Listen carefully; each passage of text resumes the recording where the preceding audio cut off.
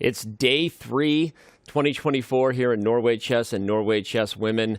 So much chess ahead. Will we see our first decisive result in Classical in the men's division? And will the youngest player still be the clear leader at the end of the day for the women? Likely it's an Armageddon battle and party no matter what, so you're going to want to stick around to the end. Buckle up. Let's go. Norway, land of breathtaking natural beauty, rich cultural heritage, and home to the greatest chess player ever, Magnus Carlsen. Since 2013, Norway has played host to one of the strongest chess super tournaments in the world, and this year is no exception. Magnus has claimed the top prize in 4 of the last 5 years, failing last year after a disappointing showing that saw him go winless in the classical portion of a tournament for the first time in 16 years. He had to watch as Hikaru Nakamura defeated Fabiano Caruana in an epic battle on the last day to take the title. Both Hikaru and Fabi return this year to take on Magnus and the rest of this elite field. Joining them will be the reigning world champion Ding Liren and young phenoms Alireza Firouzja and Praggnanandhaa, who will look to continue the form that led to their recent candidates' births. This year will also be notable as Norway Chess will be the first ever classical super tournament to have the same prize fund for the open and women's sections. The 2 tournaments will play out side by side, and Norway Chess Women looks to be just as intriguing as the open section. Current women's world champion Zhu Wenjun will face off against the formidable field of Kuneru Humpi, Lei Ting-jae, Anna Muzichuk, Vaishali Ramesh-Babu, and the legendary Pia Kramling. Who will emerge victorious in the land of the Vikings? This is Norway Chess.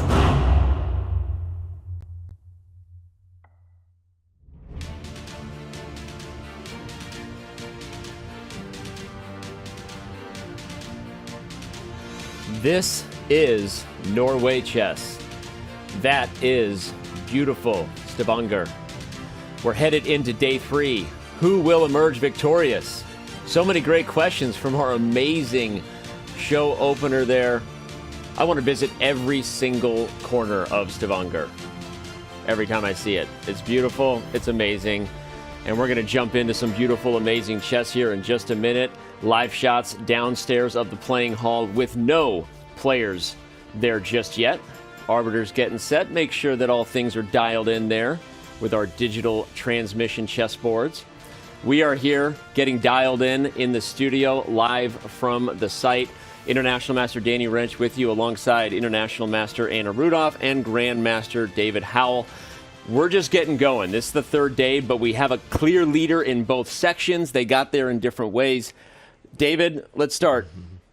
I guess I can't say more surprised, but maybe I can. Magnus or Vaishali? Magnus struggled last year. Who are you more surprised is leading right now? I'll say Vaishali. Not just surprised, but how impressed we were with how she handled herself yesterday in a difficult spot against her countrywoman, Humpi Kuneru. And yeah, boy, did she kind of jump on the opportunity. So great to see from the young star. I agree with you, David. Much deserved for her fighting spirit. The game was shaky, but she proved that she had the better nerves against a very experienced opponent. While Magnus Carlsen is the king of the Armageddon, seems like he's unstoppable in this format. Who will stop him? Seems like a silly question from me in hindsight. I guess it's obvious we're more surprised about Vaishali, but the way we got there yesterday was surprising. I didn't know that Magnus was going to get it done. He ultimately did in Armageddon. Still has not won a game in classical chess here in Norway in quite some time. It's been a minute. But all right, we keep talking about classical and Armageddon. What is it about this format that is so amazing and keeps people on the edge of their seats until the end of the day? If you've been missing it, here's a breakdown. Norway Chess and Norway Chess Women will both feature a 6-player double round robin for a total of 10 rounds. The time control will be 120 minutes with a 10-second increment starting from move 41. No draw offers will be allowed until after Black's 30th move.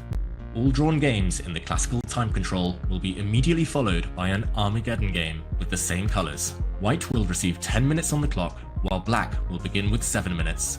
A 1-second increment will begin from move 41 for both players. In the event of a draw, Black wins. Players receive 3 points for a win in the classical game and 0 points for a loss. In the event of an Armageddon game, the winner will receive 1.5 points, while the loser will receive 1 point.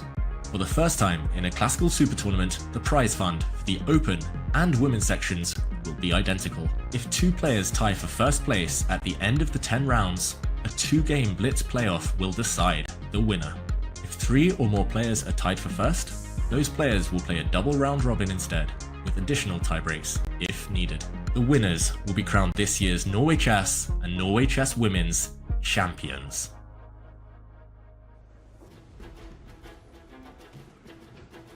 So many things to be excited about every time you watch that video. The format itself, the equal prize funds in a classical elite event for the first time in history, the adorable accent that's guiding you through it. I don't even know what my favorite part is in that video, but I do know as we take a look at this, you get to break it down one more time if you happen to be just tuning in. Most important thing as we move along in this event and we get clear leaders is that you remember the scoring system so that it's not confusing. 3 points for a classical win, 0 for a loss, and the Armageddon split is as you see it, 1.5 for a winner and 1 point for the loser of Armageddon. All right, well, there is so much to continue discussing here. We've now had 2 days in the books. We've seen the format on full display here. David, any major takeaways before we just dive into the results and kind of remind everybody of how we got here? Big takeaway is the format. The players are still getting used to it. Yeah. Some of the players just not handling the clock in the optimal way, still a bit too slow, both in the classical and the Armageddon. But yeah, early days, they'll warm up. They'll get used to it soon. I think they will warm up. They need to warm up, because if not, this event is running away with some players being very comfortable in the Armageddon, like Magnus Carlsen, and others like the world number 2, Fabiano Caruana, clearly being not comfortable. And he said that he likes this format. He said that it's one of his favorite, if not absolute favorite. So we shall see with those players struggling to prove why this is a doable format on a professional level. Yep. Fabi still needs to prove himself among other players. He does, and let's jump into the results and see who proved themselves yesterday, who didn't. Ultimately, Magnus did prove that he is the king of Armageddon. We've mentioned it a couple times. You're going to want to see a breakdown of just how dominant this guy has been. Big surprise in yet another format with chess in his career, but the stats might startle you, so stick around for that. Firouzja got it done, even though he was losing for most of that game against Fabiano. Poor Fabi right now, right? Liren gets a match win, even if it took Armageddon. A big story there to continue to break down. Does the world champion find his form here in Norway? Vaishali, the first one to win in classical, as you can see. Lei Ting-jae and Zhu Wenjun, the top grandmasters from China, did get it done. All right, what about where that puts us in terms of the standings? We should go right to that, because Anna, you made a great point in the car on the way over here that despite everything we've talked about, we're still early, first of all, and as you said, a win in classical has the potential to immediately leapfrog. Just do the math here. Fabi gets a win in classical at the end of the day, and even if Magnus got an Armageddon win, Fabi could leapfrog him, right? Exactly. Anyone can win this tournament, and I think that's why this format is exciting as it is, for the spectacle that it brings, but also how it leaves the tournament open until the very end. Yeah. A classical is a three-point score, a winning classical, while, as you mentioned, Magnus has been doing well in Armageddon, but that is only giving him 1.5 points per game. So anyone can still win this tournament, and anyone can still be last. That's a fair way to put it. And speaking of anyone who can win the tournament, we move over to the women's standings, and not just anyone. The youngest player in the field is her name, Vaishali Ramesh Babu. You're gonna get to know that name, maybe my nickname, Vaishali the Destroyer, for sure over the coming decades. David, what can you say so far about the young one there at the top? And I'm gonna put you on the spot. Will she still be leading clearly at the end of the day? Ooh, I'm going to say yes, just because she's one of the informed players in world chess right now.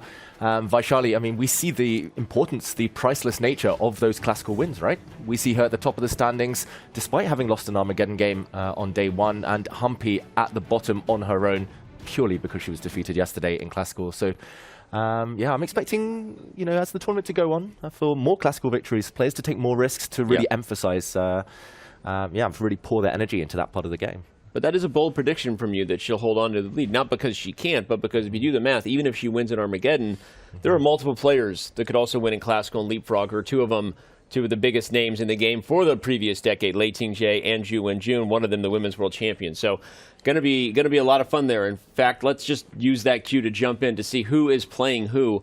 What are the pairings as we get into day 3, round 3? Is just moments away. Back to the men's section, Praggnanandhaa, Ramesh Babu taking on Magnus Carlsen. Not that many classical games yet between these two guys, but Magnus does have the sole decisive victory. Fabiano taking on Liren. These guys have played a decent amount, not as much as Fabi versus Hikaru, but pretty decent amount of games. Hikaru versus Alireza Firouzja. It's hard to know which one of the games will give us the most exciting chess, but Hikaru does have a pretty good record in classical at this point in their career against Firouzja. Anna Muzychuk and Vaishali. That's a big one right there. The youngest player and tournament leader gets black against Anna, the other Anna, as we'll call her right now. Pia Cromling taking on Zhu Wenjun, and Humpy Canero taking on Lei Ting-jae. So, all right, the players are getting set. We see them filing in and taking their seats. So, matchup of the day for you, Anna. Matchup of the day, I think I'm going to need to say Praggnanandhaa against Magnus Carlsen, because these two faced each other in the finals of the World Cup at the end of 2023, where Praggnanandhaa held his ground. The two classical games ended in 2 draws, and Magnus won the title in the faster time control. So I'm wondering if it's going to be today's storyline too, that Magnus will need to go for the Armageddon. At the same time, Praggnanandhaa with the white pieces, I think he's going to go ambitious. I don't think he's going to do what Liren did in the first round against Magnus. What do you think, David, about the strategy of Pragg? Yeah, Pragg doesn't fear Magnus. That's the one thing. We've seen him actually on the Champions Chess Tour multiple times. One of his big breakthroughs, Pragg, was defeating Magnus Carlsen. It went viral. The Prime Minister of India was tweeting about it. So Pragg doesn't fear Magnus that much. I think it's going to be a fun game, a great game. Hikaru against Alireza always seems to lead to fireworks somehow. There always seems to be a big time scramble. So I'm looking forward to that one as well. I'm going to take this one right here, the one that we have on screen. Anna Muzychuk versus Vaishali Ramesh Babu. We just switched away, Fabiano Caruana and Liren. But I think that game between Anna and Vaishali is going to give us some fire on board. Couple of super aggressive and dynamic players there. So if Anna Muzychuk wants to be the one to kind of slow down the tournament leader, maybe she'll go for the kill here. Although we talked about it coming in, and we might as well dial into that story. Vaishali is now 6.5 out of 7 in her last 7 elite classical games. If you're just tuning in, that included all 5 of the final rounds from the FIDE Candidates Tournament in Toronto. And you wonder, she's obviously on fire, but you wonder if maybe part of that is because she started out slow, Anna. Maybe people started thinking, oh, I can go after this young woman to get a point here, and it's been backfiring. So is maybe part of the reason she's getting these chances she is because some players are maybe taking for granted that they can get a win against her. I think that's a good point. It oftentimes can be the situation with an underdog or lower rated player that the rest of the event, in a round robin especially, starts to consider you a potential target for. That's the game where you need to get a full point. But with Vaishali, as soon as she started her winning streak, I think everyone started fearing her. So it's both that she was an underdog, but then she was also the destroyer that you are referring to.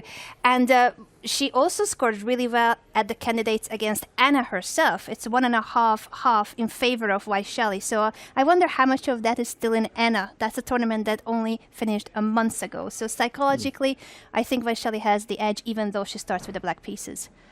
That's a good point. Fully agree. And one player who really showed resilience yesterday was Alireza Firouzja. Maybe that will be a turn in luck that he needed to kickstart his tournament. That comeback against Fabiano Caruana was crazy. Here we see Praggnanandhaa against Magnus Carlsen. Ceremonial first move on its way. We're going to get action. Just moments away.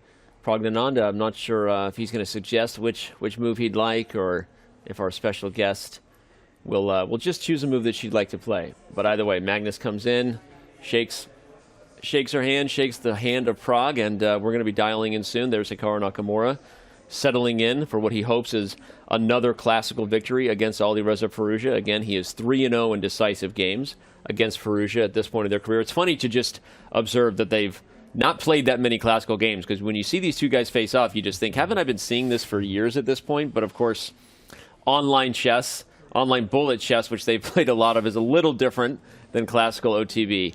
And Alireza really became a top player in the world over the last few years when so much chess was being played online. So they just didn't get a chance to play the amount of classical chess that guys like Magnus and Hikaru have against each other, for example. So, yeah, that's a very good point, Danny. And Alireza, even though he's got the black pieces against Hikaru, he seems very, very relaxed, very chill. A few minutes ago, he was actually very close to our studio, just chilling on the couch, playing on a gigantic chess set with his second Grandmaster Ivan Cheparinov.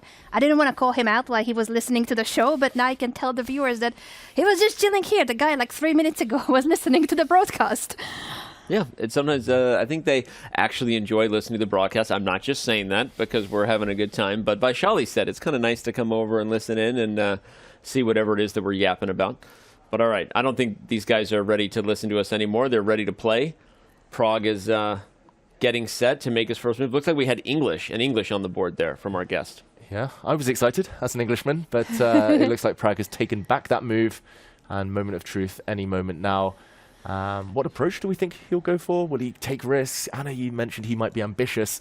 Will that be the English? Will that be more mainstream King's Pawn openings? Okay, hands have been shaken.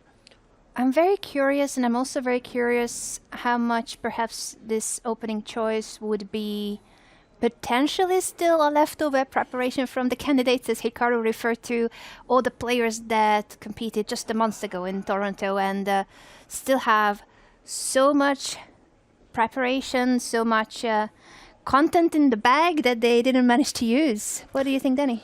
Well, it's interesting. He took 31 seconds to maybe decide, and I think sometimes players do come to the board. Obviously, they come to the board with a ton of prep. You mentioned in some cases they come to the board with prep from a big event like the candidates, but I don't know if they always have their mind made up, and maybe Pragg was legitimately deciding what to play there, but he does ultimately kick the e-pawn forward. He chooses best by test, according to Bobby Fischer. You've got e4 and c5 on the board.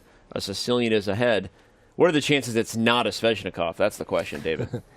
Maybe bishop b5 just to prevent the Sveshnikov. That tends to be Magnus's main weapon these days, ever since 2018 in the World Championship. Yeah, it tends to be an Indian speciality. Danny, you mentioned that Pragg waited. We saw during the candidates often Vidit would meditate for 2 minutes as soon as the clock has started. Yep. Pragg often waiting 30 seconds, 40 seconds before making his first move. Okay, open Sicilian, but not the Sveshnikov between Pragg and Carlsen. We'll wait to see which variation they go for there.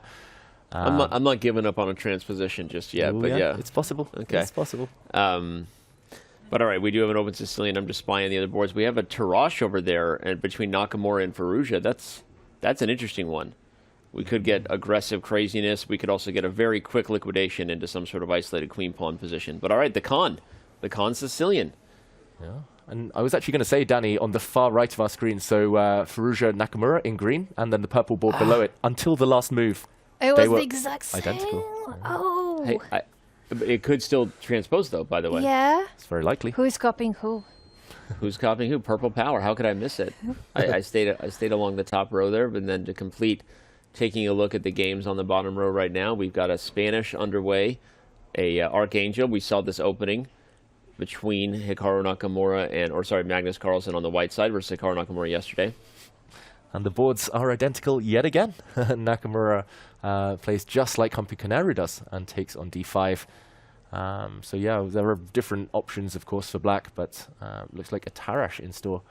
Okay, where to go first? Which of the opening Sicilians, Italians, Queen's Gambits? I don't know. I mean, I could just chill here for a little bit if you want before we get someone to really call our name with a crazy move, unless you're anxious to jump in and dive into one. No, I say we do that. It's early days in all of them. Looks very theoretical in all of them, Anna. I'm really intrigued by the identical position, and I'm curious if it's going to be the same line for a long time, or will they deviate soon? Leitingzia is considering whether to capture the pawn on d5, just like Firouzja did. David, would you tell us more about this variation, just so that the viewers and myself understand here the rest of the options? I don't play this opening.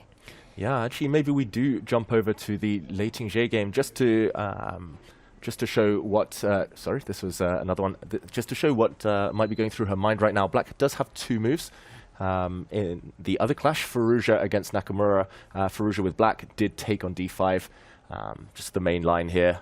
This goes into a Tarash, as Danny said, where often we'll see a position such as this one, where a few moves down the line, after castling, after getting their pieces developed, pawns will disappear soon in the center, and black will be left with an isolated queen's pawn. So it's not to everyone's taste. It's very committal. Some love isolated pawns. I know you do, Danny.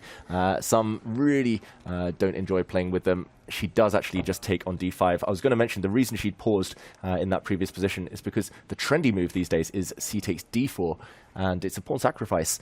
White has two moves. You can take on d4, you can give a check, but for example, if you do take this pawn back, black will develop hitting the white queen. There's a pin on the d file.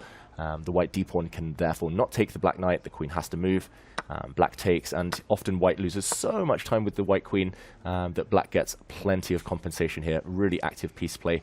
And Leiting J, I think she just decided they're active, dynamic, or safer, maybe more strategic positions. But she's gone for the Tarash, the main line. And interesting to see whether these games continue to copy each other. They do.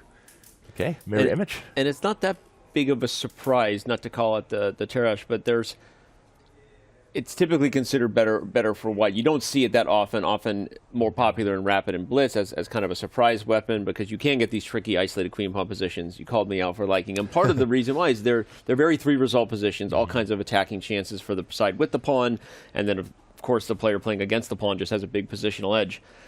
And what I'm getting to is the G3 line is pretty much proven to be best by test at this point, and just to highlight the reason why, you put the bishop on the diagonal where it directly attacks the isolated pawn. And in a fianchettoed structure, for anyone looking for some tips, when you face an isolated queen pawn, it's actually a very safe structure, right, David? When you play a fianchettoed structure and castle kingside, the only type of structure that attacks it well is like a Yugoslav pawn storm. So it's very safe for white. You get rid of the compensation and you get to target the d5 pawn, but no, actually, Humpy Canero has taken, so we're going to get a different line than the variation with g3. Yeah, very different type of position. So white actually temporarily took a pawn. The d5 pawn was previously attacked. It stepped forward, and now white does have a couple of different moves. The main move, I believe, is to park the knight on the a4 square to defend. There we go. She plays it to defend her c-pawn, and black can actually win that pawn back by taking it immediately, as she does. So we do see some tactics and some simplifications. Yes, and after the knight capturing the bishop, the queen will give a check on a5, and that picks up the knight on c5. This temporary piece sacrifice is the way to win the pawn back for black. It does give up the pair of bishops. Yep. So that's something that white will have on her side, but black has more space and also more development. Mm-hmm.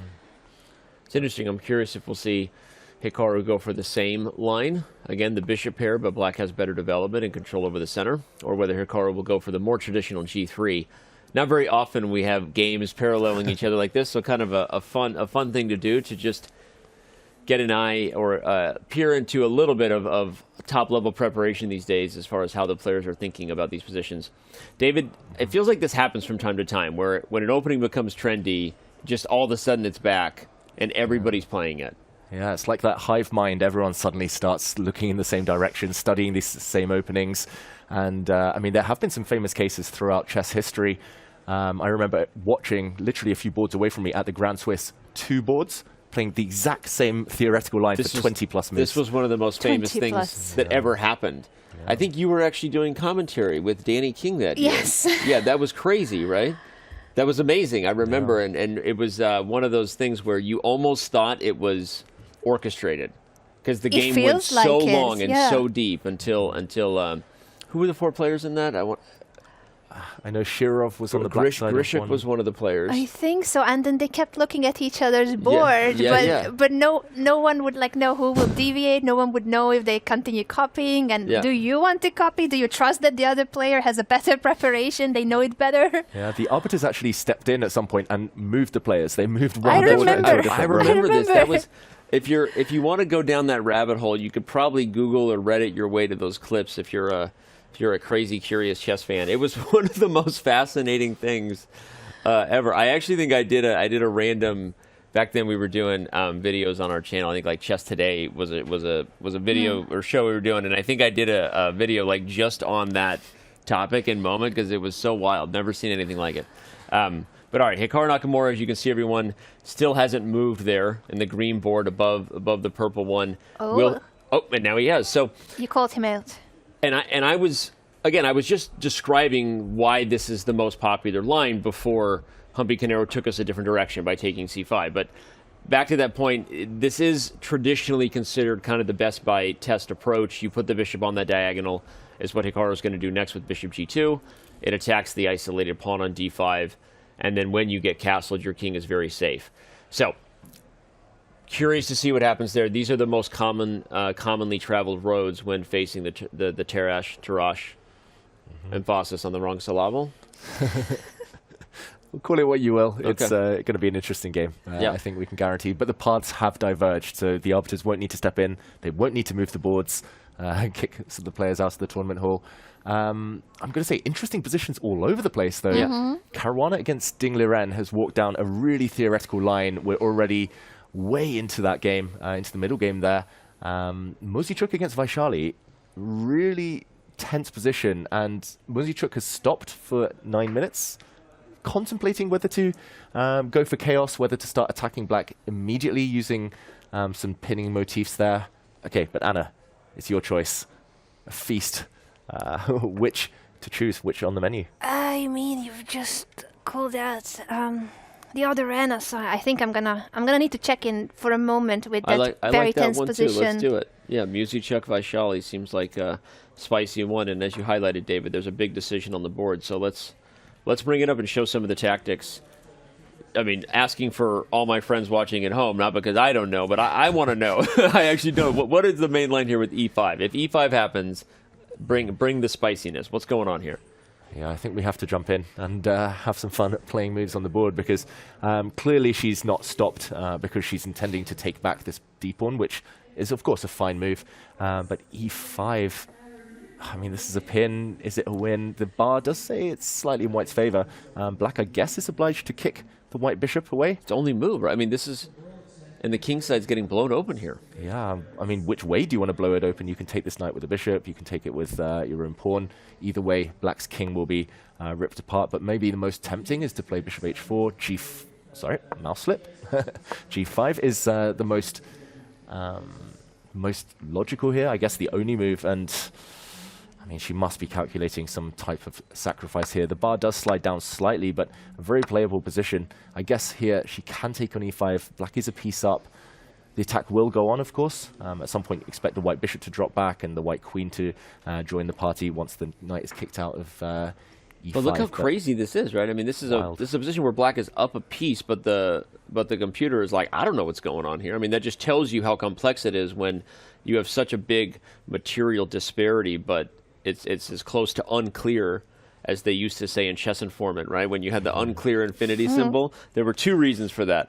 One, someone was hiding analysis and they didn't want to go all the way in the line and show, which was actually often the case in famous stories. The other time was it was like legitimately, no one knows what the bleep is going on here. The position is unclear. Yeah. And that's maybe one of, I mean, look at that position. White's down a piece, but it's completely unclear. So just to put it on the board one more time. Yeah, we should. And I'm really curious also about if Anna is thinking because all of this is what she's calculating, or is she trying to recall her preparation? Because we are still in the opening phase. Vaishali clearly is in her preparation. She barely used any time on the clock. But is that the same case for Anna, or is she out of her prep and trying to solve this really complex position over the board? Because that makes things a lot harder to go for a piece sacrifice if you know that your opponent is prepared. I agree. It's usually scarier to go for forcing variations when you might suspect your opponent is deeper in prep. But yeah, I don't know. I mean, obviously we're going to find out soon. What are the other options here, David? Should we continue to analyze? I mean, if you're not going to go for e5, you can play c takes d4. That's kind of the only other, or at least maybe. There's also bishop takes c6 and then e5 to consider as well, by the way. We haven't even talked about that. So many options. Just as forcing. Let's jump in again. Let's do it. Bishop takes c6. I do have a feeling there might be some tricks here, actually, after taking back e5. Okay, let's say I kick your bishop. Let's say we try the same thing. And when you sacrifice, I do wonder whether there's some d takes c3. I mean, it's chaotic here. Like, I'm trying to just go hungry hippos here and take on b2, take on What a weird new position. queen. White trying to checkmate. But I'm just going to go, I mean, okay, queen f3. Yeah, I was going to say. You take b2, and I'm taking f6, and let's just go. Like, bishop takes f6. Okay, so that I was right about that one. That means obviously black had a better move. Yeah, after queen f3, what could it be though? A better move? Bishop g4. Bishop g4 Queen or queen d5? Was that okay? Was that what you were going to say? I was going to say the same thing. Oof. Fun line, right? And okay, so if these are the types of things that Vaishali brought to the table and Anna did, then you know she's calculating to try to get ahead of things. So bishop takes c6 and e5 certainly has to be considered as well. And there's also one more line that the computer is suggesting after e5 actually. So e5, h6, and instead of going for bishop h4 and sacrificing the piece, bishop takes f6 is one of the engine's suggestion, just to weaken the king side of black and then take back on d4. So this could also be something that she considers because it's forcing, but it's not giving up a piece in a line where she's not prepared. I love it. And this is maybe the most straightforward way. And if we back up, I just want to show you, even though this is definitely not the best line, and we know, but I think we should show it for the chat, that after e5, h6, we should just show why if you take f6 with the pawn and h takes g5 and then take g7, why this is not great. And these types of positions, I think, immediately in classical chess, you say, well, the black king is also blown open here. But here, you've given up the bishop pair. That a7 bishop now has no rival. And because the dark squares don't have someone to attack them, i.e. the dark square bishop for white is gone, modern chess teaches us these positions are deceptively safe for black. Like, the king is actually very safe despite being kind of open, right? And then the open lines like rook h8 and eventually the development kind of backfires. So just wanted to show that because we've been sort of blowing past that, but I think it's important to just make that clear. So very important detail, and white wishes that they had a dark squared bishop on the long diagonal to face that king on g7, but they don't. That's the bishop that's missing. So very good point, Denny. Yep. Okay, well, I think we've analyzed it enough. I'm having fun. We will probably be diving deep in this one for a while. Now I'm just hoping. Now I'm like, let's go e5. Like, don't do it. Don't do anything else, Anna. Don't play anything safe. Anna, send other Annas some vibes. Can Annas talk to each other like telepathically? Is that It's an Anna thing, yeah. It's an Anna thing? It's an Anna thing. I was just talking to Anna Kramling. She's here today and for the next couple of days, and we just talk by looking at each other. That is so wild. Yeah. Wow. If only names that started with D and A could do that too. David, let's try. What am I thinking? Sandwiches. Yeah. Oh my God. No okay. way. Wow, it worked. All right. We're gonna all right. Let's back up to the bird's eye view. See where the other games are at. This is going to be a fun one to keep our eye on. I hope I'm right. Remember, I called at the start of the show. I said I thought this one might give us the most fire on board. You were right. We'll see. We'll see what kind of lines we get. But you made a great call out. Either way, even if it is fire on board, Anna Muzichuk lost, or 1.5 out of 2 to Vaishali at the FIDE candidates. So maybe not in her favor if it gets super spicy. We'll see. All right, David, you get to choose now. Yeah, we are spoiled for choice here today. Yeah, and maybe just a very brief update on the other 2 women's games before we launch back to the open section where Pragg and Carlsen are going at a snail's pace, but the other games are really developing fast. I'll take us very briefly back, actually, to Humpy Koneru against Lei Ting-Jie, just because there's an uncastled king, and that hints at some potential fireworks long-term. Clearly a battle of preparation as well. This Tarash, we talked about it earlier, but just an update on the last few moves. We left it with white kicking this black queen. Black's queen doing a bit of dancing. Don't try it at home, anyone. You don't want to move the queen too many times in the opening. And e3, she does actually get kicked around a lot. I'll just mention that grabbing this pawn is well known to be a mistake. You just lose too much time. The black king in the center will get attacked, especially in this position. I have seen grandmasters even capture this pawn in the past, and if I remember correctly, then yeah, there's some problems here with the black queen. Just to show some moves, and the black queen does get trapped. One tactic that I saw many years ago when I was first learning about the Tarash was the black queen now lacking squares, queen a3, bishop c5, and some that's nice beautiful. Double attacks here. Love it. Well, got to show all the way now. Show queen takes c5, bishop takes f7. We just got to give everyone the satisfaction of seeing it on the board. Now you win the queen. Yeah. There we go. There we go. So this shows the players are really well prepared. So not falling for the greedy queen takes b2 and queen b4 check, met by the very ambitious king f1. And bishop e6, blue arrow appears for the first time today, showing by far black's best move is bishop e6. Again, castles would fall into the same trap, same trick. Castling would walk into bishop c5. Whoops. And again, if you take, you lose your queen after bishop takes f7. So, yeah, interesting moments. I'm not sure.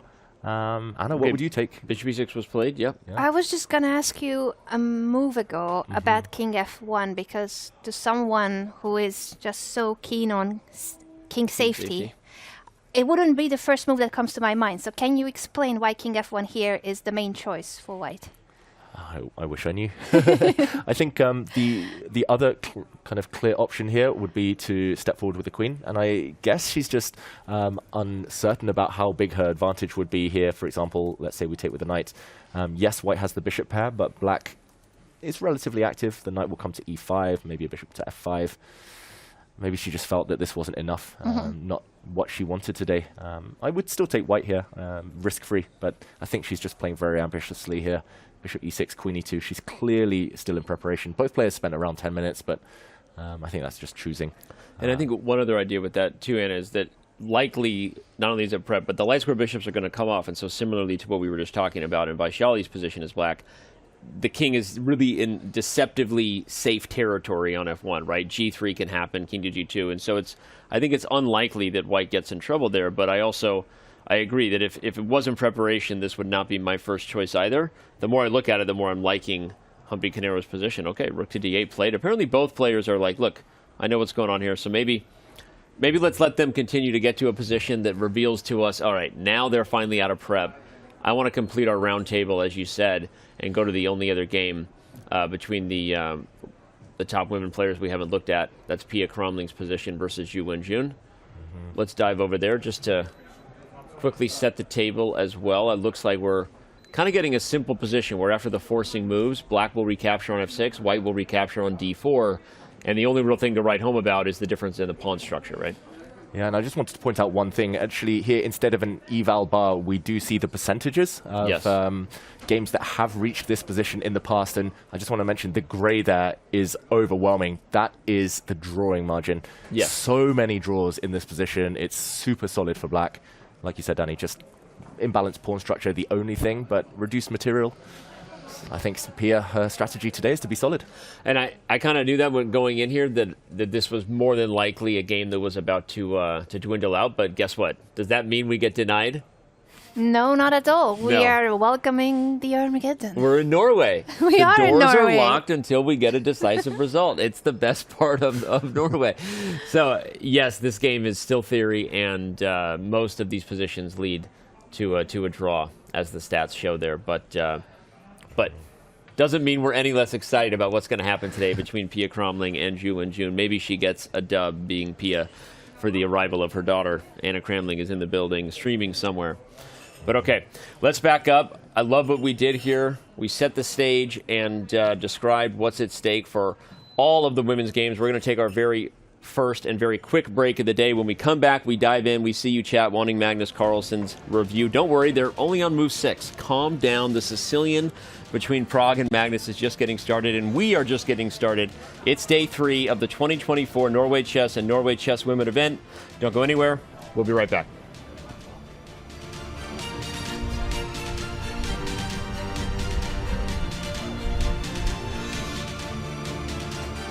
Whatever.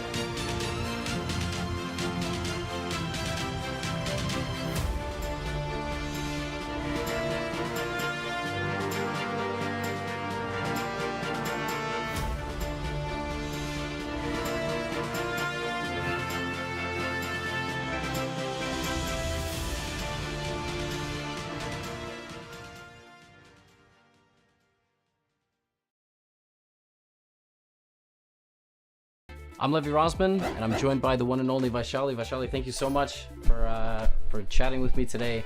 Did you have a moment when you crossed 2,500 mentally where you were like, I did it, that's it? You're completely right. That's what I felt. Okay. Like after my second round win, I crossed 2,500, which I knew, and I was like, okay, I finally done this, because it become Grandmaster. It has been my childhood dream ever since I started playing chess. Hopefully the childhood dream was also world champion, Yes. because you kind of have no choice, right? This is the tournament that ultimately will qualify you to play. So what are the emotions? Yes, I'm very, very excited for the tournament. I mean, this candidate cycle was not at all in my plan. I won Grand Swiss and I got here. So I'm very excited and looking forward to it. Like, I'll be playing some best women players in the world. So I'm very excited. What is it like back home? I mean, to be obviously now Grandmaster, 2500, contending for the title. Yeah, just kind of give me a sense of what it's like, because I think it's not like this anywhere in the world and it's nowhere close. So Yeah, it all started with one man, Anand sir, and he has got what it is today. And he has brought in like a lot of changes. And for example, this Bestbridge Anand Chess Academy, which has helped us, I'm also part of it, and which has helped us a lot. Like, there are some top trainers there where we get to train, and this Anand sir is doing also these things, and even otherwise he has been helping. He's been doing many things, like inspiring all of us.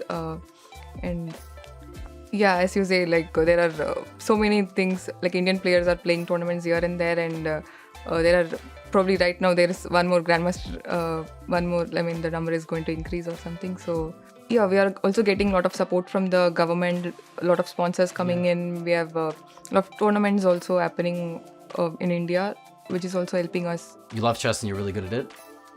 What do you love to do that you're really bad at? Yeah, there are a lot of things.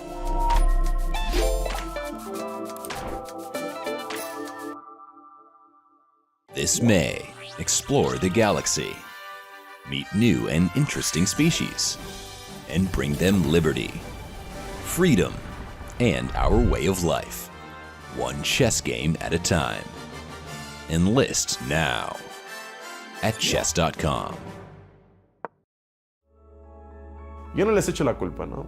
Pero sí les echo la culpa por hacerlo público, por publicar en redes sociales algo así, ¿no? Porque yo nunca he publicado en redes sociales algo así. Realmente las trampas es un tema súper complicado, ¿no? Para la gente pues que sabe muy bien cómo leer entre líneas, yo creo que ellos sí lo piensan de verdad.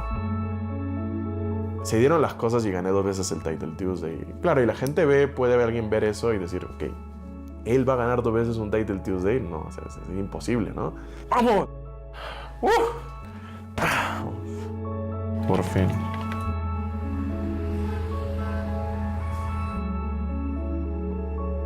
Yo creo que la gente juzga mucho por lo primero que ve, ¿no? Pero no juzga que pues uno juega 100 Title Tuesday mientras que la mayoría juega 40, 30, 50 porque anda haciendo otras cosas. Descanso. Me llamo José Martínez Alcántara y soy gran maestro de ajedrez.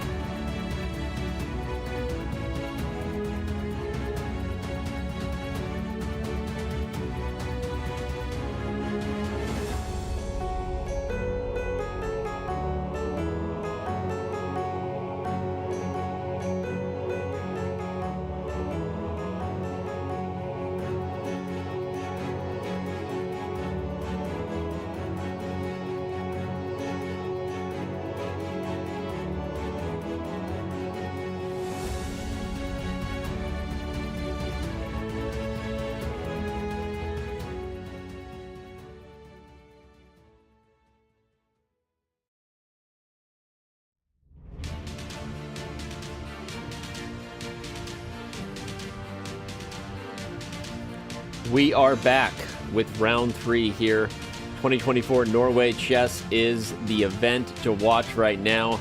Everything is just getting started really here in Stavanger. I'm sitting alongside Anna Rudolph and David Howell, Danny Wrench here.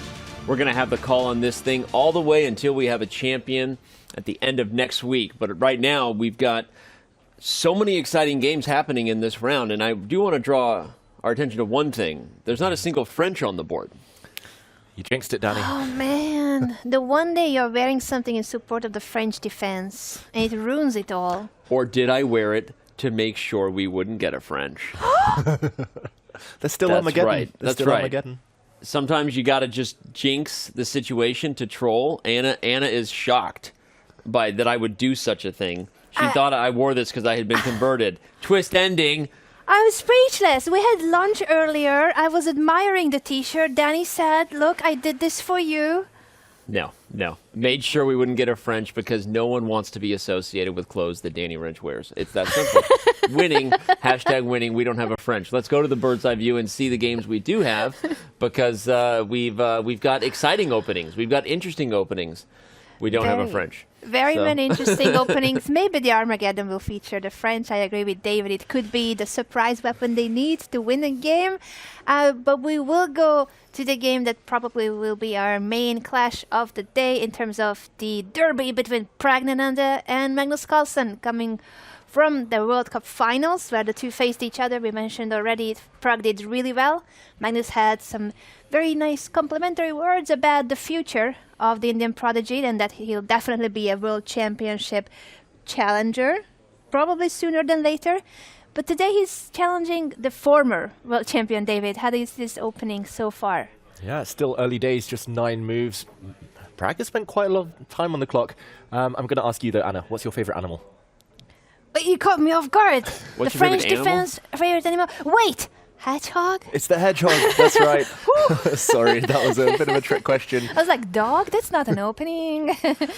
Magnus Carlsen has gone for a hedgehog setup, and I think we should do a quick recap. We haven't broken down the opening too much in this one, so let's go from the start very quickly. We saw a Sicilian defense, and Magnus looks like he was going for the Khan with a6.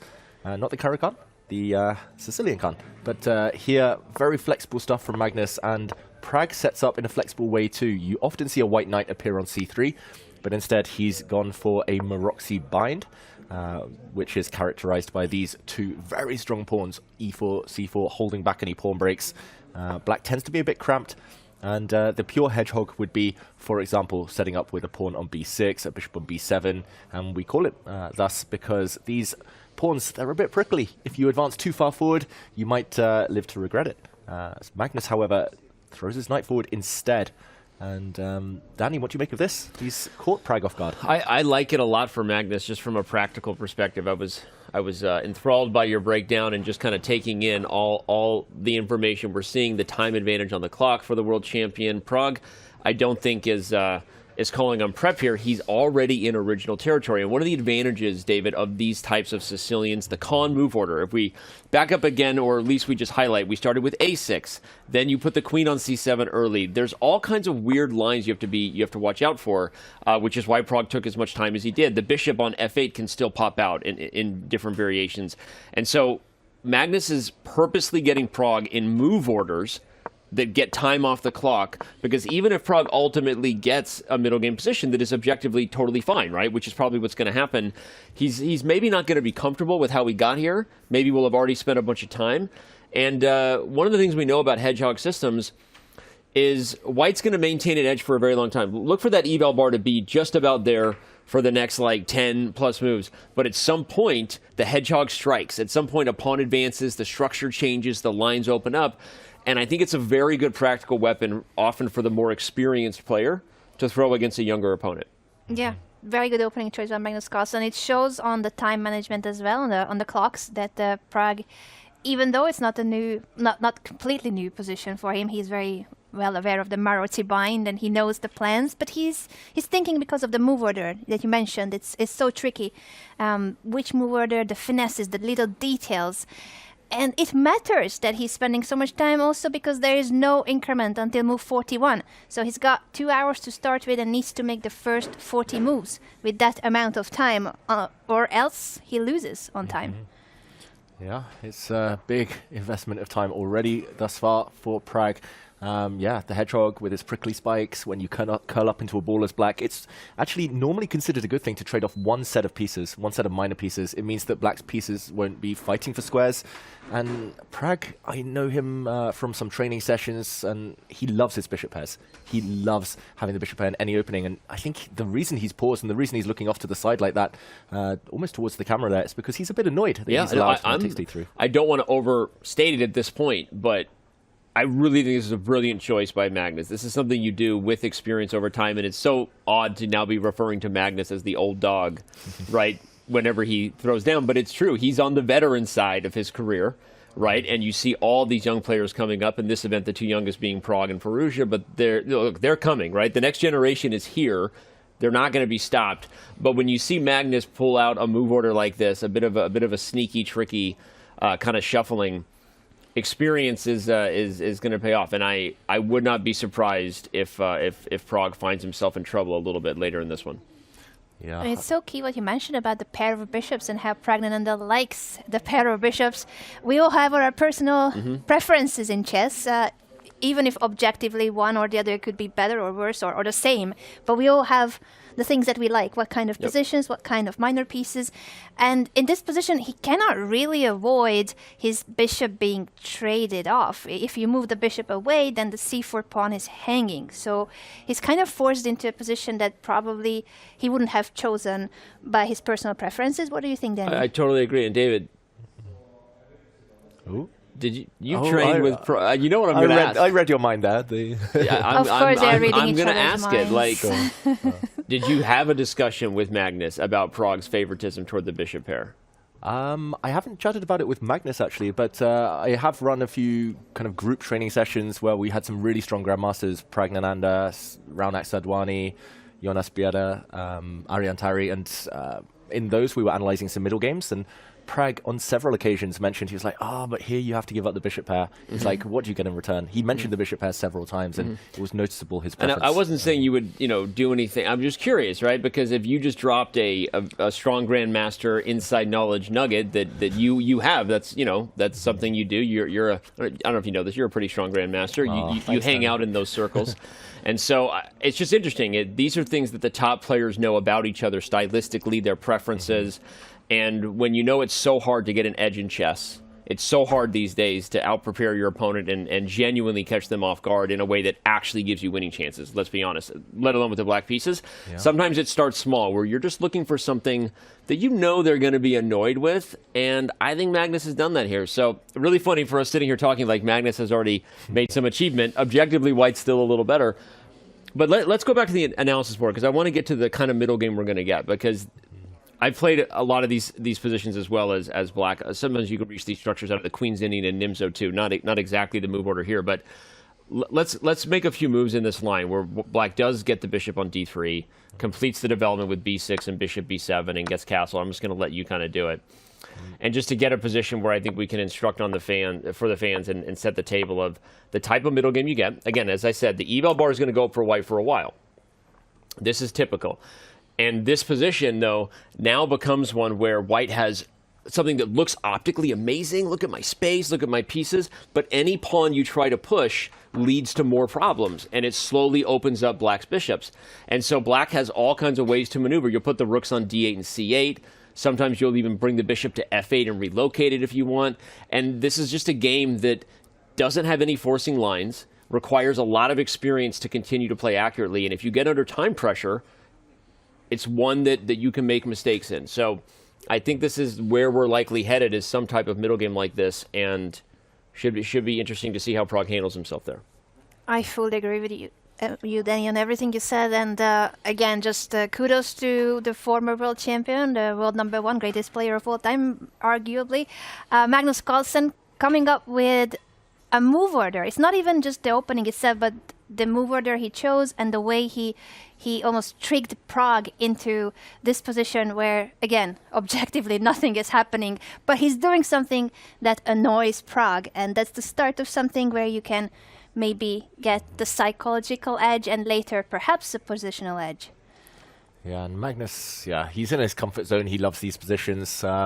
If anyone wants to learn about these hedgehog structures, they should check out Magnus Carlsen, actually with white, playing a hedgehog via the English move order against Abdusatorov. I believe it was from the World Rapid in 2022, where it was just a masterclass, where he actually at some point played a similar idea to Rook G8, G5. So watch out for that happening. I don't think it will here because white's most likely going to play F4, but Magnus, he loves these structures. So let me ask this, just to kind of complete the circle of what could be going on in the players' heads right now. If we're right that Pragg is a little uncomfortable, clock and time management reflects that we might be, and that Magnus has at least gotten him in a spot where his advantage with white may not be there at all. Are you already thinking about how do I get this game to be a draw if I'm Pragg, right? You're like, all right, I don't know that I like the middle games that are ahead. I want to push this to Armageddon against Magnus, but then knowing, well, let's just bring it up, knowing that Magnus Carlsen is the absolute bleeping GOAT, apparently, at every single format and time control in chess, do you even want to get Magnus in an Armageddon? Oof. Let's take a look at those stats. I mean, it looks like the hardest pairing in the world, playing against Magnus in Armageddon. Look at that. Nearly 84% win rate in Armageddon against world-class opposition. That is incredible. 26 out of 31 here in Norway Chess. Anna, that is... And those are the only 5 games he's lost, everyone, in case you're wondering what you're looking at. Go ahead, Anna. It's, I'm just like amazed by all these stats, knowing that obviously Magnus Carlsen is an incredible force to meet over the chessboard at any format, any game mode. But it feels like Armageddon is even more in his favor than the traditional formats that we are used to. So that must be very annoying for all the other participants knowing those stats. It's almost better if they don't know it. It's hard. It's kind of like showing up to the board and hiding your opponent's rating. You're like, I play better when I don't know how good my opponent is. So if Magnus was willing to start playing with a mask on, if Magnus could start playing with a mask and wear some weird like pillows on his body, just hide the whole, like, you don't know it's Magnus, how would people score against him? That's a good question. I have no idea. No, that's a very good question. One that maybe we'll answer someday with a crazy format. But all right, Pragg still has not moved, but Magnus not resting on his laurels. He's also working hard at the board and trying to. I'm going to make one more observation, then we'll back up to the bird's eye view and check in with the other 2 games in the men's division. Magnus thinking on his opponent's time is important, and a lot of times if your opponent is getting themselves under time pressure, one of the best things you can do is use the clock as a weapon and work hard while they're working hard so that when it's your turn, you move quickly and keep that pressure, because you don't always get an opportunity to squeeze an edge like that this early, but that's a 20-minute time advantage before move 10. And okay, so all right, H3 has been played. David, you get to choose. I say we go to Caruana Liren, though, even though I just said that, because it's probably the only one we haven't really looked at yet. Should we just quickly get, David, your thoughts on H3, and did we expect this at all? Because I wasn't looking at the H-pawn. I don't know if you guys expected. I know it's not weird to play H3, but was this one of the main options for Pragg, David? I'm surprised. I think it's just, again, hinting at his discomfort. He wants to play a move, but F4 is a bit committal. You weaken your light squares eternally. Maybe he just wants to sit on the position, but it's not the type of position where white can just wait and wait forever, because eventually the hedgehog will unfurl itself and come at you. So you know what it is?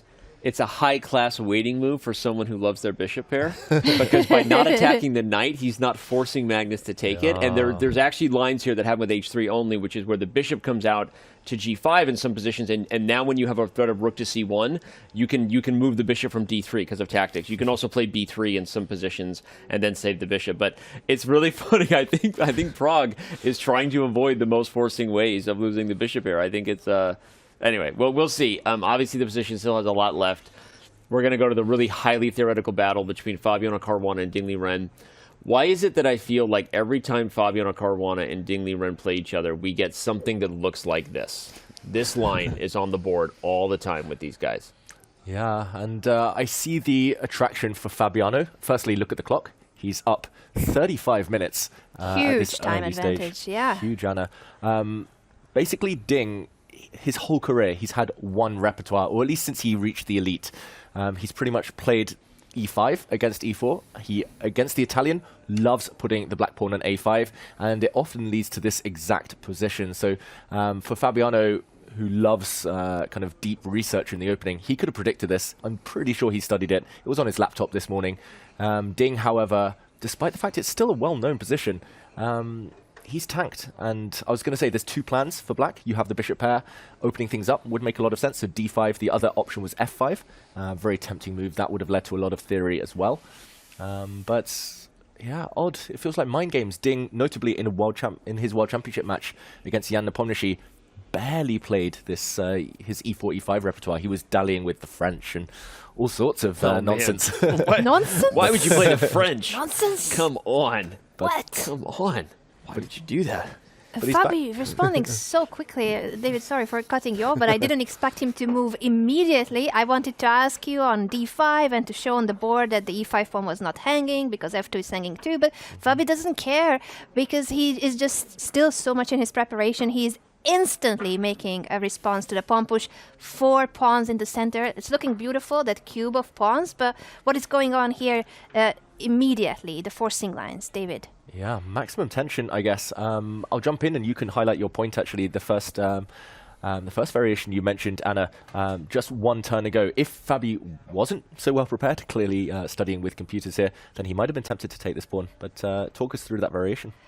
Oh, it's just, of course, I'm a pawn grabber, so I always look at the hanging pawns, but this is not hanging exactly, because once black takes back on d5, white attempts to capture the pawn twice on e5, but our pawn on f2 will be hanging too, because this e2 rook is key in protecting the pawn, so you cannot just wander away and grab a pawn. You will give up your f2 pawn, and the white king is struggling the consequences. Only 2 pawns around the king. The pair of bishops targeting it, it will start looking more in favor of black, clearly, I think. So fighting for the center instead. Yeah, really important point there. But definitely something to kind of keep an eye on. This diagonal tends to be key in this whole variation for black's pieces. So d4 played. Yeah, I mean, where do we start calculating? Do we take this pawn? Do we take this pawn? Do you keep the tension and just retreat the bishop? I'm inclined to look at captures and the more forcing ones first. So if I were playing this game with a fresh set of eyes, as Ding seems to be doing, then I would want to take this pawn on e4, threaten this knight. I don't think white can take this bishop. It's just going to blow open the white king side after the knight and f3 disappears. So most likely you have to take back the rook or knight. Any preferences? I think I'd probably take with the knight, maybe. Yeah. I don't know. I don't know if you were asking me or Anne. I was just letting you guys analyze over there, listening to the private lesson I'm getting from Grandmaster David Howe. But I don't know. This is crazy. Even though this one also has the bishop pair for black, the e4 pawn is a little hard to guard, and the bishop pair likely comes off if I want it. At some point, white can play bishop to e3. Yeah. Although, okay, what happens on queen c2, bishop c4 here? Does that black bishop get its way into d3? I don't know. That would look terrible if the bishop lands on d3. I am not happy about that, indeed. No. Maybe you have to step the other direction. I think you have to go to e1 with the queen, right? Yeah. But it's actually not as bad as it looks. And the reason I suggested this, whether it works tactically or not, was that I was trying to leave black strapped with the most pawn weaknesses possible when we look at a5, c6, c7, e4. So I was thinking that maybe this is some plan. But either way, look, if we go back to the live position, we're kind of playing guess the move, and I wanna draw our attention to the main feature of the game is what's off the board, right? Fabiano Caruana has used 0 time here. Okay, he's actually used whatever that is, 4 minutes and 19 seconds. But really nothing, which shows you candidates prep, shows you a level of comfort. And I was kind of joking, we've seen this exact position between these two, but these two players do tend to go into theory a lot. They're 2 of the most well-prepared players, and sometimes they just dive right in, and you feel like nobody takes time until the mid-20s. But this time, only one player is still drawing from prep at home, and that's Fabi. And I don't know. So it just makes you really fascinated by what transition is going to happen in the center, because Caruana clearly in control of whatever they brought to the table. And it's very scary to be facing Caruana's preparation. As you mentioned, it's such a deep preparation. And if you're Ding Liren, who also usually relies on his preparation, it can make you even more uncomfortable. You're not the kind of player that likes to just go improvise and spontaneously come up with something, especially based on how dynamic this position is. There's so many captures, so many ways in which you can go wrong, even with just an inaccuracy. You don't need to make a big mistake or a blunder here to get the worst position. A small inaccuracy and Fabi will be in the driver's seat. Yeah, and I mean, I can attest to how stressful it can be sitting where Ding is right now. I remember when I last played Fabi in a classical game in the Grand Swiss in 2021. I'm very similar to Ding. I have a very specific repertoire with black, and he targeted quite deeply. He let me rattle out 20 moves of theory. I was fine with black up to a certain point, like Ding here. He played the first 13 moves very quickly. But then Fabi goes deeper. He looks deeper, and suddenly, as you said, Anna, it hits you, the fear. It's like, what has he got up his sleeve? I've studied this before. I know I'm fine, but what's he aiming for? And just that doubt can make you tank for, 40 minutes now, and it pays off. Fabi goes deeper, and Fabiano Caruana might have just gone to the confessional booth for the first time in this event. I'm not sure we're going to get to it now. It's a good reminder for anyone watching. Throw us your Prime if you've got it on Twitch. Subscribe no matter where you're watching, YouTube or Twitch. We appreciate the support. We don't get to all the confessional booth plays, so if we do play it at a break, good reason to be a subscriber. But anyway, we've got a Fabiano Caruana confession at some point here. We may get to it soon before the break. And that's the first time he's visited the booth. It is the first time. This year, the first time for sure, yes. Yeah, and hopefully not the last. Yeah. But all right, I think we're actually going to hit it right now. So everyone tune in right now to see what Fabiano Caruana had to say, maybe giving us a little bit of an inside track in terms of what his prep was. Let's go there. I think this is my first time going to confession in like 8 years. But yeah, I played a new idea. It's completely new. And it's in Ding's favorite variation. So the one that he played in like candidates, and he played it a million times, and he knows probably everything about it. But it looks like he's still a bit surprised by what I came up with. And the position is kind of really complex because black can more or less make a move at random, and it might not be so bad. Like you can play knight d7, knight h7, knight h5, rook, any rook move is actually playable. And like the most logical plan to me is bishop b6 followed by c5. So we'll see what Ding comes up with. I'm pretty happy that I got this over the board, although it's not like white's better or anything, but getting the first surprise in can't be too bad. And maybe we'll get a huge fight ahead. So that's what I'm looking forward to. Well, there you have it. He confirms that he's in prep, and he's surprised that Ding is not in prep anymore. I mean, he pretty much said that, right? And also David directly addressed the point. He's like, look, white's not better here, right? But it does mean that we may get a big fight ahead if I've surprised my opponent. So what are your thoughts on that? Yeah, firstly, great to see Fabi there. Maybe his luck will now turn, that he's now he's confessed all his sins. But yeah, it shows his confidence, Fabi, in his prep.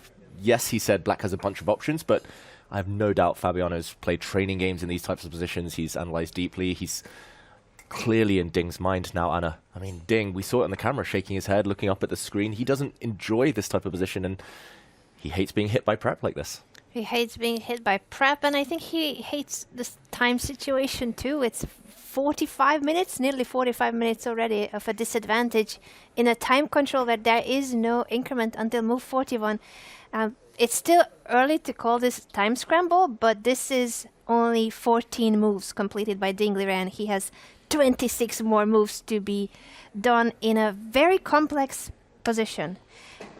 Yep. I think we're all feeling what Fabi was saying about how, yeah, it's objectively it's okay for black, but getting in that initial surprise in the opening against Ding Liren's favorite opening is a start to something that could become bigger. A lot of pressure on the reigning world champion. Totally agree.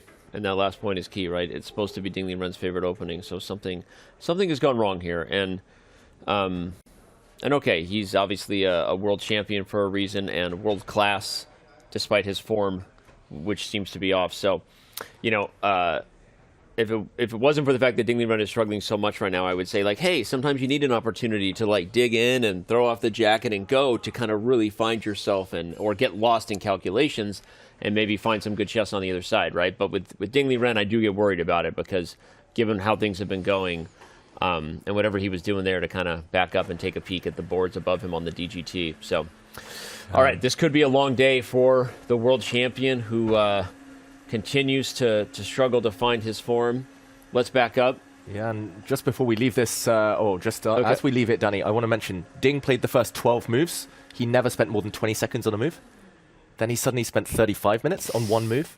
And now he spent 10 minutes on the last move. I mean, clearly it's confidence. And he's still thinking, yeah, this is not looking good. Now that you put it in the context of how much time was spent on each move, David, it's looking even worse. Yeah. Yeah, it shows an undeniable truth that he's lost the thread on the position. So, by the way, Pragg continues to think in that one over there against Magnus Carlsen. We now have them on camera, just showing again that the points we made are likely true. Pragg not going to be happy with losing the bishop pair or comfy with the middle game that is ahead. And Magnus has already played b6, the variations we were showing earlier. So I'm open to anything. We've now touched on every single board. We've looked at every game. Viewers, you can go to chess.com/events if you want to pull up all the games yourself. At a certain point, we're going to start dialing in a little more closely to a few battles likely that are giving us fire. We've got Nakamura making his move. That's the one we haven't been to in probably the most amount of time. So I see David nodding his head. That means he agrees. Grandmasters nod their head when they agree with you. It's one of the simplest things they do. You know, the grandmasters in chess do a lot of complicated stuff, weird stuff, but they nod their head when they agree with you. So let's go to Nakamura Firouzja, and go ahead, David. Yeah, take it away. There's a few things I want to mention here. Firstly, again, a huge clock imbalance. Nakamura down. I mean, he spent 47 minutes already at this point, and Firouzja's barely paused for thought. The Tarrasch has evolved.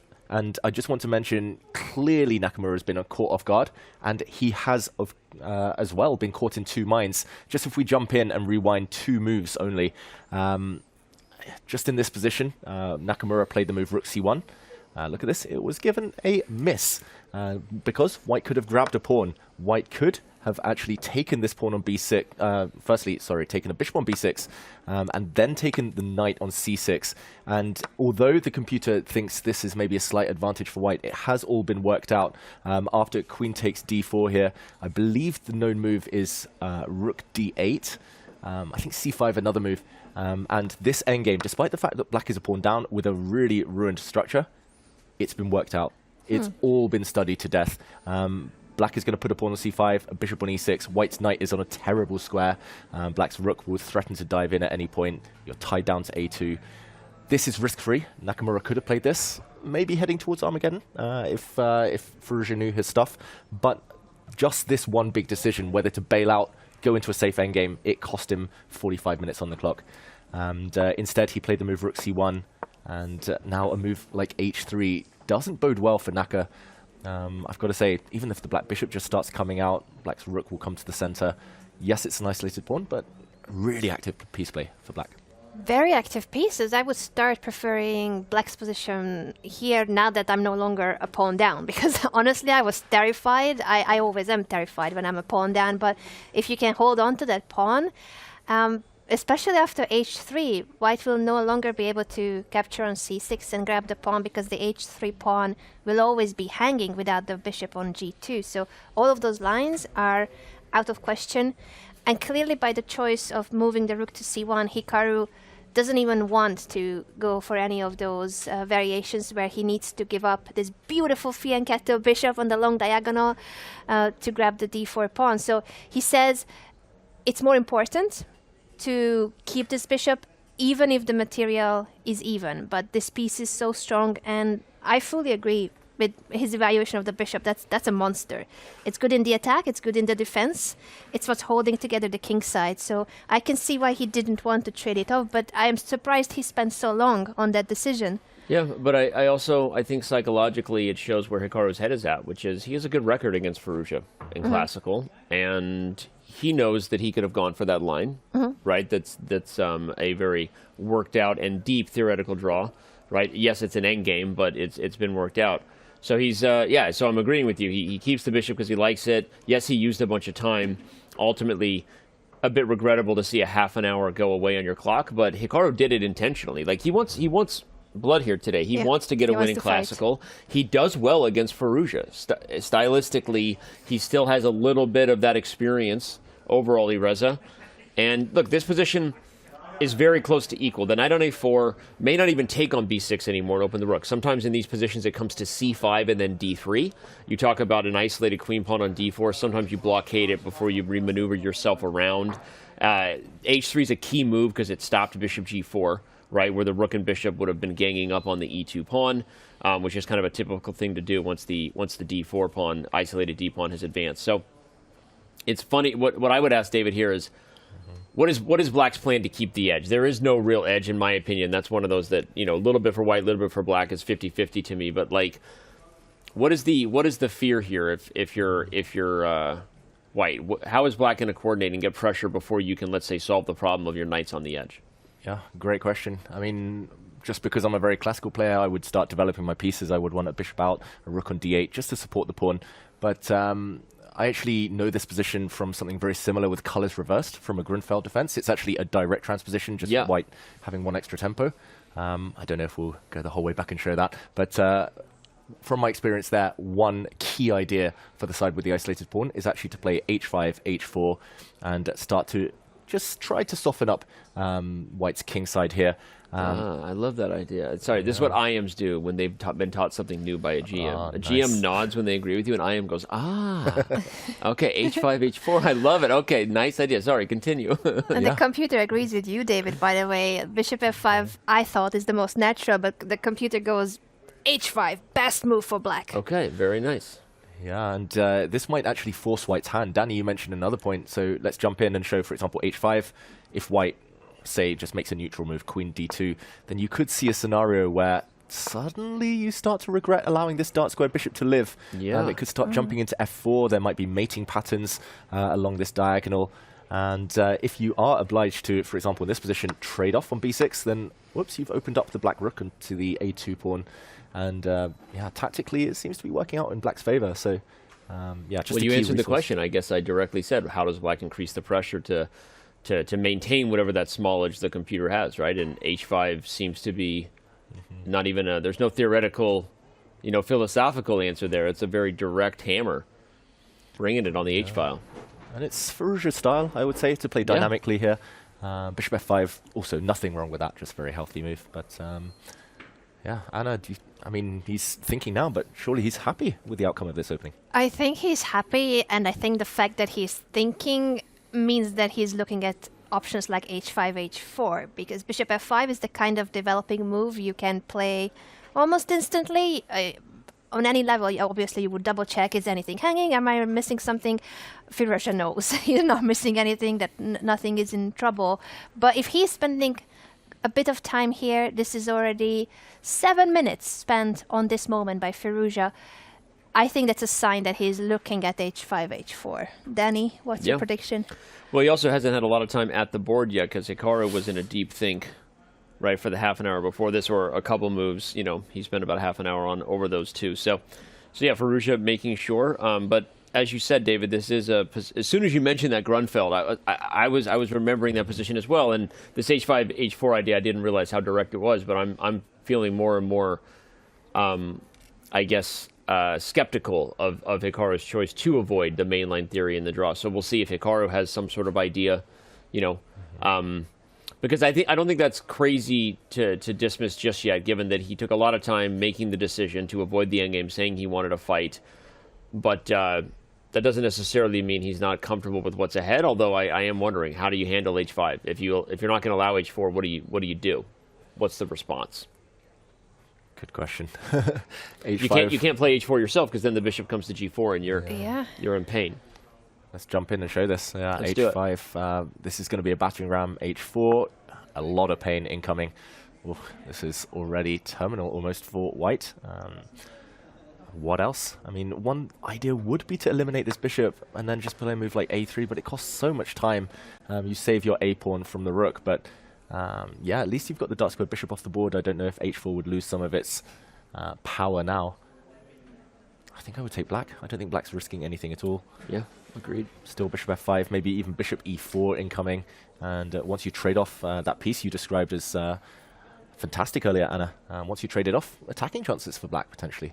Yeah, I'm starting to like this even more from black's perspective. And I think we saw in the other two games, we said Magnus, great choice in the opening with the black pieces against Praggnanandhaa. Fabi, great choice at preparing Ding in his favorite opening. And here, Firouzja with the black pieces going for a variation that maybe Hikaru didn't expect for today. He managed to surprise a very experienced player, I was going to say, but very experienced streamer. Well, he's both, actually. There's a Freudian slip right there, right? He's a very experienced streamer and a very experienced player.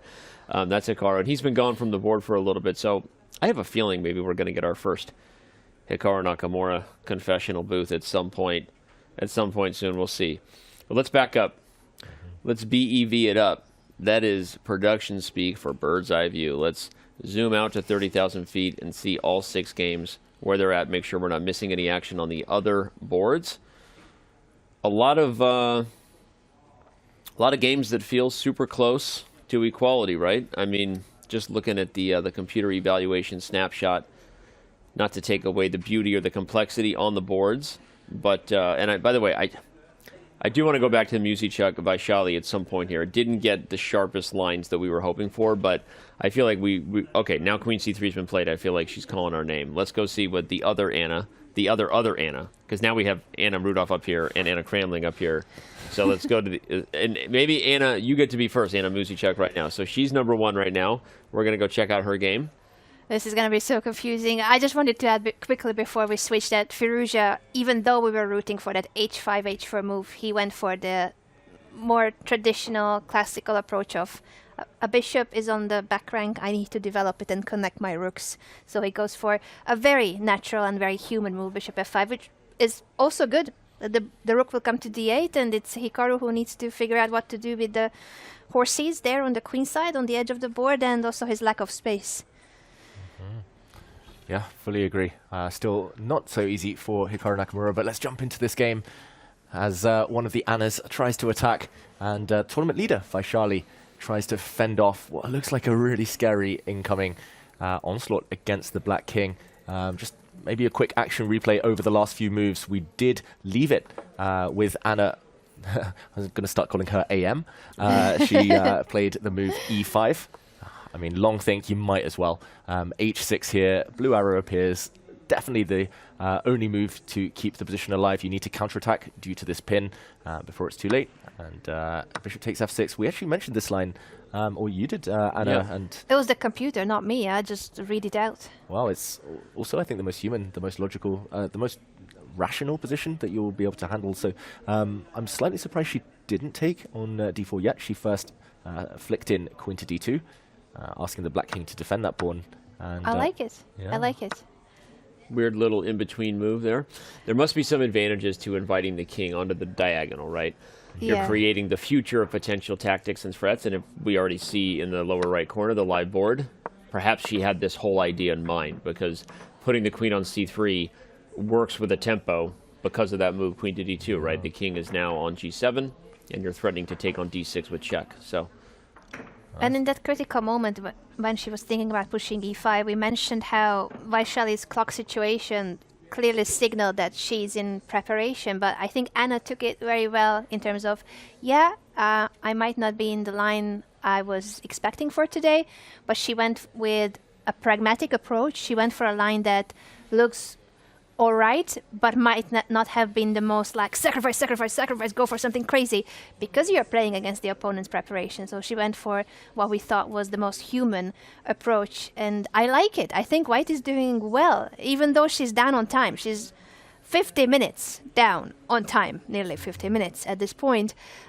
But I think she has figured it out in terms of the opening surprise that she got and how to react to it. What do you think, David? Yeah, fully agree. She's going for the pragmatic approach against Pragg's sister, Vaishali. Oh, I missed my chance. I never know these pawns how to do it. Yeah, and Rookie mistake. Sorry. you'll catch on that. You'll get there. You've been gone for a little while. We're not going to hold it against you. But yeah, I think a good time investment. You mentioned it, Anna. Some of the games we've been questioning Ding's clock handling, for example. Here, Anna, she's been hit by a surprise. I mean, talking of Pragg at the candidate showed that he was freestyling with all these different kind of tricky lines, these really quirky lines against the Spanish. Vaishali taking a leaf out of his book now, playing this whole variation, but she's got a position she can handle. Big threat now. E takes d6 would be a discovered check. White's next move might well just be to develop the knight towards the center. She can even just snack on a pawn potentially if she wants to. Yes, black has the bishop pair. We mentioned that Pragg loves the bishop pair, but Vaishali here, all the weaknesses, I'm not sure that the bishop pair alone compensates. What is the forcing lines here? I'm looking at it. Obviously, Vaishali is now thinking for the first time in the game. As you can see, she's spent just over 4 minutes on this particular move there. The timer above her profile pic, for those who maybe aren't reading everything they see, that timer reflects that she's been thinking for 4 minutes plus. But she must know something that's going on here, David, right? She hadn't used any time up till here. So I'm wondering if this is one of those lines that gets really tricky to like the human commentator, but actually there's a lot of prep that says we're headed towards some sort of forcing draw. And that made me start calculating something with bishop takes f3, allowing e takes d6 with check, and then playing queen to f6. I don't know if we can analyze it. Let's jump in. And my thought was that after you take with check, I'm going to play queen f6. I assume that's the only move here for black, right? And my idea was like the queens are coming off, and even if you win the pawn on c7, I'm likely recouping it with a rook to c8 at the end of these lines. So I'm not analyzing it with an engine, just human intuition tells me that maybe this is headed toward an endgame where White's main advantage really just comes down to the fact that the c6 pawn and a6 pawn are separated, which is a positional edge, but it's not huge beyond that, right? And you could argue maybe the bishop is a slightly better minor piece than the knight. So what do you think? I mean, I'm wondering if we're just going to see a very forced endgame here. Something like this, for example. Yep. And yeah, White's pawn up, but Anna, what do you think? Holdable for black, probably. I like pawn ups, but I would prefer that they are not double isolated pawns. It looks like, unfortunately, the pawn up here doesn't mean much, and black has very active pieces, I agree. Also, White is still lacking development. That queenside corner still needs to get into the game. So I think Vaishali must be considering these very forcing lines. If she doesn't, then she could get into trouble. So the question is this where her preparation ends, or is it just that she's double-checking things? Or, after bishop takes f3, does Anna actually have to take on d6? Maybe you can take f3 with the queen. We don't have to keep analyzing it, but perhaps if Anna wants to keep the queens on the board and try to take advantage of that open king, there's a different approach to take. But all right, we're gonna take things in a different direction right now with another quick break. I've been told that at the break we will have our first Magnus confessional of the day. So check that out in just a few moments. Day 3 is just getting underway. We still have all 6 games in action. You're going to want to tune in for the rest of the day. It's 2024 Norway Chess, Norway Chess Women. We're just getting going, and we'll be right back.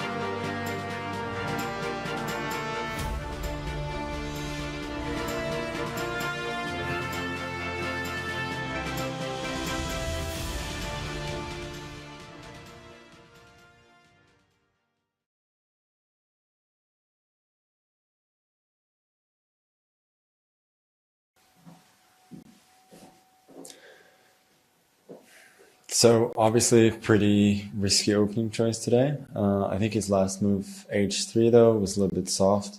He thought for a long time there. I guess he was calculating f4 queen c5, but I don't really think that works for black, so probably that was a little bit of a waste of a move. Apart from that, sometimes h3 could be used for rooks or queens for attack, so I wasn't overly impressed with that one. Yeah, I think as far as hedgehogs go, like if I can develop, I should have a decent position. Not quite sure how to do it yet. Well, definitely fianchettoing my light square bishop, but I'm not quite sure afterwards whether I'll fianchetto the dark square bishop as well. I guess it depends on what he does, but overall, quite happy.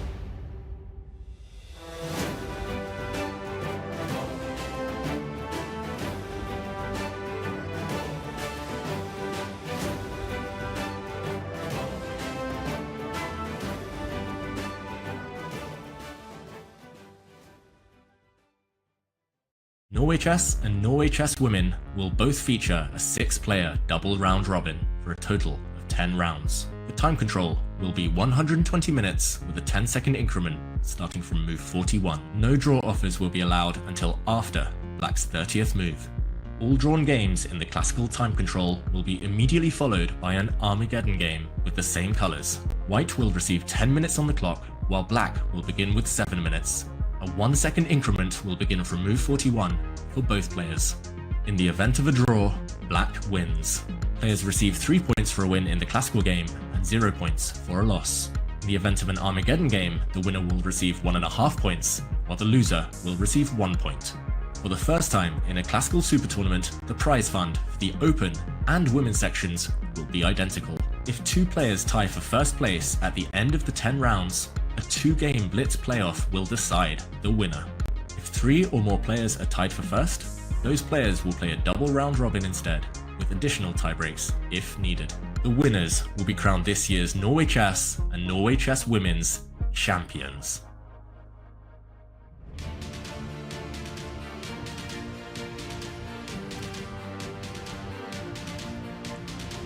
Welcome back to Norway Chess and Norway Chess Women's event, the year 2024 from Stavanger, Norway. All 6 games are still in action, as you can see. Beautiful playing hall. Sidelined by the red carpet. Only the rock stars get to walk on the red carpet to their games. And an arbiter. I guess she can go wherever she wants. But welcome back in. Round 3 is just heating up. And speaking of heating up, interesting developments at the break. For those of you who saw Magnus Carlsen's confessional, talked about the opening, talk about the interesting type of maybe risky approach that he knew he was taking. But we've actually had some developments on the board that I think we should dive into pretty quickly here, David, because either the computer is overreacting or maybe Magnus did slip a little bit. What are your thoughts on where we left it and where we are now? Yeah, maybe a bit of both, Danny. Let's backtrack. Let's talk about the last few moves, because in his confessional, Magnus did highlight Praggnanandhaa playing h3 as a bit of indecision, maybe hinting that he felt Pragg was uncomfortable. We were advocating f4, and you've got to think, why not f4 first? Pragg ultimately did play that. h3 seems like a bit of a lost move, a bit of a wasted tempo there, but ultimately Magnus prioritized developing his queen side. In hindsight, maybe he would have preferred to get his king castled as soon as possible, because as the game progressed, we saw the knight trade itself for the bishop pair gone for Pragg, but f5, and Magnus here, very understandably, didn't want to commit his pawn. Maybe pushing the pawn forward to e5 was fine, but it would have created a huge hole on the d5 square next to it. So Magnus simply defends the attacked pawn on e6 and question mark. Anna, a natural move, but Magnus, it's unclear at least why this is such a big mistake. Yeah, it's strange to me that the computer dislikes it so much when the idea behind it is quite clear. Magnus doesn't want to take on f5. That would have ruined his pawn structure. We can just show it for a second. That is an absolute no. You don't take the pawn on f5. That will leave your d6 pawn forever weak. The knight on f5 is beautiful for white. The d5 square is incredibly strong for white's pieces as well. And those are just a few factors to name. So he couldn't take, and he obviously would never do that. Maybe the other option was that he pushes the pawn to e5, and is that what the computer wanted instead of queen to d7? Yeah, it looks like this is the move that makes the bar not move, at least. So knight c2, you've got to be really quick here as black. If white gets 1 or 2 more moves, white gets bishop g5, eliminates this knight, white gets another knight forward to the d5 square, then it's positionally lost. Terminal, as they say, Danny, but maybe there was something quick here that black could have tried. Yeah, I mean, it's usually best defense is a good offense in these positions. I was just about to say, rook to c8, right? That's the normal way for black to play this way. As a Sicilian player who's lived on the edge his whole life, right? You have to find these moves, or you can have positions unravel quickly. Like even playing h6 often is just like too slow and not the best way to slow down. But okay. Either way, this isn't what we saw, and I'm kind of fascinated by the live position. If we back up, queen to d7, I'm more in the camp of trying to figure out what it is about this position that is so tough. I'm a little skeptical that white's advantage is so easy. If black just plays bishop e7 here, and I guess my point is that we've maintained the flexibility in the whatever that structure is, a hedgehog, a Scheveningen structure with the e6, d6 on the Sicilian, and unless there's a clear way to bring pressure to the e6 pawn for white and make black have to choose, right, to push or advance, you're going to get castled next. You're going to play rook to c8. And some of these positions are just evaluated as better for white because the computers just love the space. They love the space advantage for white. And I'm not saying the computer-on-computer action, the PG kind, isn't one where white's going to win. I'm saying that human beings still have a lot to prove in these positions, and I'm just a little skeptical that white's advantage is like anything to write home about. Like, sorry, I'm just like, I don't really know that there's anything that concrete here. Maybe H3 ends up being devious in that white quickly plays G4 and just runs the attack, but I'm kind of a little more in Magnus's camp, and now he plays bishop e7. I'm like, all right, like, show me the beef, right? Where exactly is white's edge, besides that the computers just love white space? Yeah, and talking of the computer, Danny, the blue arrow. Blue arrow's back. Move. Apparently rook to d1. I would say it's a natural move, but there are other options. It's not the only one that might come to Pragg's mind. Magnus, I like the fact that he played bishop e7, just from a practical point of view. Good tip for everyone at home. If you've got an obvious move, just play it. Just play it, yeah. Get it down. Save the time for later, especially here in Norway Chess, Anna, where the clocks have played such a big role so far. Very big role, and mentioning that, this is only move 14, so 26 more moves to be played within the next hour for Praggnanandhaa. And I think what's also a big deal about these like move numbers is that the first couple of moves or first many moves are opening theory. So you usually want to spend less than an hour on the first 20 moves, because from move, let's say 12, 14, 16, whatever move number it is, depending on how long the theoretical line is, my point being, you're on your own. At some point, you're going to be on your own, and every single move is your own decision, and you're going to need that time that you are missing. Yep. I agree. By the way, Pragg does find what according to the computer was the only way to maintain this level of an advantage. But I'm going to say again, not to continue to play the broken record, but unless there's something concrete here, like is there some threat of e5 exploding in the center and the d file has tactics? If you castle, and maybe there is something weird, right? Where, like, let's say black castles here, white has something with e5, not right away, like you back up the knight to c2 or e2, and there's threats because you've got an overloaded d file, right, with e5 coming. Okay, it seems like maybe that's not the best idea, but the point is, unless there's something concrete here, that eval bar slipping almost proves my point, and I'm going to continue to come back to it. There are very few positions in chess where I just will go back to saying I think the computers are still overestimating and or underestimating advantages, but I feel like there's usually common threads to them, and one of them is space, because computers just love space. And again, it's just like interesting to ask, like, where's the concrete approach, David? So unless you have a grandmaster lesson to teach me, I'm kind of like, all right, I think this is fine for black. Yeah, you found me lacking, Danny. I don't see anything concrete for white. I think Magnus should castle. If he doesn't castle, then there might well be tactics with e5 to blow open the center in the near future. So I think Magnus should castle. And talking of, something direct, you need to be quick. Otherwise there actually are threats like knight takes e4 on the cards for black due to the fact that white's bishop is undefended on g5. Can we show a line where that would work? I think it's very nice to see and very instructive to learn. Yeah, for example, if white were to take a time out and play a move, something like a3, then I'm already wondering, I'm not sure whether we flick in e5 first, but knight takes e4. And okay, the bar doesn't move that much. It does, it does actually shoot up after knight takes e4. I think we need to flick in e5 first, potentially. Yep. And now after knight to c2, there is at least an idea, maybe not in this exact position, but removing all the defenders at the very end, you take a pawn. You've won a pawn at least, and white has great compensation. There are other options along the way, but at least hanging pieces in the air. I wonder what else to calculate, though. Why not castle for Magnus right now? Yep. Well, I guess it goes back to what Magnus said in the confessional. Either way, it's a provocative choice, right? That's kind of the point, is that this is edgy. It's definitely objectively taken on. Edgy and hedgy. Edgy, hedgy. The advantage for white is there. The computers like it. Again, they love space.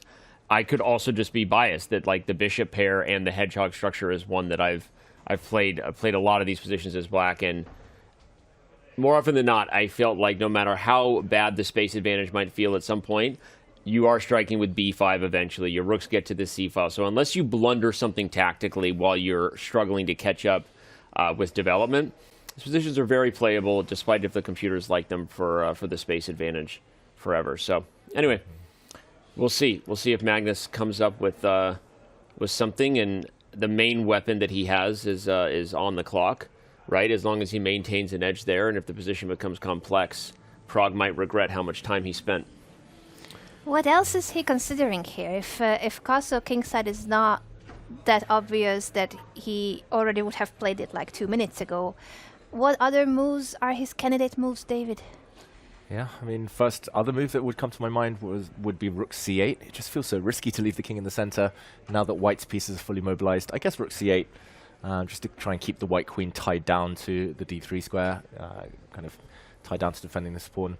I like Danny's kind of mention of b5 as well. Like, if white ever plays b3, there might be ideas of blowing open the center, even as a pawn sacrifice, just to destabilize white's bind. It looked like Magnus was about to move, but no, he settles back down.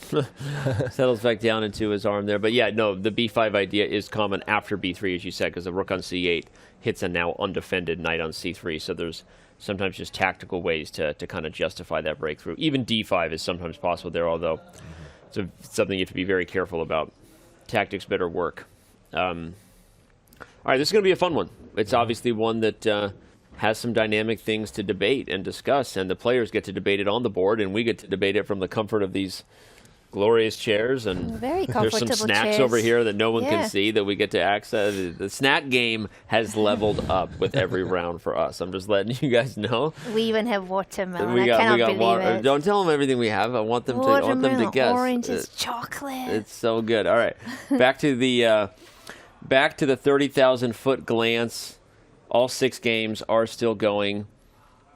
Not a lot of players giving an inch here, right? There's a game in the middle between Kramling and June that we predicted from the very beginning was, for those who don't know, when we went to that game and there was the gray bar still on, that means we are still in opening theory, and there were still, in that particular position, there were thousands of games that have probably led to a draw. And so, not saying it's a foregone conclusion, but that game, I don't even know that we need to go to it. It's just spying the rook and knight versus rook and knight is likely headed toward peace unless we get a blunder from one side. So we'll leave that one where it is. Can we check in actually with Vaishali's game just to update what happened in that critical moment of the queen c3? It looks like the line I was kind of saying sort of happened. I think it's that line, just slightly different, so we could just update our viewers on what was the difference there before we go to another game. Yep, I want to get back to Fabi and Ding because we've had a little bit of action there, but yeah, go ahead. So when we left it, there was this discovered and devious-looking check on the long dark square diagonal, but as we predicted, black kind of laughs in the face of danger on the check and starts to simplify things. Yeah, and like you said earlier, Danny, you kind of briefly mentioned queen takes f3, totally viable. That's a very playable move, keeping the tension. Instead, she decided to try and transform white's advantage into something material here. E takes d6 is a check. Black blocks, white's structure slightly compromised. There's a pin on the d file now, trying to regain the material. White says, okay, you'll probably win my pawn, but at least you'll be left with isolated pawns all over the queen side. Rook to b8, blue arrow appears. Vaishali finds the best move, eyeing up the loose pawn on b2, which duly moves, and rook to b5, a swinger. Rook g5, potentially a threat. And white decides, okay, just before any attack starts to brew, the queens have to come off, and I think white is risking absolutely zero here, but the question is whether she can fight for an advantage. Agreed. All right. Well, I want to back up quickly because even though I like that we caught up, good to know that we paid off the forcing variation, but now we got to pay off the first visit to the confessional booth by the man that we are often always waiting for because he would claim he is a creator and streamer first and chess player second. You now know who I'm talking about. Hikaru Nakamura took his first trip to the confessional booth. Let's see what he had to say about his game versus Alireza Firouzja right now. Well, welcome back, everyone. So today, I think confessional booth or box or room, or whatever they call this, is worthy. Obviously, I forgot to look at this before the game. It's kind of risky, of course, switching from one first move to another move, especially with everyone coming off the candidates. Of course, I had a game in something very similar to this. I think this exact position, perhaps, against Dubov, I think it was, back in the FIDE Grand Prix in like 2019 before the pandemic hit. I think it was like May, last time I was in Russia, probably the last time I'll ever be there, actually. Or no, I played there later in St. Petersburg. But anyway, that's beside the point. So I had this... I had something very similar against Dubov in the FIDE Grand Prix in 2019. I think he didn't play H6, if I remember correctly, or something like that. But I've, of course, used it a lot of times so far. But at this point in the game, I think we're essentially at a very critical moment where either I'm in a lot of trouble, potentially, or I'm completely fine. I think Alireza has to trade the bishop for the knight on c5. There should be no danger for me, is what I would say. But there's no guarantee that he has to. But I think this is really a critical moment. If he has to trade something or he doesn't have something immediately, then I don't think there's any danger for me at this point. But of course, it's very, very, very hard to judge. But it's definitely not what I wanted, because I am down already like a good 25 minutes on the clock with the white pieces. But, you know, on some level, I would say this sort of symbolizes kind of the issue in a way with chess these days, which is that if you're playing with the white pieces and you can't surprise your opponent, I think in many aspects, it's better to be playing with the black pieces, because then you get to surprise your opponent. They have to spend a lot of time, and the onus is always on white to win the game. So just a general musing or observation I have about this. If we look at the other games, Magnus has decided to play something very double edge. He's kind of going all in today, I guess you could say. I think he's either going to win or he's going to lose. Very hard to see that Sicilian position ending in a draw. Of course, Fabiano's come with some very heavy prep in this Italian opening, so I don't know what's going on there either. But I would say, speaking for myself, because I've had to use a lot of time, haven't looked really close at those games. But for me, it's a very critical moment. Either I'm completely fine or I'm much worse. I think most likely I'm completely fine because I don't see anything right off, and Alireza finally is trying to burn his clock. But we'll see what happens. So probably going to be an exciting day, though, I would say, for all the fans.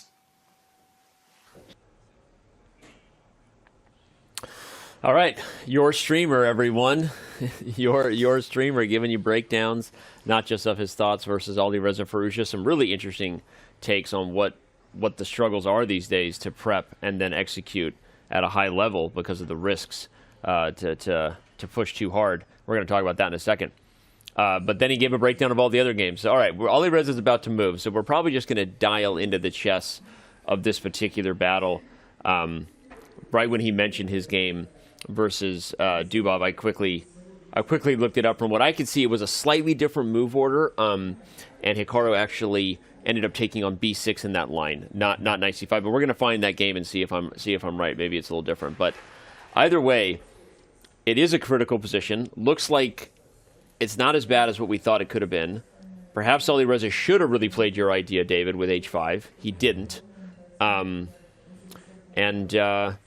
now we're in an interesting position that, according to Hikaru, is similar to one he had against Daniil Dubov. Let's pull it up. And this is a battle of the chairs, a battle of the suits. No one is at the board. The battle of the chairs. It looks like a scene from like Empire Strikes Back, like an emperor like gets up and leaves the chair empty, and I don't know. Go ahead, David. Yeah, Emperor Palpatine. Which one is the Sith Lord? Which one is the Jedi in this game? The reason that, if we backtrack and recover the last moves, the reason that Bishop f5, I mean, it comes with pros and cons, is that simply you leave the b7 pawn unprotected. And Anna earlier mentioned that the white bishop from afar is a bit of a sniper here, and knight into c5, I think a really clever choice of knights. You can eliminate this bishop at will at any moment, but more importantly, you attack on b7, and Firouzja decided, okay, this is too much pressure. You cannot really defend this pawn. I mean, for example, rook to b8, simply knight takes b7 anyway, and computer says it's fine, but this does come at the cost of a pawn. Maybe actually even bishop takes in this position is a double attack, and white wins material. So, instead, knight c5, met by a capture, met by b6. It feels really loose for black temporarily, because this knight only defended by its queen. It's kind of eyed up twice. But, Firouzja's arguing that if he gets one more move, he'll put a rook on c8, black's pieces harmonize. And Anna, do you think this is the moment for Hikaru to try some tactics, to try some flashy moves? Or do you think it's, like you said in the video, just equal? I think he summed it up very well, that it's either all just fine or there's something wrong going on. I actually am curious if he said those words a couple of moves before the current position we are seeing, because I feel like after these last few moves of Firouzja, Hikaru is not in danger. I feel like h5, h4 earlier, instead of the bishop development, was the critical way and of I've testing pulled up the white. game. Just if anyone wants to know, he mentioned the game with Dubov from 2019. Whether or not that's the last time Hikaru goes to Russia or not will remain to be seen, as Hikaru said in the confessional. But he said that this was a game he played. And in that game, if we want to back up real quick to move 12, Dubov played rook to e8, whereas Firouzja played the more forcing move h6 here. So if you want to look up that game, go ahead and do so for yourselves. But instead of rook to e8, or sorry, in this game we had h6, and instead in that game it was rook to e8. And pulling up the game, I'm sorry. Had too many tabs, too many chess tabs. It was rook e8, and then Hikaru took on b6. And after a takes b6, e3 was played. Dubov played d3 here. The game went on for just under 30 moves. Ultimately was a draw. What looked like kind of a forcing draw, so things started petering out. But a very different position, so it's possible Hikaru entered the confessional booth much earlier than we realized, and so he was referring to the position just after bishop g5, or even Hikaru maybe mistook exactly what happened in that game. But either way, as we already saw, h6 was played here by Firouzja, the much more forcing move. And if we go back to the position, though, David, after h6, just to quickly remind everybody that I agree with you that after missing h5, right, if we just get to that position, bishop f6, queen f6, and rook c1, rook e8, h3, but in that line, Firouzja not finding h5 may actually be his last chance to get an edge, because Hikaru responded in the way he did. It's already looking much easier for him to play. Yes. And the idea you highlighted might have been key that Firouzja didn't find. Yeah, and I think in the confessional he did mention that Firouzja should take a knight on c5, so it was just 2 moves ago that we did get that video, but we see Hikaru kind of locked in right now, and I do wonder whether he's going to get really ambitious. I mean, play something like queen a4 instead of moving the knight, that's what he's thinking? There's some knight jumps, but also queen a4, as you mentioned, Anna. Queen a4, I like really that move a lot. tempting. Yeah. Let's put this on the board just before we move away from this game, but simply the idea is to fork, double attack the black rooks. This would be a decisive advantage for white. Also, the c5 pawn would collapse. Yes, h3 is hanging, but I don't think that's the most relevant thing in the position right now.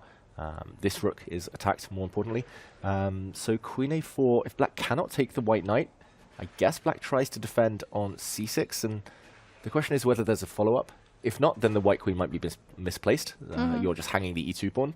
Yeah, it might be the case. You still need to move the but knight. There's something like knight b3 here, and now you're unleashing the attack. The knight retreats to its previous square where it attacks d4, and now you've got, well, I might lose e2, but you might lose just as much, right? So this is a fun one, and Hikaru's definitely got to calculate lines like this. So, but I want to back up. I don't want to leave this game just yet, because I want to unpack the other things Hikaru said in the confessional booth. We can go to the live position or not, which is, David, your thoughts on what he said about the difficulties of being white in modern-day top-level classical chess, when the expectation is that you have a win, but it's so hard to prepare positions that actually give you an advantage. It's almost easier to be black, where your opponent either over pushes, it's like, come get me, big fella, and then you get your chances as black. Do you agree with him about that? I agree, and it's starting to filter down the levels as well. A lot of the viewers at home will have their preferences, white, black, depending on their favorite openings, but at Grandmaster level now, even lower down, as you see players at all levels start to improve in their opening due to resources, books, chessable courses. It's more likely that you'll get hit if you enter a main line when you have the white side than black these days. So I kind of see his point. I would still take white any day of the week. It feels like if you want to steer the game towards a safer path, you can. It still feels like you have the serve a bit, but the advantage of the white piece is less and less. Anna, though, we did see 6 wins for white yesterday. Yes, I was gonna add to that No, here Armageddon the doesn't color. totally count, does it? But go ahead. Yeah, Go ahead. yeah. It It's just counts. that there's this extra level, extra meta about the Armageddon. And do you prefer to have the white pieces, more time, but you need to win, or do you prefer less time and draw odds? I think depending on the player, the answer can be very different to that question.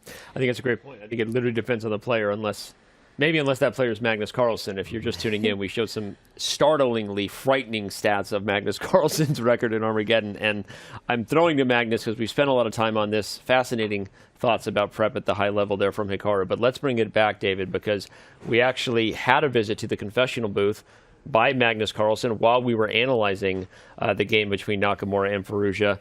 Let's see what Magnus had to say about his current position.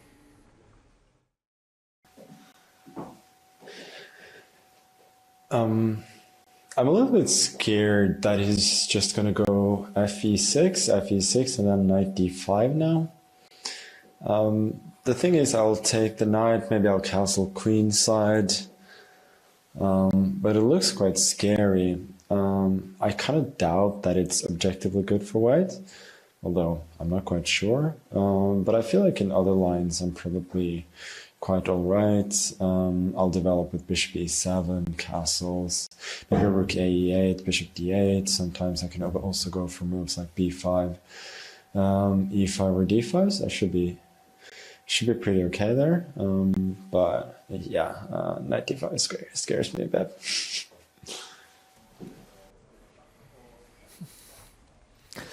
First of all, kind of funny. He said, "Thank you." like a smile at the end. Thank you for listening to my confession. Maybe Magnus continues. Maybe Magnus plans to give us a lot of updates. And thank you for tuning in to the Magnus Carlsen Confession Show. I would subscribe to that podcast. I'm not gonna lie. Like he could just do a daily sub 1 minute. Yeah, I would confessional, definitely and I would listen subscribe to that. And he streams too. So there's a lot of streamers in the field. Hikaru, Magnus, Firouzja. Fabiano has his own podcast. I mean, they are all content creators. Okay, I realize now I know. David, we were sitting there trying to figure out what position was Magnus talking about because he was describing, I'm just worried he's going to bring the knight in and the knight to c6. He must have been talking about why he didn't play e5. Because so we were watching the video real time, everybody, just break the fourth wall, let you in on it. David and I were wondering, wait, is that the wrong position that we were showing? But actually, I think it was from that right time, and he was describing why he was choosing not to play e5, because he was worried, if we back up, instead of queen d7, he was worried about knight d5. Now that's what I realize. With tempo, and then opening the c file, right? Right. This must have been it, and then the knight coming to c6? But in which position? Because f5 here? Or instead of f5 even, you mean? As well, right, which is actually a common theme in these positions. I don't know that you can get away with it. That's quite the sacrifice. I think it might have been here, Danny. Instead of bishop g5, he mentioned f takes e6 first, and then he said knight d5 in this position, and the bar drops, but only slightly. Still saying so he was scared of this idea that didn't happen. And he said that he would probably take and castle queenside, but that this is very scary. Very scary. He would be up a piece, but white's pieces are so active. And you still need to develop the king side for black. Even once you develop it, there's just very little space for black's pieces. So this would have been absolutely crazy if Pragg had sacrificed a knight on d5, which is a theme the Sicilian. So it wouldn't have been... Maybe it was something he considered. It wouldn't be uncommon that it comes to his mind. No, especially not in these hedgehogs. Yeah. This is kind of a common theme. But David, I want to back up because I think you were saying it's not after e5 because there was a queen c5 at the end of my line, right? Was that? I just want to... Yeah. So, okay, if we back up. So it wasn't on e5 because here e5, knight d5 does not work because you can play queen to c5 either right away or after taking, one or the other. Yeah, okay, so we take first. Sorry, I couldn't get it out of my head why you were just... So then I realized that must have been the tactic. Okay, but yeah, so that, first of all, fascinating to see from Magnus. He was looking at this knight d5 sack, which never came to be. Does that mean he's now feeling better about his position as we look at the live board? A little more comfy that he's got the bishop on e7 rook on c8, but by the way, he might be feeling more comfy. The computer says my advantage is growing as white. Queen e2, though, the blue arrow saying this is by far the strongest move for white. I understand the move once we see it. The idea for everyone at home after queen to e2 is simply, as Danny mentioned earlier, to threaten e5. Now there's all sorts of hits along the d-file. Rook staring down an enemy queen is always really uncomfortable. For example, if black castles, I wouldn't be surprised if e5 immediately is a bit of a knockout. There we go. And discovered attack. Knight takes e6. Yeah, hitting the queen, hitting the rook. But again, it's hard to see it, but once you've seen it, You cannot unsee it. Yeah, it's one of those. It's like watching a horror movie. I It's know. like ever since I saw Saw, I've never been the same. Just as a person. Same with Why me did I about watch it? Ring. I would never watch it again or recommend it to anyone. Yeah. I still have nightmares. Anyway, the horror on the board is that if Pragg finds Queen to E2, Magnus Carlsen is in trouble. So can he find it? Will he find it? I think he will. I think so too. In fact, he played Rook D1 kind of quickly of all the moves he'd been playing, right? He had already spent a lot of time earlier, but it's a very logical thing to do, right? To retreat the queen, put the rook directly up against the black queen's gaze, and okay, easy for us to say. Perhaps Queen E2 can be met by Queen C. No, but then E6 hangs. But that must be some idea here where black is going to try to defend this the Sicilian way, which is the best defense is a good offense. I think Magnus has to come up with something tricky here, right? That makes it hard for Pragg to solve. The reason I'm so surprised the bar is this high is because black can just lock things down. Black can play the move E5, at least kind of postponing any immediate disaster, and the white knight will be forced away. I'm assuming the C2 square, where it normally a good square, a flexible square for the white knight, it reroutes into the center. But the fact that this position is almost +2 for white, that is a surprise to me. And yes, it's a positional advantage, I would say, but for the advantage to be this great, this early, that's the one that I feel for the players is going to be the hardest to comprehend. Pragg, though, getting excited. You can see him on the camera. Yeah. That's the Pragg shuffle, and we call it now. Every day he's shuffling, but that is a thing he does when he's calculating and feels good. We've seen him sort of reveal his feelings before.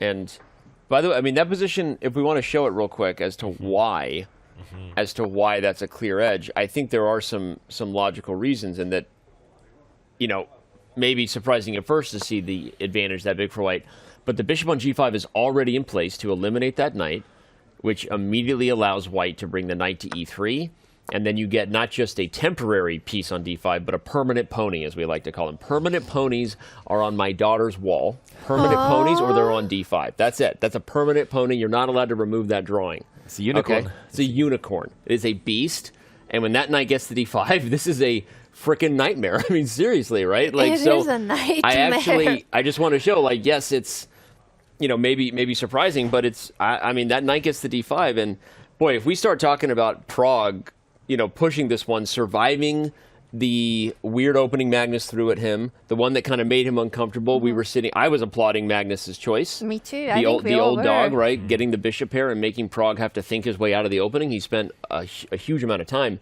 But if Pragg gets a position like this, and he's the only one who can win when you dominate with a knight on D5 like that, it's just, wow.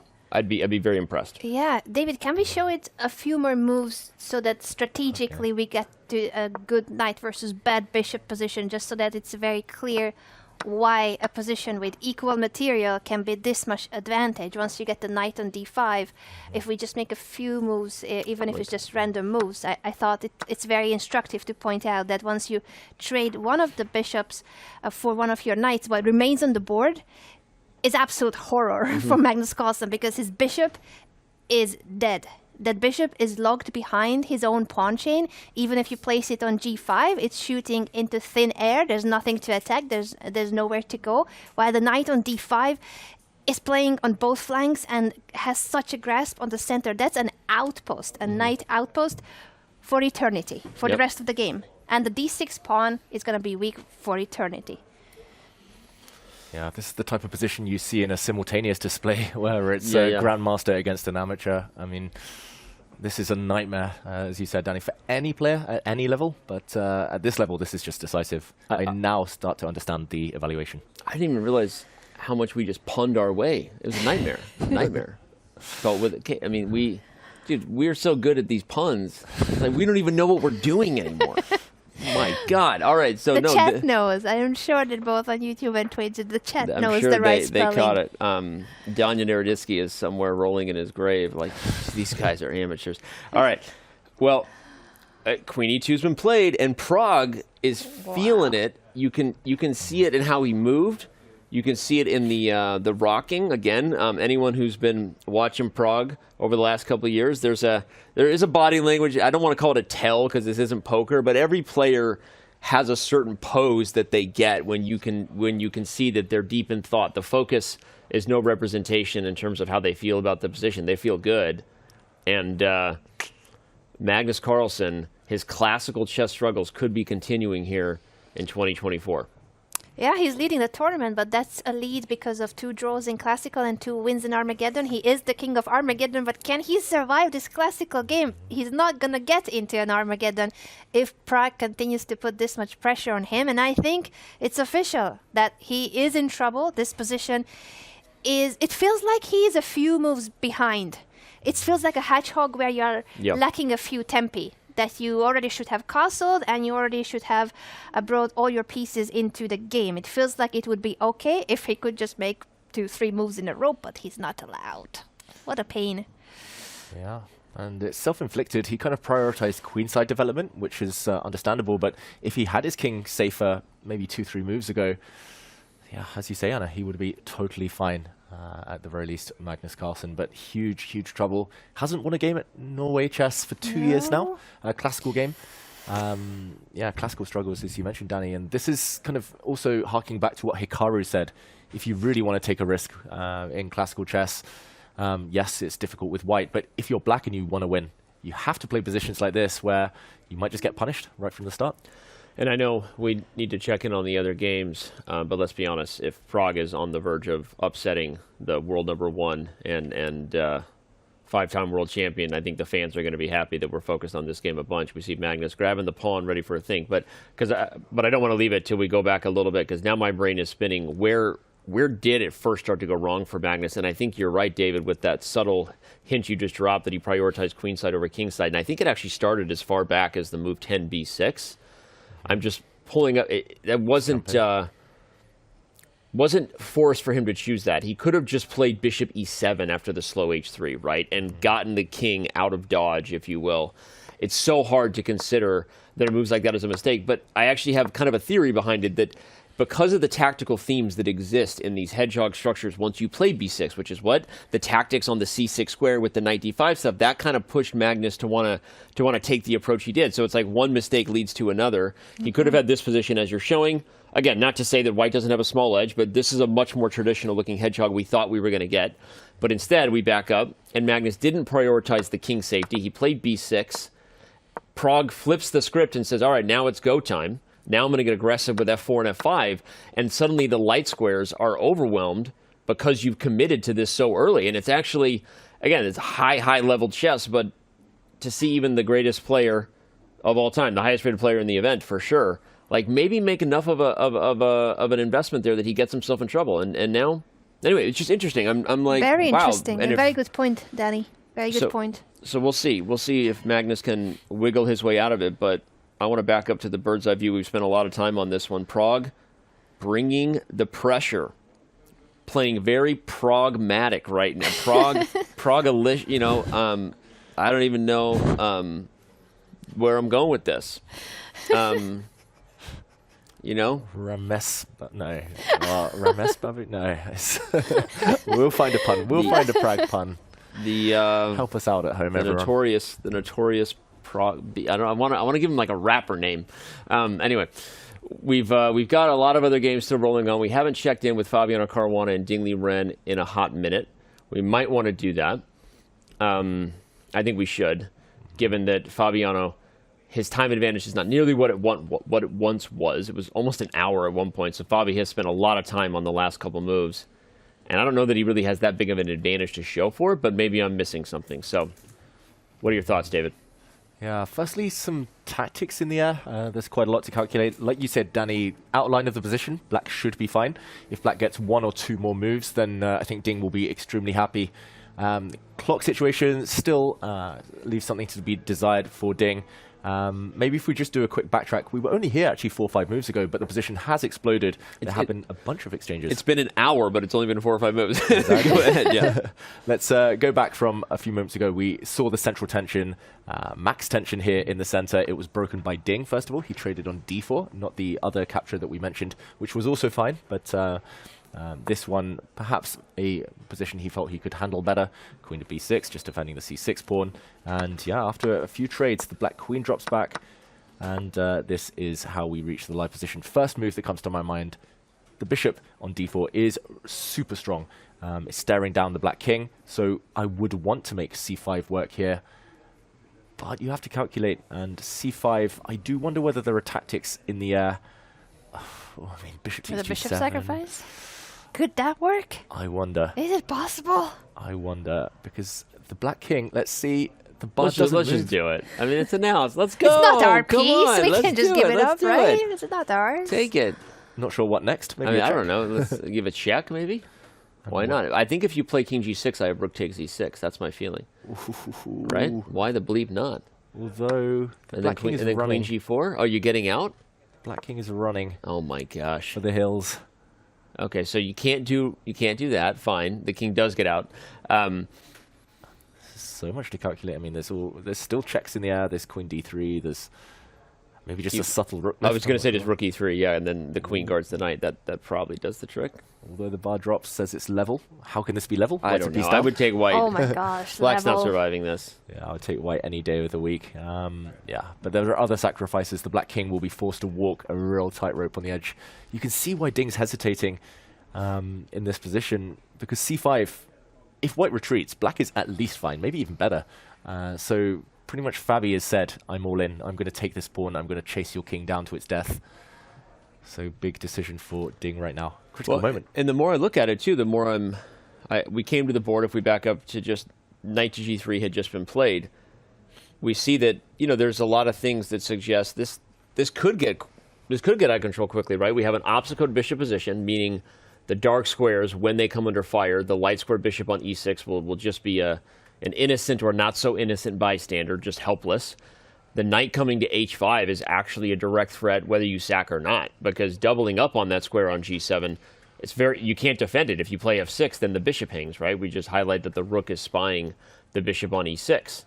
So knight h5 is a direct threat whether you sacrifice on the next move or not. c5 would force the agenda, right? But even if you don't play c5, this is actually a little crazy. And the thing that goes with it too is that the queen she's kind of lost her way over there, right? She's off wandering at the farm. Needs to come back home. Yeah, I feel like this is one of those positions where the bar is only showing a slight advantage for white, but between two human beings, without the engine supporting their calculations all the way to whether my king is getting checkmated or not when the bishop is sacrificed on g7, without that knowledge, it's extremely hard to make a move like c5. And maybe c5 is the best move for black, because otherwise knight h5 is coming, as you mentioned, Danny. But if he pushes c5, he has to be really sure that the bishop sacrifice is something that he will survive, because you're forcing your opponent's hand. You're forcing Fabi to go for it. Yeah, and Ding on the camera looks really uncomfortable. He was shifting his position. Now, something's bothering him at least. The problem is, I don't see anything other than c5. I'm just struggling, Anna. Like, if that's the only move for him to even stay in the game, to prevent knight h5, but c5 will be forcing Fabi's hand to be looking at that bishop sacrifice very seriously. This is troublesome. Yeah, this is very I think troublesome. it's a lot scarier than it looks. And Fabi used his time well, I guess, after having surprised Ding a little bit. If you missed it earlier, Fabiano Caruana took his first trip, as he said, in, what did he say, 8 years? He needs to do it more often. It's working. Yeah, Fabiano It's Caruana working. trying to break up the rhythm. He's lost 2 heartbreaking Armageddon matches in the first 2 rounds of Norway Chess. So Fabi trying to reverse his fortunes. I also know he had a bit of a late night last night, throwing down with some Avalon. Avalon. Yeah. The thing is, Avalon is such a tradition here at Norway Chess. I don't know how many of our viewers play Avalon or know of Avalon, but Avalon and Norway Chess, they go way back. Even when I was here first time in Norway Chess in like 2018, they were already playing it. That must have something to do with the break music. I feel like when we're at a break and the music is playing, I feel like it's like the theme song to like right before you're about to start an epic quest, right? A quest for Camelot. And so, but no, Fabiano trying to maybe change his fortunes, break up the rhythm a little bit. Had some fun last night, and maybe it pays off today if he can find a way to get some pressure against Liren. Yeah, I just want to mention two things. Firstly, accuracy, 99% against 98.9%. Wow. I mean, it's decent. That's not that bad. It's decent. Oh, and Liren doesn't play c5. Will his accuracy drop because of that? Well, It dropped a tiny bit. But he played it for a good reason, right? Let's just show it. We're here. This game's about to heat up. Now knight h5 can be met with f6. So that was just like a directly defensive move to guard the bishop so that if white plays knight h5, you can play f6. You block the diagonal and the bishop's defended. And you can play bishop f7 next. So, as far as a move to play, I don't want to call it a bullet move, David, but if someone played knight g3 and you had like only 1 second, you might immediately recognize knight h5 and play rook e8 to guard the bishop. So it's an intuitively natural thing to do. Yeah, really classy. Another thing I was going to point out after knight to g3, I was trying to calculate there, c5, bishop takes, and this position, I'm assuming black's king cannot wander forward. If it tries to kind of hold its ground, then Fabiano was risking precisely 0 here.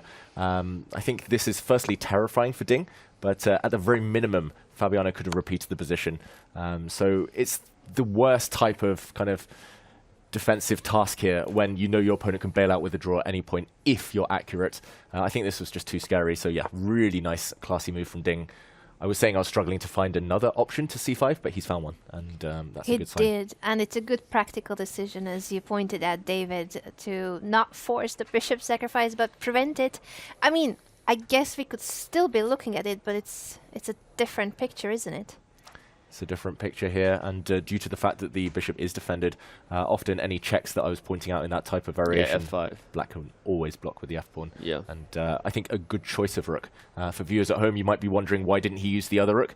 It's because the rook on f8 might be a useful defensive piece after the pawn has pushed forward to f6 or f5 in some of those variations. So just as many pieces close to home as possible. And yes, the black queen is really far divorced from her king here, but at least the other pieces are doing the work for her. Yeah, clutch defense by Ding Liren, and we shall see if it's going to be enough. At least it stops the sacrifice, and he's preparing to push f6. I see the computer being excited about pawn to f4, but then also f6, I guess, is the answer. Otherwise, your bishop will be trapped with f5. And I don't know what's the follow-up after f4, f6. I don't think there's anything concrete here, just that white has more space, white's pieces are more active, but nothing immediate. The position is not collapsing. Agreed.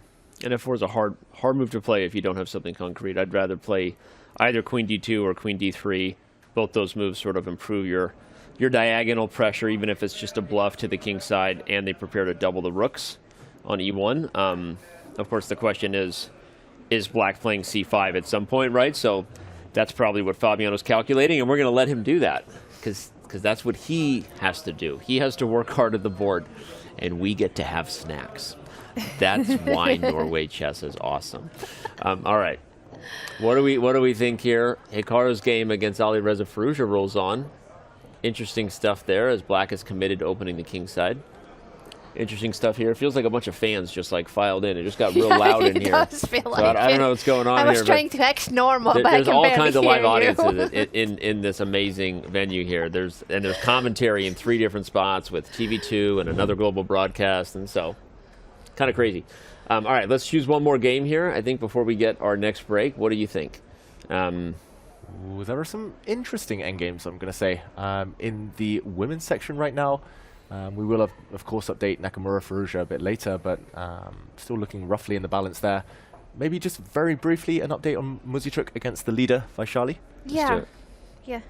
And on Magnus's game, in the bird's eye view, we can mention that it's what we were talking about, that he had to push the pawn to avoid pawn to e5 by white, so he himself pushes e5, but that creates this massive hole in his position on d5, and he will need to try to prevent the good knight versus bad bishop positions, but I don't think he can. I think he's in trouble. I think he's in trouble, Yeah. and whether Pragg converts or not will remain to be seen. Magnus is one of the most tenacious defenders in history, right? He's not going to go down quietly, but Pragg will be in the driver's seat against Magnus Carlsen, the world #1. So if you were looking for reasons to reorganize your day on this Wednesday, call in sick, make up an excuse, stick around. We might have an epic result there between Praggnanandhaa and Magnus Carlsen. So, but all right, let's dive in to Muzichuk and Vaishali before we head to a break. Vaishali, as has just been pointed out by our featured chatter, has a 50-minute time advantage. That's kind of a big deal.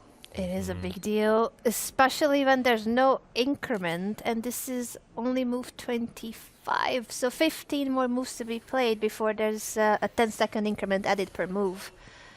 David, what happened since we last left it?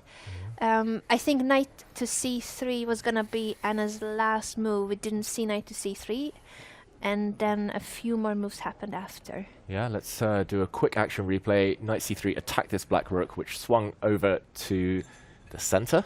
Maybe small inaccuracy, nothing major. And here, the biggest surprise for me in this game is that white is still a pawn up, first of all. But also, it's the d pawn, the monster pawn that has survived so long into this game, but ultimately it was blocked. Only move for black now to block it with her king. Vaishali finding, I think, the best defensive setup for black. And if you could pick up a white rook and put it anywhere on the back rank, anywhere on the 8th rank, it's just game over. But no inroads yet. Black's bishop's actually quite a useful piece here, and white still has a bunch of weak pawns, so this could go in any direction. 3 results still possible. It's not Bughouse, right? Otherwise you'd be like, rook mates, rook mates, knight drop the knight on b7. It's any piece mates, pretty much. Any piece Yeah, mates. rook, queen, a bishop would be great on f6, a knight on b7, any piece, no? It makes us wanna play Bughouse, but we're not here playing Bughouse. Are you sure? But it makes me want to take a quick break and remind everybody that they might want to check out our merch. Did you know how awesome and sexy the chess.com merch is? Completely revamped, relaunched merch store available. This stuff is high quality. David, tell them how high quality it is. Oh, those shirts are soft, Danny. You're wearing one. You were wearing one this morning. I was. I've been wearing one all day. And it looked good on you. And they're soft, right? Also, that mittens merch sells out every time we bring it back. Check it out, and you might want to pick up some of this stuff when you get a chance. It's pretty awesome. So, all right, go to chess.com/merch. Use the command merch. In the meantime, we're going to grab just a quick breather before maybe we get closer to some of our first results of the day. Will we get our first decisive victory in the men's division here in 2020 for Norway Chess? We're going to find out. So much more ahead. Don't go anywhere. Our coverage from Stavanger will return in just a few.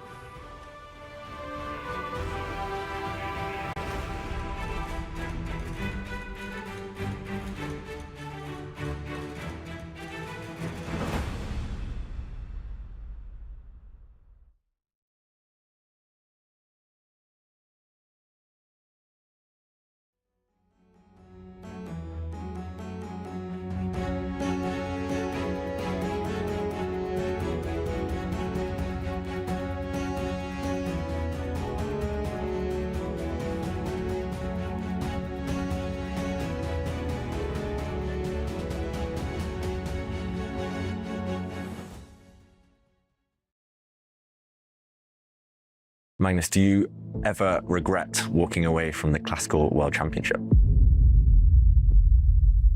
Not ever is hard to say, but I would say that overall, I don't regret it. Yeah, that's the truth. Okay. Good. Just checking. Regardless of who wins the candidates tournament coming up, do you think Ding will successfully defend his title? No. He's telling the truth.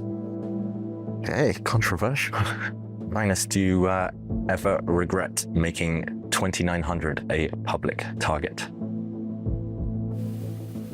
No.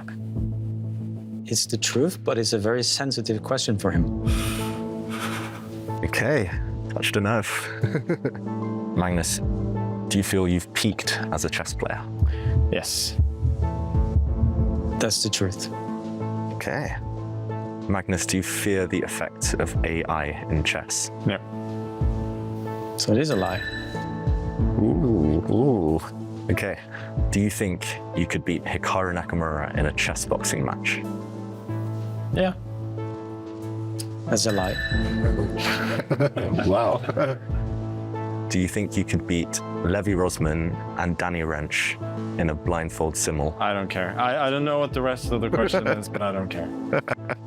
He does care. He's annoyed by that.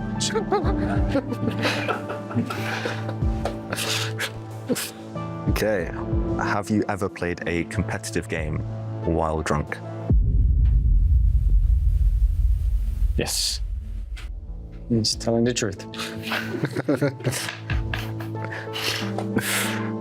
Do you think Chess 960 will ever match the popularity of classical chess? No. He's telling the truth, but there's more to that. Okay. But you hope it might? Of course. Okay. Yeah. Fair enough. Me too. Magnus, do you think cheating is a widespread problem in online chess? Yes. Yes, he's very sure about that. How about over-the-board chess? I'm not sure. He's telling the truth. Okay. Have you ever cried after a game of chess? Yes, many times. He's telling the truth. Yeah. Just out of curiosity, when was the most recent time?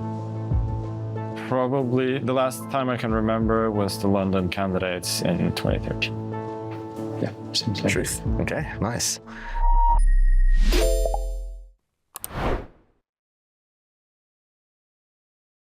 Looking for new ways to enjoy chess? Check out our schedule of chess.com community events today. Mondays, play Rapid Opening Roulette and expand your opening repertoire with a new opening each month. Tuesdays, compete against other Untitled players in Untitled Tuesday. Battle your way to the top in Arena Kings on Wednesdays. Join the crazy fun of the Variants Community Series each Thursday. And finish the week off each Saturday with the blistering Community Bullet Brawl. All happening in the Community Club on chess.com.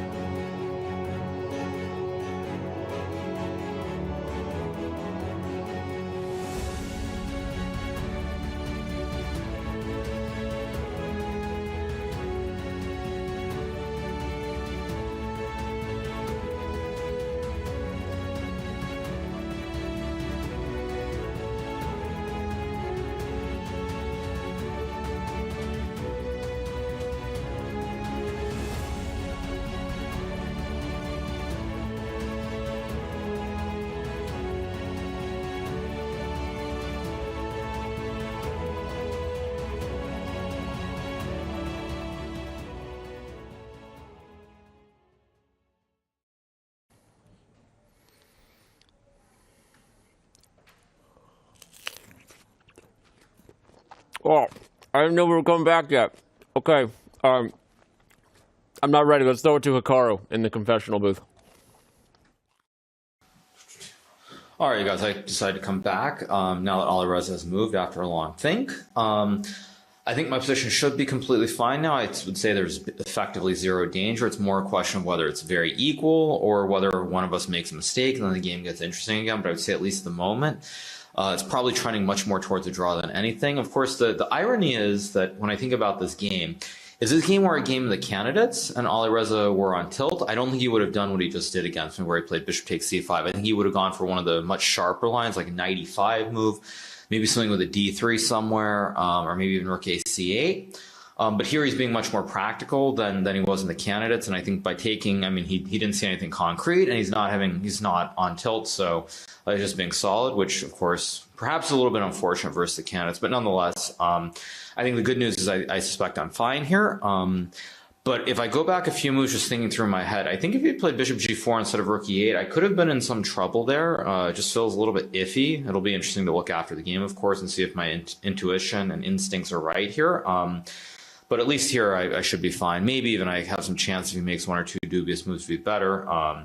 But it is what it is. Magnus' game, of course, is very sharp. Who knows what's going to happen there.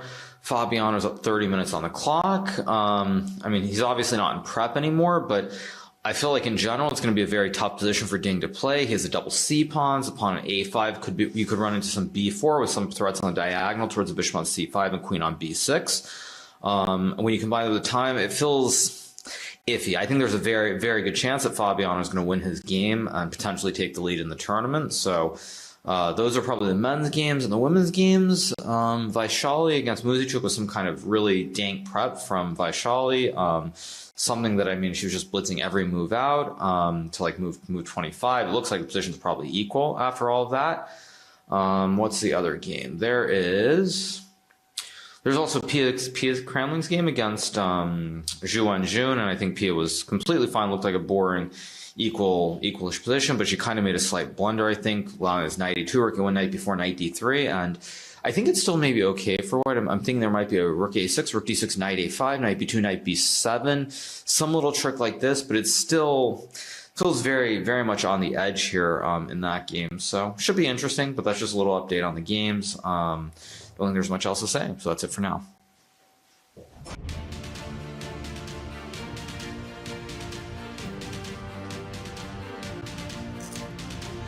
First of all, you can eat the green stuff. It's one of the healthiest things you can eat. Vitamin A, really great for your spleen and digestion. I do it all the time. Danny Wrench here at 2024 Norway Chess. We're in the middle of round 3. Anna Rudolph right next to me and David Howell. And we just heard a very, very long update from Hikaru Nakamura, getting his thoughts around the horde. And did he just use the word dank? He did. Way too dank, in my opinion, his comment. He's missing the chat. He was saying how, you know, it's like streaming when he goes to the confessional booth, except he doesn't see the reaction of you guys. He is missing it. He's missing the interaction. So spam those memes, spam those emotes, and maybe the way too dank one as well. Or any comments on Danny's watermelon it's a real thing. It's super healthy. There's a lot of things you can do. A lot of things that go against the conventional grain that are super healthy for you, and I'm into it. I'm into it. All right, so David, I'm gonna test this. I'm gonna test this because I'm a health freak and I didn't know about this. I'm gonna test it. All right. Well, we've got action in the Pragg Carlsen game, but it's going right down the road we kind of anticipated, which doesn't spell great news for Magnus Carlsen.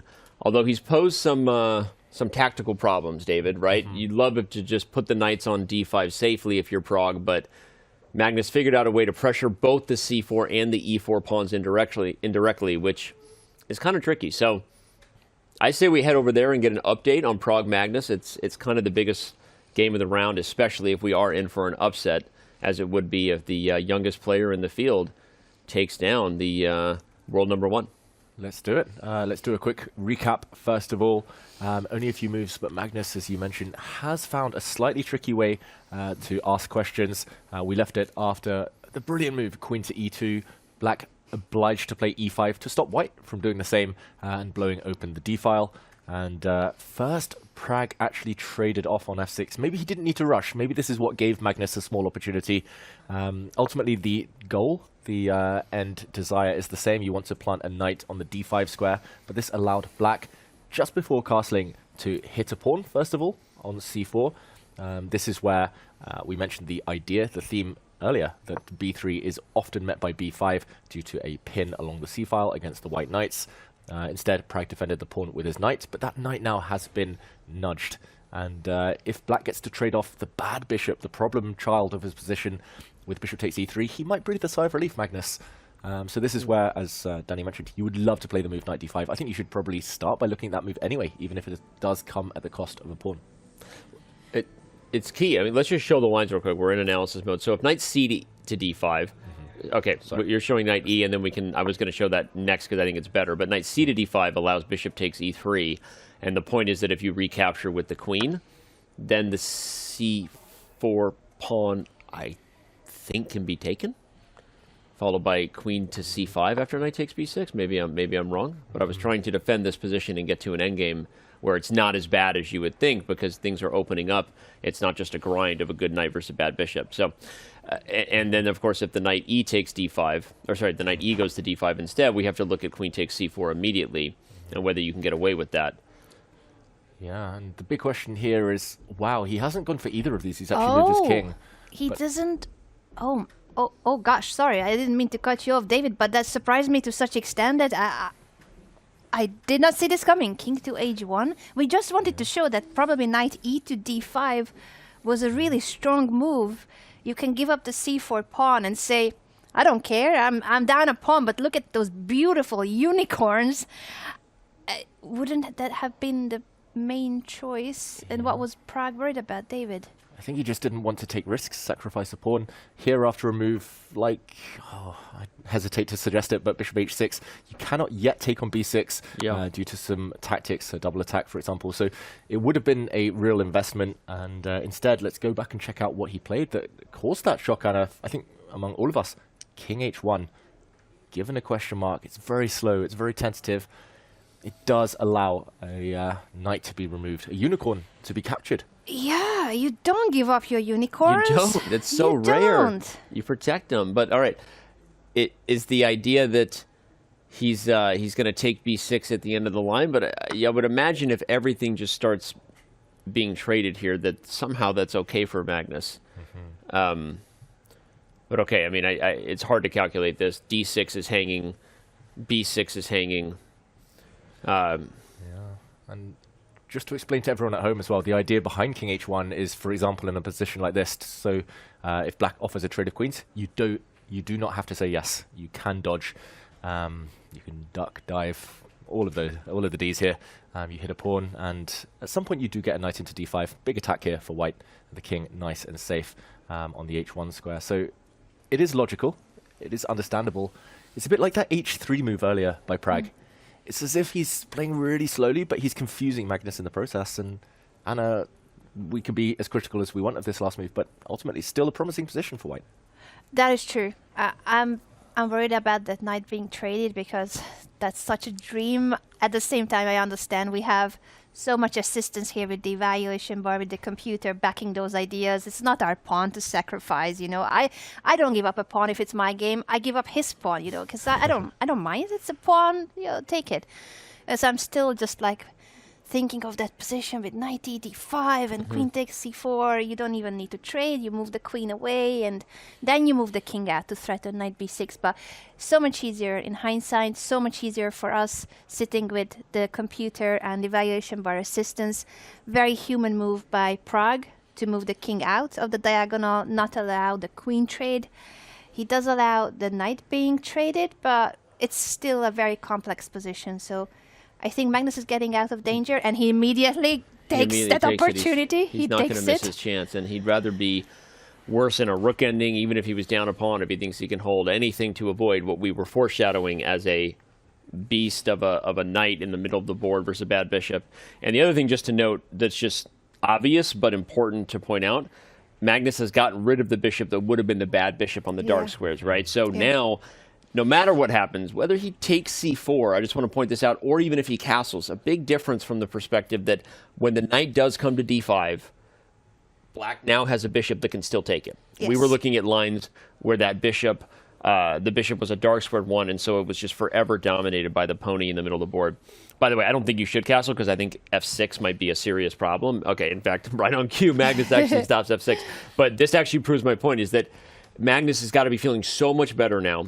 He doesn't need to play crazy. When that knight gets to d5, he will find a safe way to move the queen off of c6 and threaten to take the d5 knight with the bishop, where he's going to be worse. Like, for the rest of the game, Magnus is worse here. He's just hoping to get to Armageddon here, right? Yeah. But he'd rather be defending a worse major piece ending than an ending where the dominant knight versus a bad bishop. So just Good chess there from Magnus, and or slightly misplayed by Pragg, just enough for Magnus to get rid of that bad bishop. Yeah, and this is the Magnus effect. Often players do get good kind of promising positions against him, but they hesitate. They just assume he's seen deeper and they don't pull the trigger, and then the chance disappears. And this could be one of those cases. Yeah, Armageddon, or in Magnus' case, Farmageddon, where he just farms all his opponents. I mean, that looks more likely than ever, Anna. I know. I think this is heading toward an Armageddon, even if, obviously, like, white is still better. We're just so mourning the loss that knight was, and because it was traded for the bad bishop of black. Can we just one more time bring up as a contrast what it would have been like if he was ready to give up the c4 pawn and jump to d5 with the knight, just so that we can compare this position to what it could have been? Play knight e to d5, give up c4. Queen g4 was what we looked at. Queen g4 for the score. And yet, even now, just king h1 is king h1. You mentioned, Anna. Yeah, now you're threatening knight takes b6 fork, but even if you don't manage to do it, or even if you don't win the pawn back, the knights are so strong. You can only trade one, and I think this is the point that we should show, as Danny mentioned. Bishop takes d5, yes, you get rid of one knight, but who will get rid of now the second knight that's jumping to d5? No one. And there's, with the knight on d5, the world is your oyster. There's threats of queen h4 here, by the way, which are just like crazy. Obviously, there's a threat of knight b6 fork, but I was just, queen h4 is there, and it's actually very hard to stop the mate. If you castle, you're losing all kinds of material. So there's problems here, and very many. It's understandable, as we said. Again, you feel like you're in a spot. One of the traps that you can fall into when you know you're so much better is to not appreciate, right, that there may be only one path to maintain it, and it happens to chess players of all levels.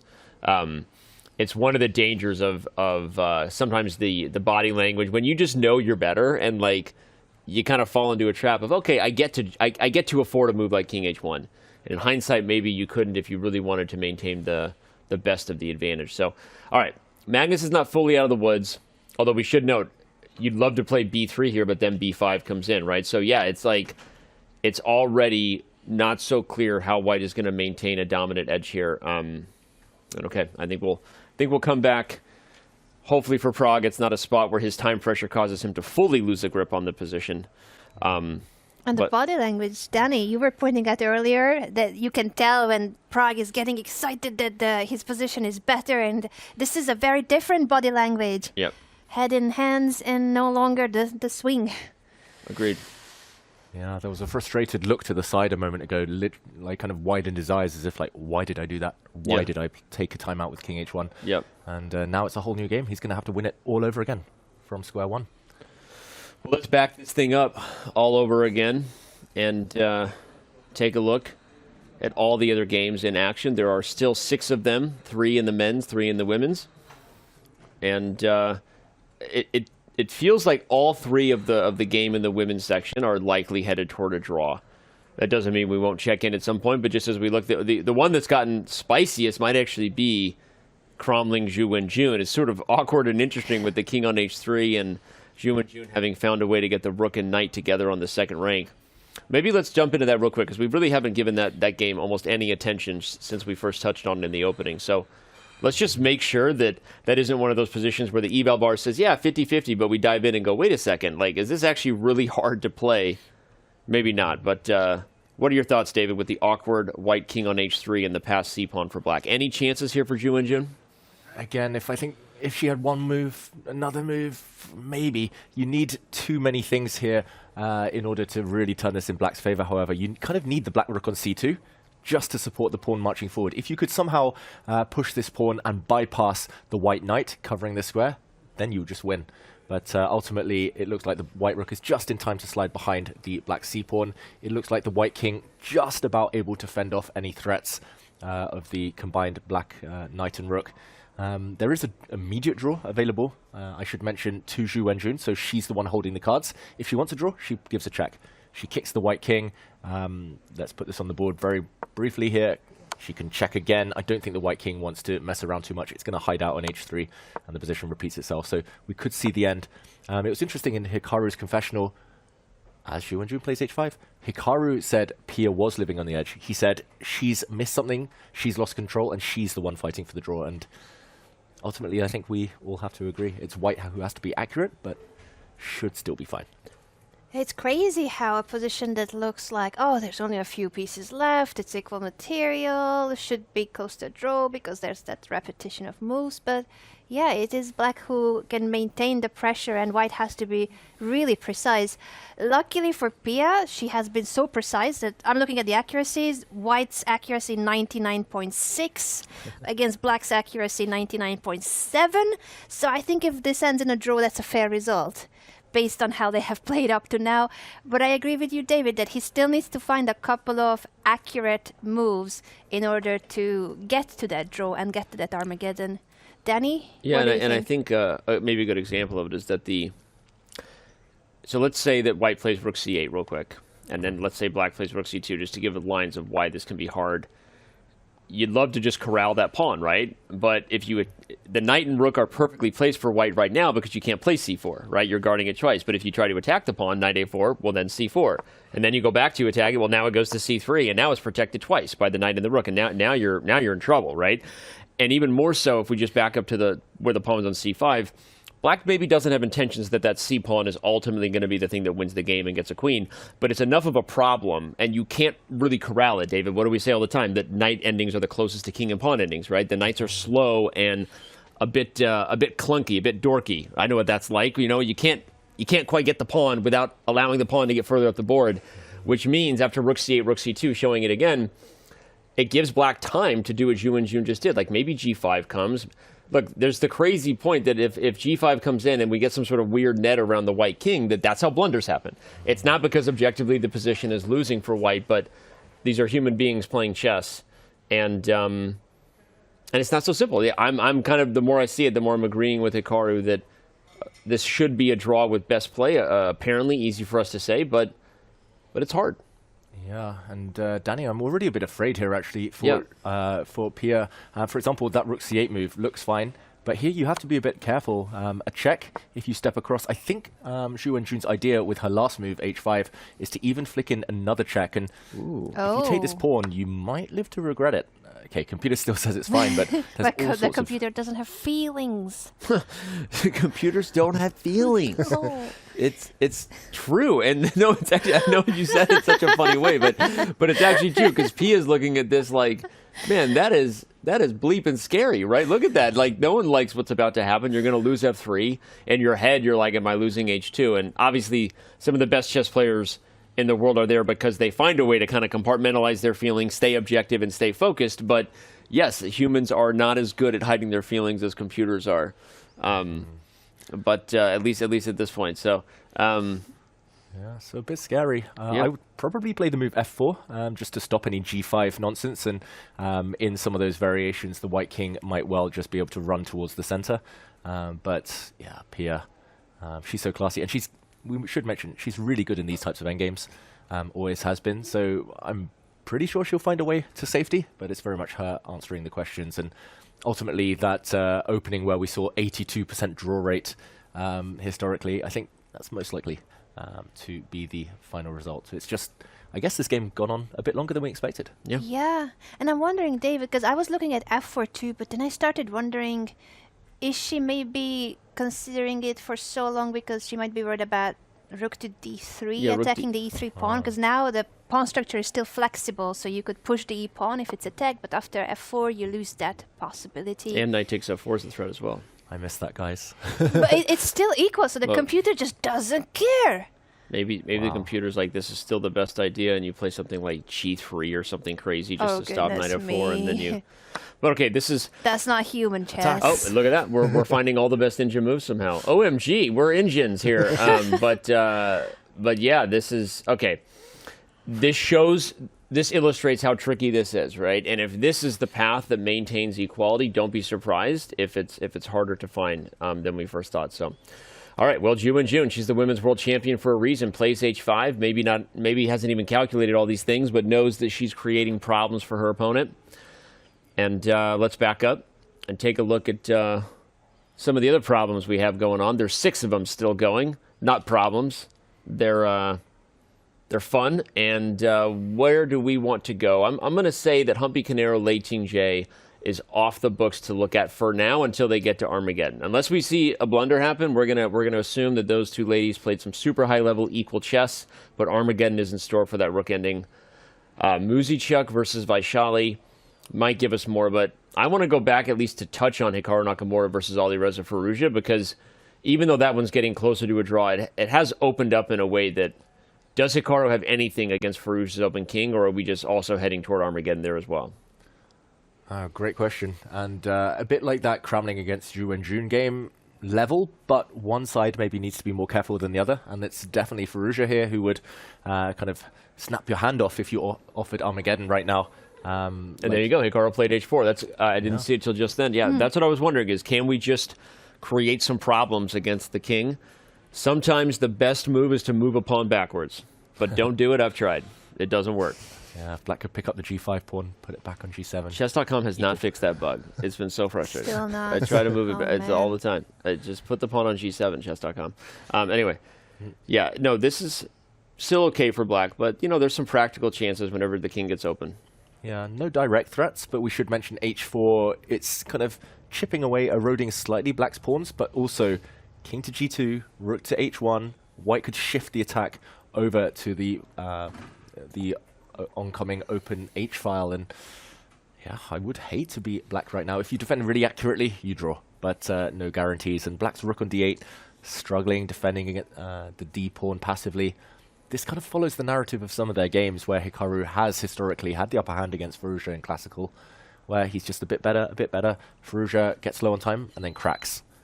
Yeah, and he has a really good head-to-head score against Firouzja. You mentioned how the type of position is also similar to those games, so I think he's feeling confident. Maybe he's heading toward the confessional to update us on the current position and the rest of the games, because he's our on-site reporter. He tells us about every single game, and also what's happening in the back room, if Magnus is eating, not eating, is there a pepperoni pizza or not. Noodles. Noodles, salad. Thank you, Hikaru, in advance again for the upcoming report, because I have a feeling that he's confident, he's feeling good. He's got maybe not so much time, but it's also not really a complex position where you need that much time for all the craziness and calculations. So good chances for Hikaru. And I think Firouzja's problem is, this is a position that you need to be defending passively. There is no active plan for Black here other than holding everything protected, guarded, defended. Or do you see any plans, Danny, that he could try? No, I think you're right. But good news for Firouzja, like you said, he's got more time, and it's also hard to see what you do after H4. The more you look at it, like, where's the next way to gang up? I mean, are you really going to play F4? Right? I don't know. So if Black is just sitting tight here, rook's doubled on the D file. You can also play tickle with the E file too. If there's chances to make a trade, you take the D pawn, I take the E pawn at some point. Not right now. So it feels like Black should be fine. But yeah, I mean, if you took all the time off the clock and we were still in this position, you'd be singing a different tune, because in time pressure, the open king, and then ideas like trading the D for the E pawn are scary, because White's rook can come can come down and swing over. So you have to be careful. But I think we'll let these guys be, because I want to back up and show that we were right to say that we were going to leave Canero and Lei Ting-Jie right where they were, because guess what? We're going to have our first Armageddon in about 10 to 15 minutes. Yay! This is the part of the day where we just black out, and 2 hours later, we've been commentating nonstop for Armageddon because we have 0 breaks, and it just rolls through. The Armageddon shall commence in about 10 to 15, everybody. Your first battle of the day. All right, but I want to go to Caruana's game with Liren. I think that's the right decision. Fully agreed. Yeah, let's go there and see the last couple of moves. Yeah, the world champion has won a pawn. Black is a pawn to the good, but it looks a bit scary. All of White's pieces have mobilized here, Anna. Yeah, can we roll it back to the moment where we were discussing how we were looking at c5 from Black's perspective, but then there was this bishop sacrifice on g7, so Liren found instead a really, really strong defensive idea, rook to e8, and that's the A rook coming to e8, because you were gonna need that f8 rook for the defense, as awkward as it's looking.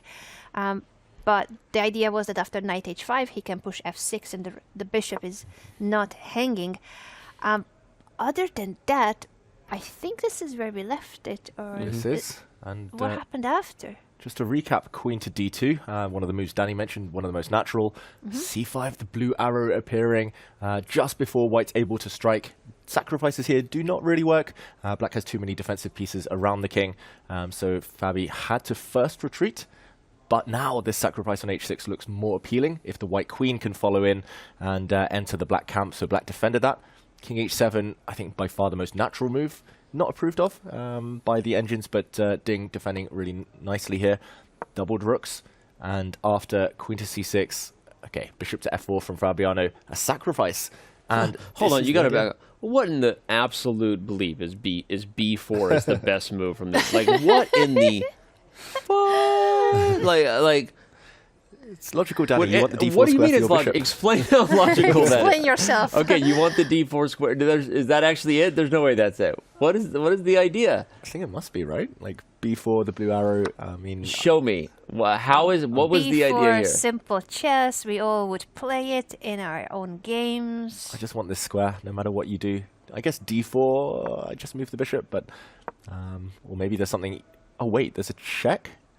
Oh, this is clever. There's a check, and if the king moves, now I take on d4. Oh, you pick up the pawn because of the It's pin on the pinned. c Okay, file. wow. Okay, back up. I still don't believe it. All right, hold on, back up. I just want to be educated here. And if I play c4, I guess you just have two connected passers. You play b5. Like, that's got to be just, like, hold the pawns. Okay. And then I park the bishop on a beautiful Amazing. outpost. And back up. And if I take b4, you're just playing bishop to d4? Maybe. I'm not sure I even take on b4. Yeah, and now knight h5 is still in the air. Especially queen takes a4. I mean, now, due to the fact I've kind of double attacked your bishop almost, you can no longer play f6. And That is scary. That is so amazing. Like, we have to. So now that sometimes the computers throw crazy shots, and after the shock wears off, and you go through the 5 stages of grief, you come back to acceptance, which is that they are better than us, and now we can explain why. Like, that's such a fascinating point to appreciate. That d4 is so key to the overall position, that all of white's abilities to access the king side start with that diagonal, and that Fabi, as to your point, David, renewed the threat by doubling rooks on the e-file. The whole idea of f6 not being possible is there now. And so I for one, love those moments, because when the computer suggests a move that is like, what? Like, but it's actually sort of principled in that if white can unlock the coordination needed to get the attack going again on the king side, it all makes sense. And Fabi didn't see it. He plays bishop f4. Not to say he's not on, I mean, we already see the live position. He might be on road to a crazy attack, but super instructive to see there. Wild. Very instructive. It And did now not knight f5. happen. Just but crazy. yeah, I was just going to say it didn't happen, but he is still going for a crazy cool idea, giving up that pawn, and the knight seems like it's hanging. It's not quite because of the pin on the e5. The rook would be hanging on e8 if this knight is captured. And there's so much pressure on the king's side. Ding has to be extremely careful here. It's crazy. By the way, speaking of crazy, we now will have 2 Armageddon starting in the next 10 minutes. Hikaru Nakamura and Alireza Firouzja have officially drawn their game. Oh. We are headed to double Armageddon, double the fun. Don't go anywhere. That action is going to kick off in about 15 minutes. Like I said, it's been a bit of a low energy day. Now it's all coming back. Maybe the chocolate's finally kicking in along with the watermelon rinds. But okay, if you're going to be lost at sea, you might as well have some good snacks, good material. That's what Queen A4 is all about, right? Ding Liren is like, well, I might as well take a pawn because my queen is helpless when it comes to defending the king side. But I've got a feeling that this is going to get really dangerous for Ding Liren before it's all said and done. Look at him in the camera as well. He looked right at us, Anna, and he looked despondent. Did. I felt like he's listening. Yeah, he heard us. He knows this is difficult. And talking of difficult, I mean, knight f5 is difficult, but findable and really clever from Fabi. He spotted this from afar. That's why I guess he was so tempted with bishop f4. But in terms of findable, Anna, rook g8, if that's the only move... Only move, rook g8? Good luck. If you don't play it, you're in immediate danger. Like, it's again one of those moves that once you are told that that's the move, you can see why, that you need more defenders around the black king because knight takes g7 or a sacrifice on h6 or both are on the cards. So you can you can then see the reason, but to come up with that without any assistance, no evaluation, no engine, no arrows on the board, and to know that that's what you have to play when there's like so many other options. Mm-hmm. Well, I was just going to say, maybe that's the thing that saves him is, as hard as it is to appreciate at first, like, what are the other options, right? We're threatening, if we're white, like, we're threatening knight takes g7 and bishop takes h6. He may find it out of necessity here, because he's not going to take f5. I guess we've shown this to the fans. We're pointing the obvious out, that you lose the rook on e8. The bishop is pinned to the double rooks. Moving the queen is helpless. So, I mean, he may find rook g8, because I don't know what else... right? Sometimes you find an only move because everything else loses in one move. So you're like, well, I found the best move because it was my only option. And on that note, Danny, out of curiosity, I checked what the second best move was. The second best move, it looks like a blunder. It's queen c4, walking into knight d6. No and just way. a fork. Third best move? No way. Third best move? Rook h8. So, good luck to Ding. Although that's an interesting move. I think rook h8 might be one. That's a human move, right? Because you're like, well, it's the floodgates are opening for white on the king side. Maybe I'm going to rush my king out. I'm not saying rook h8 is a pretty move, but I'm wondering what you do when the board has been cut in half. All of white's pieces are jumping in on the king side. The queen is helpless on a4, and yeah, Ding Liren is feeling the heat. The thing is, I feel like, yes, he might play rook g8 or might play rook h8, but even then, he doesn't have the reassurance that this position is actually still survivable, if that's a word of the day, maybe. Because survivable? Is that a is word? Survivable? Survivable? We need a word of you the day. You might just given us a word of the day. That's our... He doesn't know. He could very well think that this is already losing. Right. Because you look at this and you see all the threats and you don't see a defense. Because rook g8 and rook h8 are, even if you play those moves, I wouldn't think, I mean, I know I'm not Ding Liren, but just like to emphasize that without the computer assuring you that you are not checkmated, I don't think it's that obvious, David, is it? I mean, I would need hours at the board. He's only got 25 minutes pretty much for the rest of the game, plus a few seconds increment if he makes it to move 40. A big if at this moment, and he doesn't find it. He drops back his queen. Ooh, that looks... Okay, so now we have to analyze, are we taking g7 or h6? Knight takes g7 looks like the most forcing. Yeah. So let's do it. Knight takes g7. Let's jump in. Let's jump in. We have a knight. It's not even our knight, and we get to sacrifice it. This is the glorious day. It's a glorious day. Let's sacrifice. King takes. Bishop takes h6. Check. And I have to sidestep to the h file. And now, the only question now is, am I getting material and then keeping the pressure, or am I playing queen g5 and sliding over to h4 and keeping the attack alive that way, right? So, and h5, right? h4 and h5 are both super dangerous.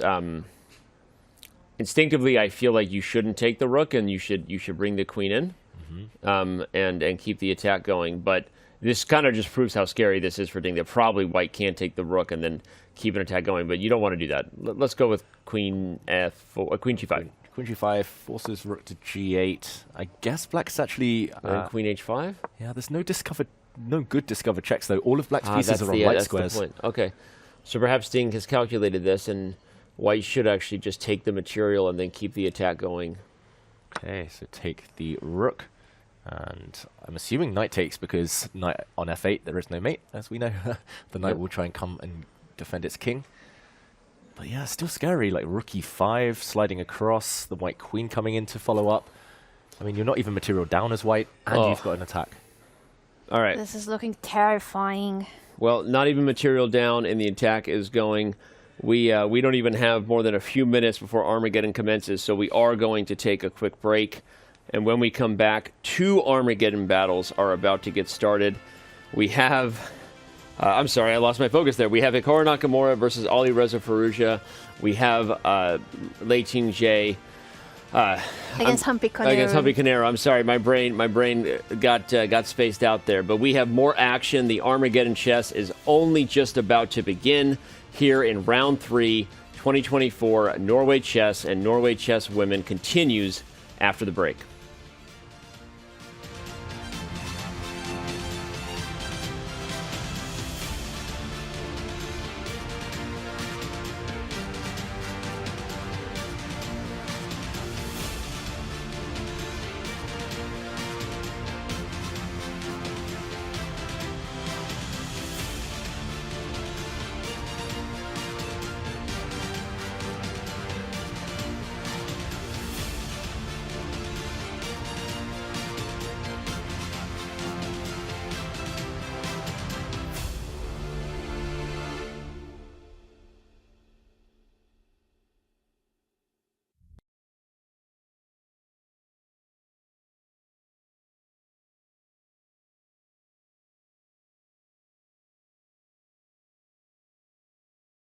I'm Levi Rosman, and I have the privilege of being joined by world number 6, the youngest ever player to cross 2800 ELO, playing in his second candidates tournament, Alireza Firouzja. Alireza, my man, first of all, good to meet you.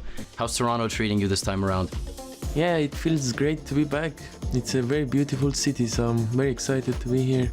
Let's start not with chess first. You made a very big mistake a couple of years ago of doing an interview and saying you were into fashion, because now every interview, somebody has to ask you about fashion. So I want you to rate how I'm looking today, 1 to 10. It's very nice too. Yeah? Yeah. My man.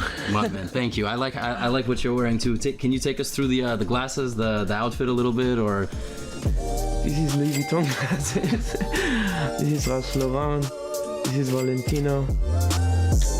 The socks, I don't know what it is. Anyway, we're gonna talk about chess.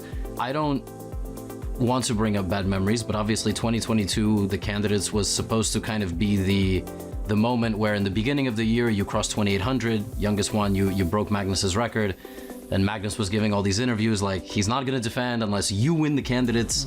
So as an outsider, I was thinking there's kind of a lot of pressure on you to win, and then you'll be playing for the World Championship. So what was the tournament in 2022 like for you? The preparation leading up, obviously going into it, you probably wanted to win, if not win, then finish in the top 2, top 3. Can you take me back to 2022? What went wrong, and then what's going to be better this time around? Yeah, I think I was just too young for the candidates. I know they're on the same age or younger even than me here also, but I think physically it's very difficult when you're 18 years old to play candidates. 14 rounds is very energy taking, and for 18 years old I was just trying to get experience, but the outside things came into the game. But it was cool because it was good. I was getting advertised so much, so whenever they talk about me on internet I like it, so even if it's negative. And for this time around, what has changed? Obviously you're older, but that's not the only difference, right? So is the training camp the same? Is it a slightly different approach? Because this is a weird candidates. There's a lot of young players. I don't know where the young cutoff is, but let's say 2021. So half the field is young. We have players that are playing in their first candidates, like Vidit, who's almost 30, Abbasov is almost 30.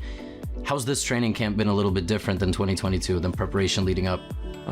Did a lot of sport to be in good shape because it's a very long tournament, so this was my only main focus kind of, because the chess part is very close always, and we have to see what will happen, but I tried at least physically to be in good shape. Cardio, weightlifting? Not weightlifting. No weightlifting? Cardio mostly, yeah. You jogging a lot, you cycling, swimming? Yeah. Is that generally what it is? What about like chess specific?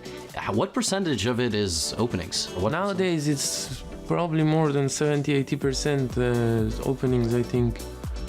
Basically out of opening you could understand the game will toward to draw or who will put pressure the whole game. This is the chess we play nowadays. Yeah, it's interesting. Whoever works more gets the results. So.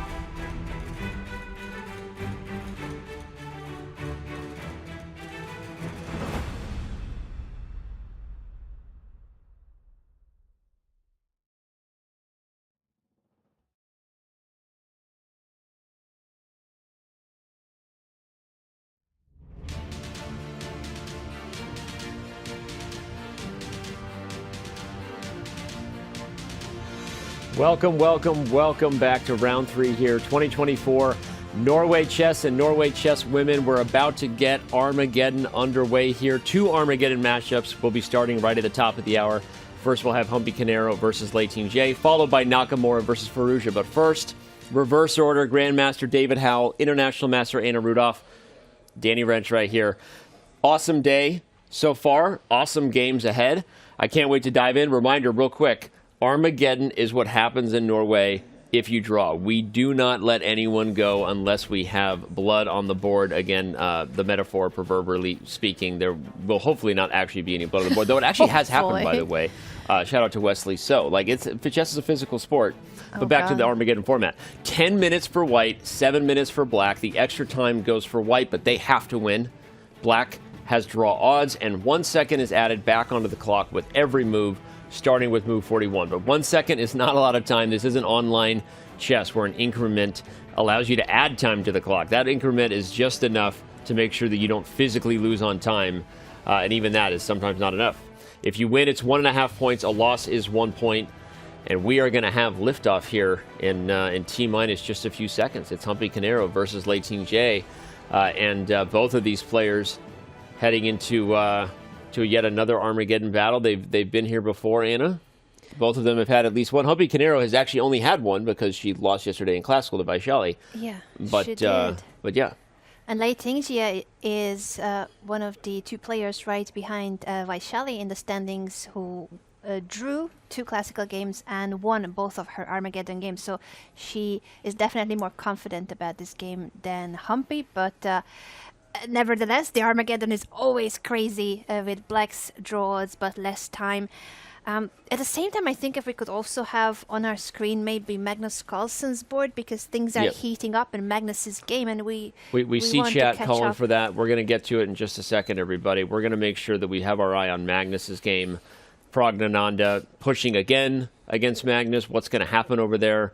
And reminder, again, David, we just talked a little bit about maybe who's feeling more comfy here between these two, maybe Lei Ting-Jie.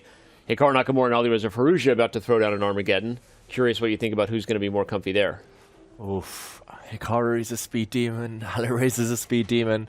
Hikaru spoke about how it's actually more comfortable to be black sometimes. But yesterday was a white day. Anna, I'm dodging the question. I think it's a 50-50. Could be a 50-50, but I think Hikaru will take it. Okay. I'm going with Hikaru for my prediction. I mean, Firouzja had the magic yesterday, though, right? He stole a victory away from Fabiano after being in big trouble. But okay, this is our first Armageddon battle. For Nakamura and Firouzja will kick off in about 3 minutes. Should we back out real quick and just touch real quick? There's a lot of changes happening in Praggnanandhaa versus Magnus Carlsen, and I know people are on the edge of their seat there wondering whether the young Indian star, the youngest player in the field, is going to find a way to get a victory. And there we go. We've got our double view so that we won't lose a moment of the fastest affair happening between Humpy Canero and Lei Ting-Jie. David, what are the updates on the left side? Essentially, Magnus is still in trouble. It's hard to estimate whether it's more trouble than he earlier faced. He's still a pawn up, at least, for now, with black, so something to suffer for Magnus. However, he's essentially playing a rook down here, Anna. Black's rook in the corner on h8, stuck. Black's king, not entirely safe. It's only major pieces on the board, but Praggnanandhaa, I don't think he's risking much, and still an attack ongoing. Yeah, I'm looking at all sorts of ways in which maybe the rooks could have even more open files, because as you said, the h8 rook of black is as if it wasn't on the board. It's not contributing at all. So if only we could take on c4 to then bring the rook to b3. I'm guessing Magnus always has some kind of a way to defend. If I guess we can't make moves, so I'm just gonna say if we take on c4 too, I think black has queen b1 check at least immediately, and maybe e4 falls. So we have to be. I think that's kind of the point Magnus has right now, is the full coordination that could happen with rooks on open files isn't quite possible with black's threats. But is that scary if then the d6 pawn falls and my rook will get to d7? I feel like you just need one rook to get in. You know, one rook, either the d rook or a rook on the b file. But just if you manage to get into black's camp, it's game over, right? The question is, can you force a line where the rook gets in? One rook to rule them all. If Yes. one rook gets in, it does spell huge danger for Magnus. That's his task, Magnus, to keep white's pieces out. By the way, look at what happened. Ding Liren didn't take on f8 with the knight. You said it, David. Knight on f8, there is no mate. He took with the rook. And that one's about to be over. gosh. Fabiano plays queen g5. Fabiano's winning, completely winning. The king is completely trapped, and the rooks are coming in. This is maybe going to be our first classical victory in the men's division. We have not had a win yet in classical chess. Fabiano Caruana, despite the struggles, what did we say at the start of the day? We said a win. Anyone can lead this tournament. Anyone can lead the tournament. He started last, and he's going to leapfrog everybody if he wins this game in the classical format. 3 points for a classical win. Yeah, Magnus started first. Magnus in huge trouble. Yeah. Fabi started last. Fabi maybe They're leapfrogging. just going to How wild would that be, right? Although They're gonna if Pragg swap. wins, he's right there as well, right? And True. And okay, by the way, Anna, you're right. Pragg says he can take on c4, inviting this queen to b1 check from Magnus. And okay, this is going to be hard. There are so many exciting games. We want to cover all of them, but I think staying in this view will make our viewers unhappy. You'd rather us at least choose and dive into one. I'm open to wherever we want to go. We're seeing rapid play over there. Praggnanandhaa worried about his time pressure, speeding up against Magnus. And Nakamura and Firouzja is officially underway as well. Should we just check in with the Pragg Magnus game and show whether Magnus is in immediate trouble, or does he have anything now with rook b4, rook c3? What's going to happen if a rook is on the c file? David, just to address I the do, but I also don't immediate want to one. miss checkmate with Fabiano. I don't know I where to know. go. We need to All right, jump go for it. Let's do this one. Very quickly from one to the other. Quick recap then. In this position, Pragg has actually followed your advice, Anna. He's trying to infiltrate with a rook. Any rook check will be disastrous for black on the back rank. Two options. You either block this attack with the black rook, or you slide back with the black queen. Maybe keeping the door closed by going back with the black queen is best in this position, just to put it on the board briefly, because you cover all squares. The queen covers any infiltration points. Rook b4, I would be a bit scared of here, just because you're trading off your most active piece. I'm not sure what the follow-up is. You cannot move the white rook because black will actually be the first to land a check. Maybe you just drop back, kind of come the long way around and argue that the black king forever is going to be blocking its rook on h8. The bar doesn't drop. This looks like a huge advantage for Pragg, but he still needs to stay calm. And Magnus, he still needs to defend accurately. It looks great for white. Hey, how is he going to defend with a rook down? It's a virtual rook down. The rook on h8 is not playing, and I think one of the key points in that rook b4, rook d3 line might be that Magnus has rook to b5, by the way, backing up the rook to some sort of square that protects the b file. But okay, again, Magnus is going to have to figure this out. We're going to have to figure out where we want to go throughout the rest of the day. By the way, we're focused on these two games in classical, as we should be. They might be moments away from delivering our first victory for the men in the classical affair. But guess what? There are two Armageddon games going. Nakamura is playing Firouzja right now, and Humpy Canero is taking on Lei Ting Jie. So should we bring up the Fabiano board in full screen just to show why death is imminent over there for black? Yeah, I think Ding's actually miscalculated a key line, a key variation. He's just missed a tactic that Fabiano's spotted and calculated really nicely. You see Ding suffering on the camera there. Yeah. Let's jump in. Just a quick backtrack for everyone at home. We were expecting just 2 moves ago, black's knight to take on f8, and the game goes on. The black knight will park itself in front of its king and defend, even if the position is difficult.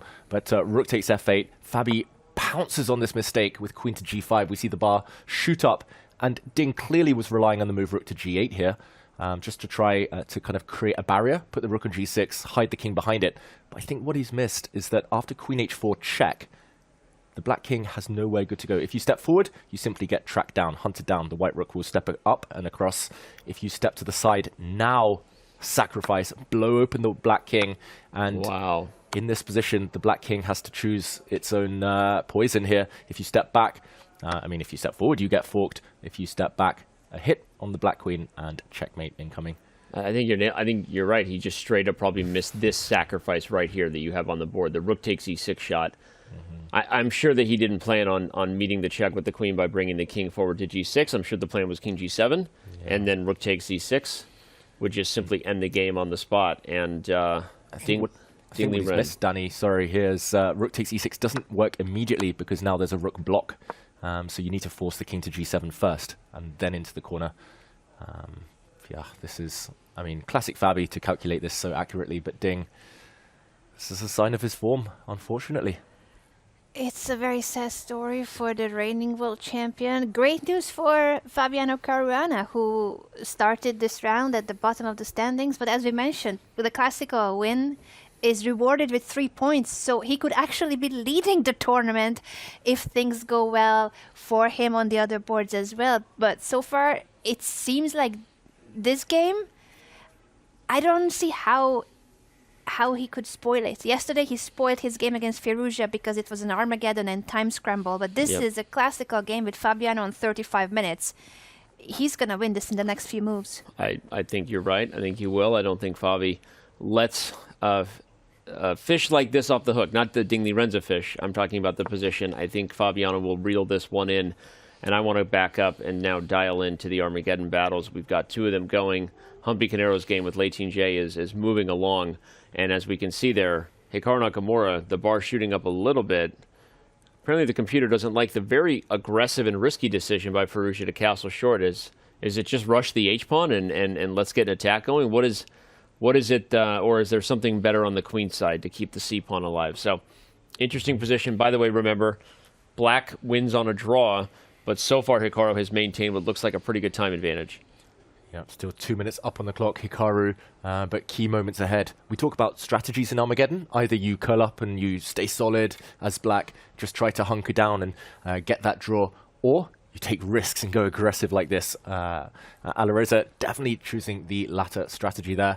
Yeah, I'm slightly bemused as to why this was given a question mark. I guess black could have taken back a pawn on c5 on the last turn. It is a sacrifice. He's now down 2 pawns temporarily for Firouzja. Hikaru maybe missing something even stronger. Maybe pawn to c6 first, and only later backing it up by taking this pawn with the bishop. But it's such a crazy position. It's going to be hard to be accurate, and that's what Firouzja's kind of angling for here. He's angling for it, but I am starting to be worried about his position and the time ticking. As we know, there is no increment until move 40, and even then it's only a 1 second increment. So if he's going to have this pressure both on the board and on the clock because of the Armageddon format, I think it's going to be really tough for him. At the same time, he's speeding up now. He calculated a long line. They both are. And I was going to say, from a practical perspective, okay, Hikaru is like, no, there's no practical perspective here. I've already calculated it all. It's concrete. But I was going to say, from a practical perspective, whenever all the moves are becoming about the side of the board where the enemy king is, you're happy. Even if you sometimes lose a pawn, because especially in blitz, you're getting pressure and human beings tend to make blunders when their king is attacked. But Hikaru had calculated all of this. Now he'll probably take on e6 unless he has another way to defend the d-pawn. Okay, no, he does. And so in the end, Hikaru's up a healthy pawn, and maybe Firouzja's pressure is really just non-existent. This is a good move, too, by the way. Get the queens off the board. There will be no checkmate attack, and then Hikaru can happily convert the extra queen side. Yeah, it's all about timing. If black got one more move in that last position, if black's f8 rook were able to kind of hop over to b8, so both rooks bearing down against the white king, then great compensation. Just no time. The small margins at this top level, but that's why, as you say, Danny, great move. Hikaru playing tempo by tempo, bullying black with the idea of trades. And rook c6, a self-pin, and the blue arrow makes an appearance. White, and it's the move that's human too. Hikaru doesn't even need a lot. For it. He just immediately going for it. It's such a great point that how much the time makes a big difference there, right? If the black rook had been on b8, the other rook had been on b8, there would have been no queen to e4 for Hikaru because of checkmate on b2, which would have meant a completely different type of game where Firouzja has all the practical pressure you would need to justify the pawn sack, but you don't have that time. Now Hikaru is up 3 minutes again, speaking of time, on the clock. And I guess Anna called it. Hikaru was the favorite in Armageddon. Looks to be completely in control of this one. It would take a big blunder, I think, to change that. And you know who else is seemingly fully in control of what's going on? His name is Praggnanandhaa, and he's playing against the greatest chess player of all time. World #1 Magnus Carlsen is in deep trouble. We only have missed the last 1 or 2 moves, but it's only getting worse for Magnus. He traded off the rook, giving up the b file. If we can just bring back later, maybe the... Oh, sorry, I forgot that we have another Armageddon that we need to catch up with. There's so much going on, I'm getting too excited. There's only 2 minutes on the other Armageddon battle, too. We're going to have time to get back over there to Pragg versus Magnus. And Liren J looks like No, it looks pretty equal. I think she's done her job, I guess, as black to keep things level. A draw would win this for her. And time scramble will be mutual. Both sides now under 2 minutes. So, okay, we've got 2 Armageddon battles. Probably one of them is clear for Hikaru Nakamura. What can we say real quick about the position on the right here, David? It's just very blocked, very level, really stodgy positional play here. Lei Ting-Jie, I love what she's done. Yes, she's got a slightly weak H-pawn as black on the right board over here, but she's got everything under control. That's what you need. Ultimately, though, I think the clock will decide. It's the faster player, the trickier player. Humpy needs to be quite creative, I think, in order to win this one. But yesterday, her Achilles heel was the clock, even in classical against Vaishali. So yeah. In terms of blitz, I feel like Lei Ting-Jie might be the sharper player, and right now still under control. Under control, but wait a second. She's now down 20 seconds, so I don't know. I mean, it's starting to get a little bit different. I'm liking Humpy Canero's position the further it goes. And Lei Ting-Jie getting under time pressure here. That actually looks like a really bad transition that happened there because the H5 pawn is super weak. White's pieces are perfectly coordinated. I'm liking Humpy's chances more and more. By the way, Hikaru... Ooh, she's just dropped a pawn. Knight takes F7. Sorry there. Just straight up. Lei Ting-Jie hangs a pawn and not spotted. Humpy didn't see it. Wow, this is what happens. Armageddon. Armageddon. Welcome to Blitz Chess, except it's even harder because it's more complicated. And yeah, talking of pawns, Hikaru just a clear pawn up. He's trying to open up some Anastasia checkmate ideas against Firouzja's king. Firouzja, yeah, he's really up against it. No time on the clock. Pawn down, Anna. And we... Yeah. We are moments away from going back. You're right, Anna. The Pragg game versus I'm just on the edge of my Magnus seat because there's so much going on everywhere. There's so much going on everywhere. Again, you should go to chess.com, pull up all the games yourself. If you're still watching this on Twitch or YouTube or even worse, TikTok. Oh my gosh, wherever you're watching it. No, just kidding. We do appreciate our communities wherever you choose to tune in. But you might want to go to chess.com. We got all 6 games up again. Because we have 2 in Armageddon, there are still 6 battles going. Canero and Lei Ting-Jie drew their classical game. That's why they're battling there under time pressure. Hikaru and Firouzja was the same. But, wow, Pragg brings the queen back, and he's moments away. I mean, this is such a nightmare for Magnus. Yeah. He's setting up a winning pattern on the b file. Once the queen gets to b1, he's threatening rook b8 check, rook b7 winning the queen. So he's threatening a very immediate win. And what can Magnus do about it? It's unstoppable. You can see Magnus's body language. He's almost given up. Huge win, potentially, by Pragg. If you play h6, you don't have time to get the king out? Ooh... H6, Queen D5, maybe. That's the problem. Queen D5. Although there will be some checks on the back rank, on the first rank. No, but I think that's it. Queen D5 is the threat I didn't see. Okay, so, all right, take a look, everybody. This is Norway Chess. There's just, it's wild. We've got Armageddon insanity along with classical chess upsets with Praggnanandhaa moments away from beating the hometown hero. The Norwegian world champion, Magnus Carlsen. His classical chess struggles, as we've said, continue here. Yeah, classical chess, a struggle for Magnus. In the meantime, Armageddon, a struggle for Firouzja. Pawn down, 30 seconds now left on his clock. And he hasn't yet reached move 47 moves to make in 30 seconds. And he's a pawn down. And he's facing one of the greatest technicians of our time, Hikaru Nakamura. And I think that's going to be a wrap. You're right. I think Hikaru is going to take this one. By the way, Humpy Canero won her battle versus Lei Ting-Jie. So shout out to Humpy Canero there. Lei Ting-Jie loses her first Armageddon game. She had won 2 to this point. She was tied for second with Zhu and Jun coming in, both of them chasing the youngest player in the field, Vaishali. But Humpy Canero goes from last place to right in the thick of it with that Armageddon victory. Congrats to her. And in the meantime, yeah, I mean, where to look? There's so much action all over the place. Hikaru's slowed down. 3 minutes now. But such a time advantage. He can do this. He can invest a bit more time here just to make sure that he's playing the most precise continuation. Extra pawn, very active pieces, more time on the clock. He's got everything he needs to win this Armageddon game with the white pieces. Look at the control, just putting his pieces, parking them on protected outposts. Hikaru's taking zero risk here. He's going to activate the white rooks, activate the white king even. If all the rooks disappear from the board, white simply wins. Just like Danny said earlier, knight endgames are similar to pawn endgames. Pawn up simply for Nakamura outside pass pawn material. And here we go. Open file domination from Hikaru Nakamura. Magnus, though, on the camera looks almost ready to resign. Yeah, I know. I was going to say the same. He's looking at the score sheet like, where did I go wrong? Kind of look on his face, isn't it? I agree, and I thought he had just moved, but you're right. He was looking at the score sheet.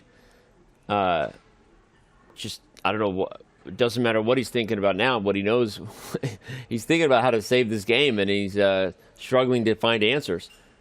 Alireza in 1 second, and he needs to make 2 more moves to get increment. Alireza 2 more moves with 1 second on over the board chess.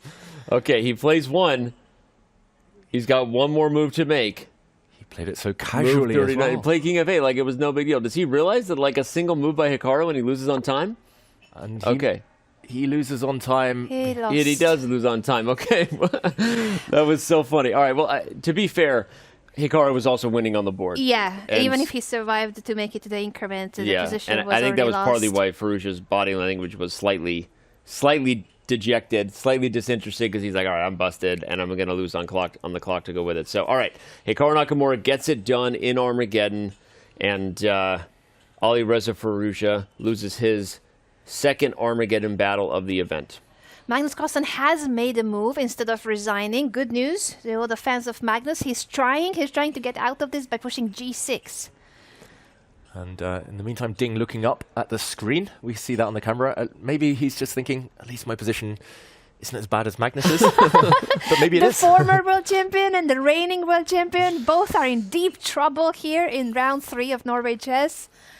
We went from not having a single classical victory just yet to likely about to get 2, not intending to jinx either player, potentially on the verge of winning.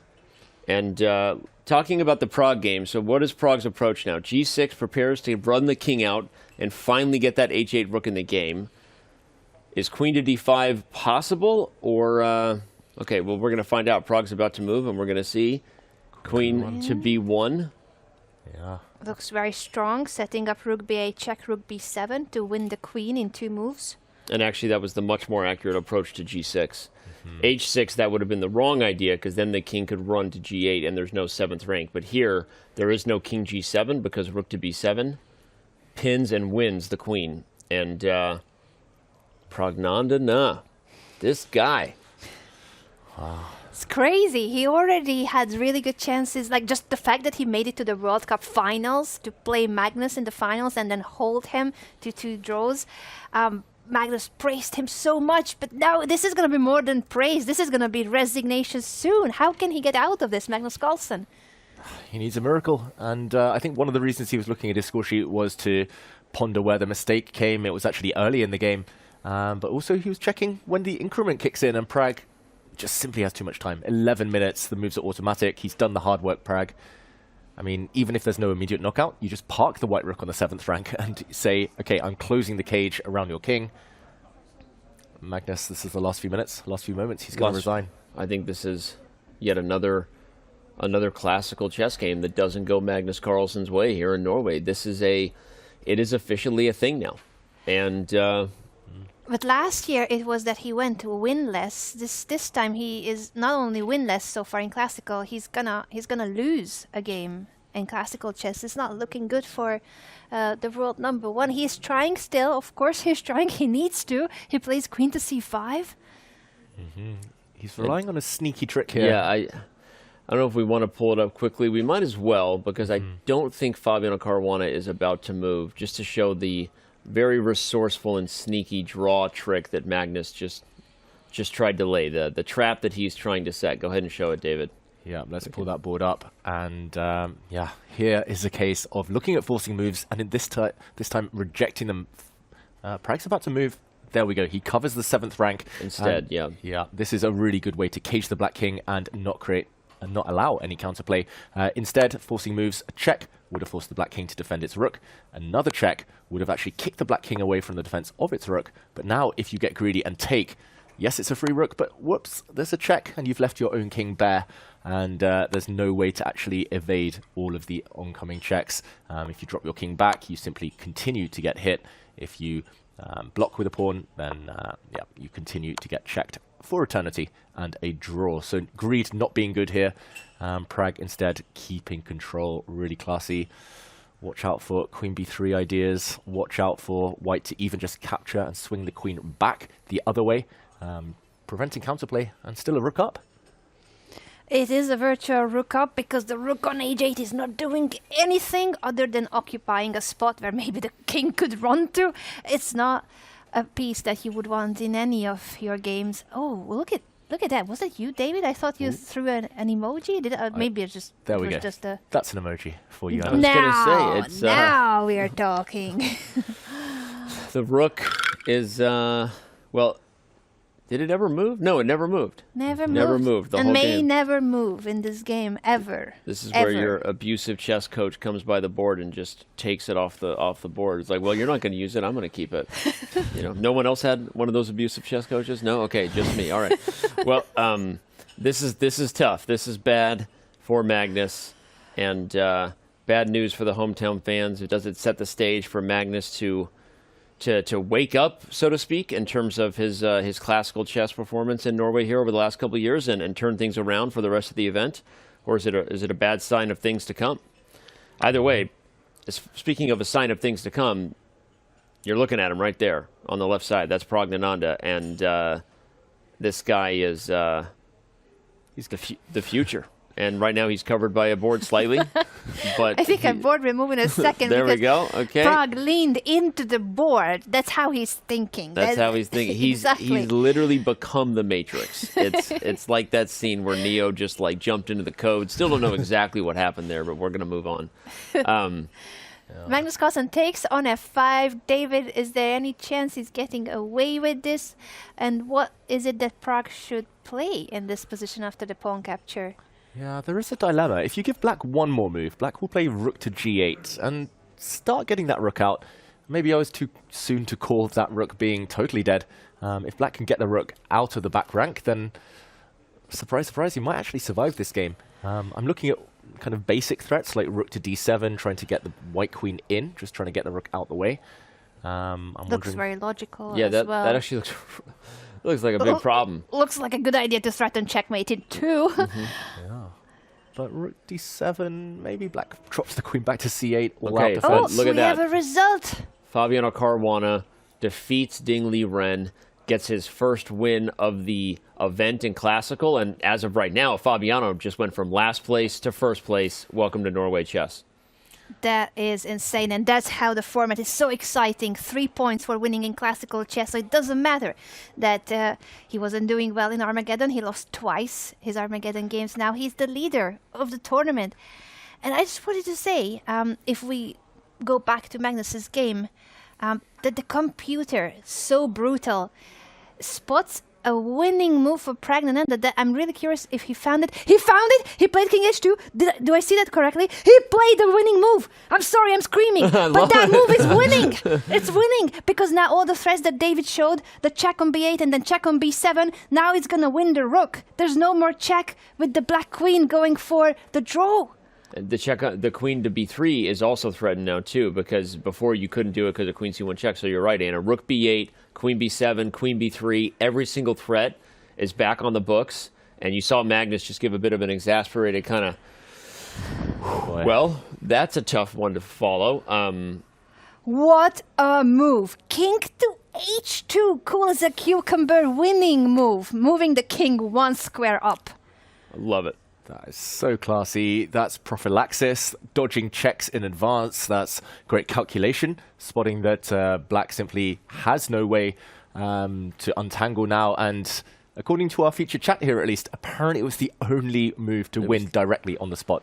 The only way to win in one move. King h2 might be a move that forces resignation. Somehow I doubt it. I think we'll get one more, but I wouldn't be surprised. That's why the hype was real. It was a star. A star is born.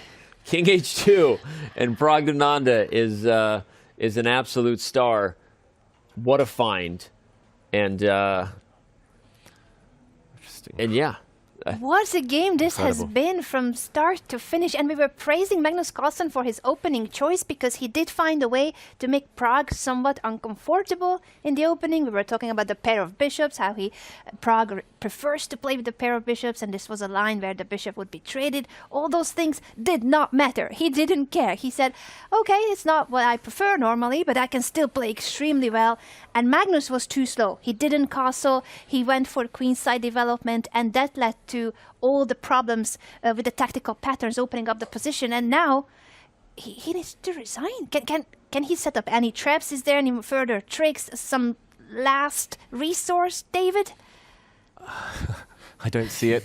David, you're on the spot. Find it. No, I agree. Find the inexistent move to save the game. I mean, first of all, incredible accuracy by Pragg. I saw a graph a moment ago showing White's advantage. That was really actually emblematic of how smooth he's been, how consistent he's been. Look at that. White's been better throughout, and it's only grown the advantage. What I would try, I think, if I were Magnus, just to try and prolong the fight 1 or 2 moves longer, Anna, I would ask one last question. Maybe play the move Queen c6 to rule out one of your threats, just to stop Rook b8, followed by Queen b7. I Makes cover sense. the b7 square. But, I mean... Queen b3. Queen b3. That's the other move that was coming. And Threatening checkmate in one is to block. also pretty cool. I have to block. Queen e8 loses the queen, so if you block, I assume you just take d5 and keep marching forward. Yeah. You can check on b4 or a3. Like your check, Anna, and just jump Check in. and get into e7. Yeah. Okay, yeah. Even more efficient.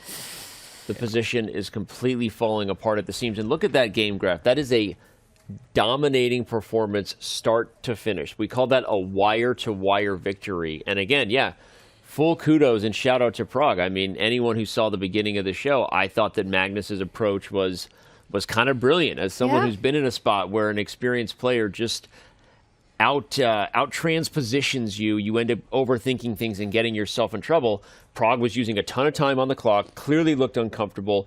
I think Magnus even had said himself in his first confessional visit that he kind of liked what he had gotten out of the opening, but he also acknowledged it was a provocative choice, it was an edgy choice, and when Pragg found it, he never looked back, as you could see.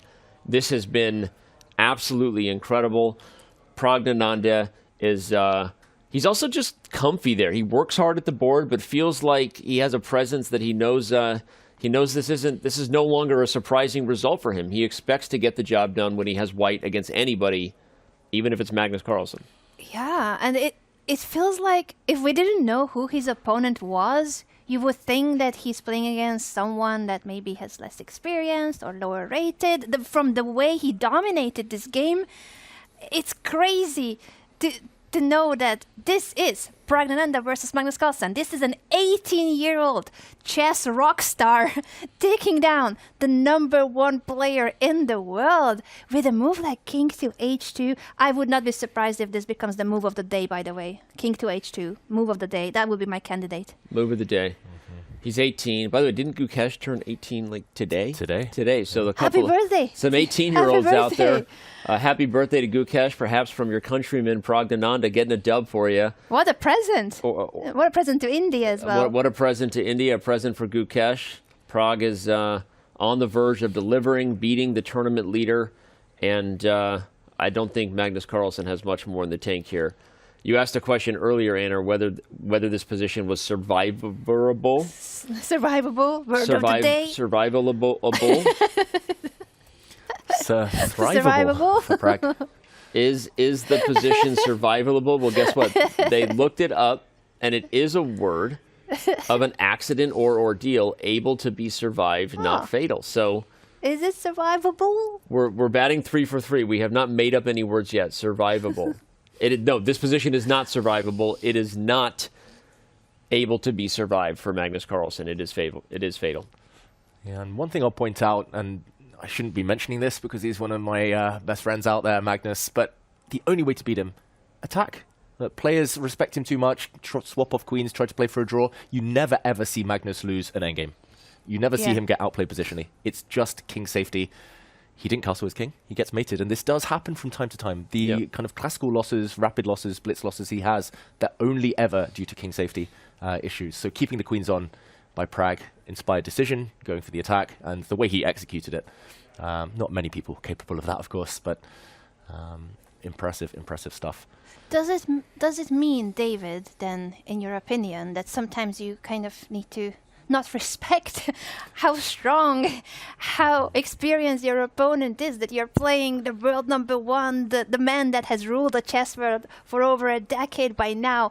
You somehow need to forget all those titles and just go and play always one move at a time. Is that the recipe? As much easier said than done, of course. I told you, if Magnus could just show up in a mask and they didn't know they were playing him, maybe they would launch more attacks. No, but David, I agree. It's easier said than done, of course, but you have to be aggressive against Magnus Carlsen. It's the only way. And it's paying off for Pragg. He has he's known one speed in this game. And that speed, I believe, was like 178 miles per hour. It was speeding. It was illegal how fast he was going, and Pragg has kept his foot pedal to the metal all game. And 3,000 miles an hour, this one. I'm actually just remembering, I was going to mention Qatar Masters, where Magnus lost to a far lower rated player. He got attacked, checkmated pretty much. That was also a hedgehog. So Magnus, maybe the hedgehog isn't his favorite animal after all. This opening coming back to bite him. Interesting.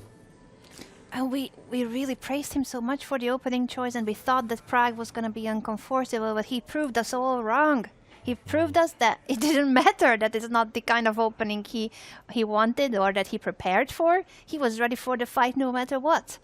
I love that they are so disrespectful in a way, that they go for it. These youngsters, Praggnanandhaa, Gukesh, they're showing that it's the best approach against the experienced top players of the world, that you just... Oh, I thought that was resignation for a second. Rook to g8. The king almost fell, but it's rook to g8. It does lose the rook, I believe, so I'm not sure what the trick is. David, you spot something? You cannot check. I thought it lost the rook as well, but if you check, the black king hides g7, h8 into the corner. Ah, okay, yeah. That's okay, clever. so it doesn't lose the rook. Yet. It doesn't lose the rook yet.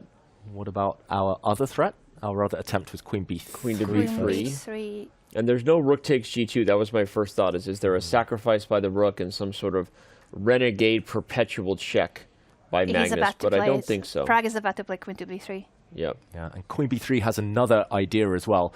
If, for example, black blocks with d5, then you give the check. And if king g7, then you slide the white queen across to g3. Oh, nice. So there's actually very, very pretty that the g5 will be then crucial. Queen to g3, picking up the rook on g8. This is, I think, just the last attempt by Magnus Carlsen, whether Pragg will play the winning move, and he does. Queen to b3, threatening checkmate on f7, and there is no defense for the world #1. This is it. Game over. I think he might play one move more, perhaps, or not even. What do you think, David? d5 and then see what happens, and then resign. d5, but now, as we mentioned, this check is decisive. The black king cannot snake its way into the corner. If the black king tries to enter the g-file, there will be another check, a second check from a new angle, and game over. Magnus, he's trying to keep his poker face. Normally we see more head shakes from Magnus, but I think he respects how much Pragg, how accurate Pragg has been today. Yes, he definitely respects him a lot. And wow, takes h7. Pragg takes the pawn on h7 instead of the check that we were expecting. No, but this is great. Threatens checkmate in 2. It's perhaps even stronger. With queen to b8 check. There were multiple ways of winning. Multiple ways of winning. Magnus maybe plays queen d6, maybe resigns. Queen d6 is met by queen to b7, because then there will be no more rook sacrifices. On g2, and there you go. Magnus Carlsen has resigned. Praggnanandhaa has beaten the world #1, the former world champion but greatest player of all time, arguably.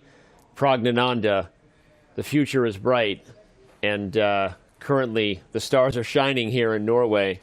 The youngest player in the field gets it done, beats the tournament leader. They're discussing something about the variation, but either way, India is discussing whatever party they're going to throw now. For Gugesh's birthday, for Praggnanandhaa's win over Magnus Carlsen, Vaishali leading the women's event. There's so many reasons that they need to celebrate. Absolutely wild. Praggnanandhaa and his sister, by the way, getting it done here. Vaishali is leading the women's event, if you didn't know that. She was the first to get a victory in classical chess yesterday over Humpy Canero.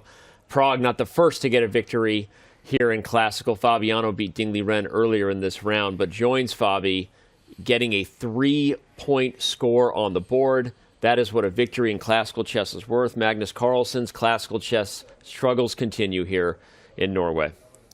Yeah, and with this, Praggnanandhaa will be the sole leader because Fabi was half a point behind the rest of the field. So the 18-year-old youngest participant of the entire field is the sole leader after 3 rounds. Obviously, we still have a few games underway, but to win at classical chess against the greatest player of all time is quite a feat.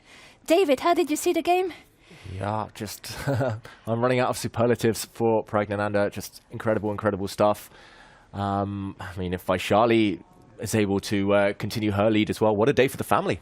But yeah, Magnus, maybe a bit of a wake-up call. He needs to start motoring in the classical portion. Armageddon wins, as many as there are for Magnus here in Norway Chess. They're not enough. This is the format. They're not enough to keep the pace if people are getting it done in classical. As you said, 3 points for the victory takes Magnus Carlsen from first to second to last, just like that, ahead of only the current world champion, Liren, whose struggles do continue, of course. Wow, this is just, it's been wild, because the other thing just to call out is that the men's division is now done. The women's division still has 2 games going in classical as we speak. We probably have 2 more Armageddon battles ahead here, and the men's competition is already closed up for the day. It happened so fast with the Armageddons at the same time as Magnus was playing. It didn't even occur to me that that was it. The standings we saw is the standings. The only 2 games are in Norway Chess Women, so it is official. Praggnanandhaa is our sole leader. The reigning world champion is last at the moment, and the world number 1 is penultimate on the standings. They are not doing well. It wasn't their day today. They both lost their games in classical chess. Yeah, the big question for me is, when will we ever see a black win? Yesterday, White won everything. Today, White has also won everything in classical or Armageddon. And now it's up to Vaishali or Zhu Wenjun to break that trend. Hikaru jinxed it. He said, with White, it's difficult these days. You've got to be creative. But the players are finding a way. And these are the 2 positions we're left with. Do you think he was just setting it up so that it would unjinx what we caused here in the booth? Quite possibly. Maybe trying to take the pressure off himself. Kind of like somebody else who wore a shirt for a reason to jinx and ensure that there would be no openings of the opening on his shirt, and it worked out. Hikaru Nakamura claims that it's harder to play White at the highest level, and all White does is get victories today. Yeah, you can zoom in there. I mean, if I won't let you do it. The point is we had no French openings. That's the point of the shirt. We can move on. All right. Well, wait a second. Your point is that there were no French defenses, and White is winning all the games. So maybe they are regretting not playing the French defense. Okay, we have a lot more to discuss on this topic, but we have 2 more games still going, which means we have a lot more chess ahead. I'm not sure that either of those games are going to get a victory in classical, which means we might have more Armageddon. It's going to be tough, but okay, we have analysis of these games coming when we return. We also have interviews when we return. We're going to take a very quick break. Crazy stuff today. Praggnanandhaa beats Magnus Carlsen. What a victory there for the youngest player in the field, now the sole leader in the men's division. Will his sister stay there as well as she continues to try to squeeze something as black here against Anna Muzichuk? So much more ahead here in round 3, 2024. Norway Chess coverage continues here when we return.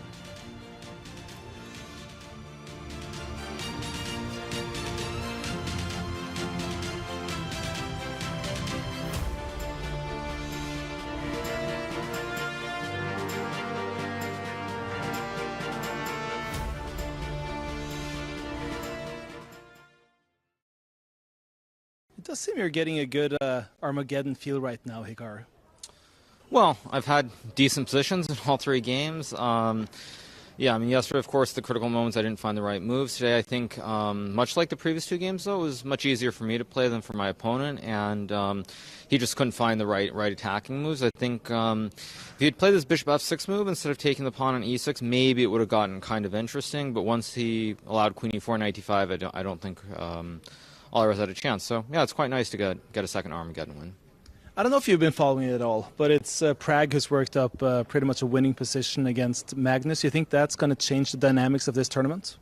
Well, I mean, I wish Magnus would take these chances against me or against, like, Fabi. It seems like, I have this theory that when Magnus is playing the younger kids specifically, he wants to sort of prove a point. He wants to go after them and try to beat them. He takes far more risks than he does against us old folks. So, yeah, I'm not surprised, but actually, in between the games, like when I was upstairs, Alireza and Ivan Cheparinov were there too, and we were very, very impressed by his queen h5 and rook f3. I know there were other ways for white to be better, but we all thought that it was very machine-like, and he's just played a great game, it looks like, and yeah, he's going to win. He played queen b1, so he's going to win the game, I think. Thank you, Hikaru. Sure, no problem. Fabiano, I think we can safely say that you found a good day to go to the confessional for the very first time. Yeah, I mean, I was happy with the opening. I got him in my preparation, and yeah, that's why I decided to go, and it worked out. So, after your confessional, I was also speaking to Miguel about how it is to actually try to find these kind of novelties in today's modern chess with all the computer evaluations and everything that's going on. How good does it feel when you have a plan like that? And sure, you're not getting a winning position, but you're actually getting play in his favorite line.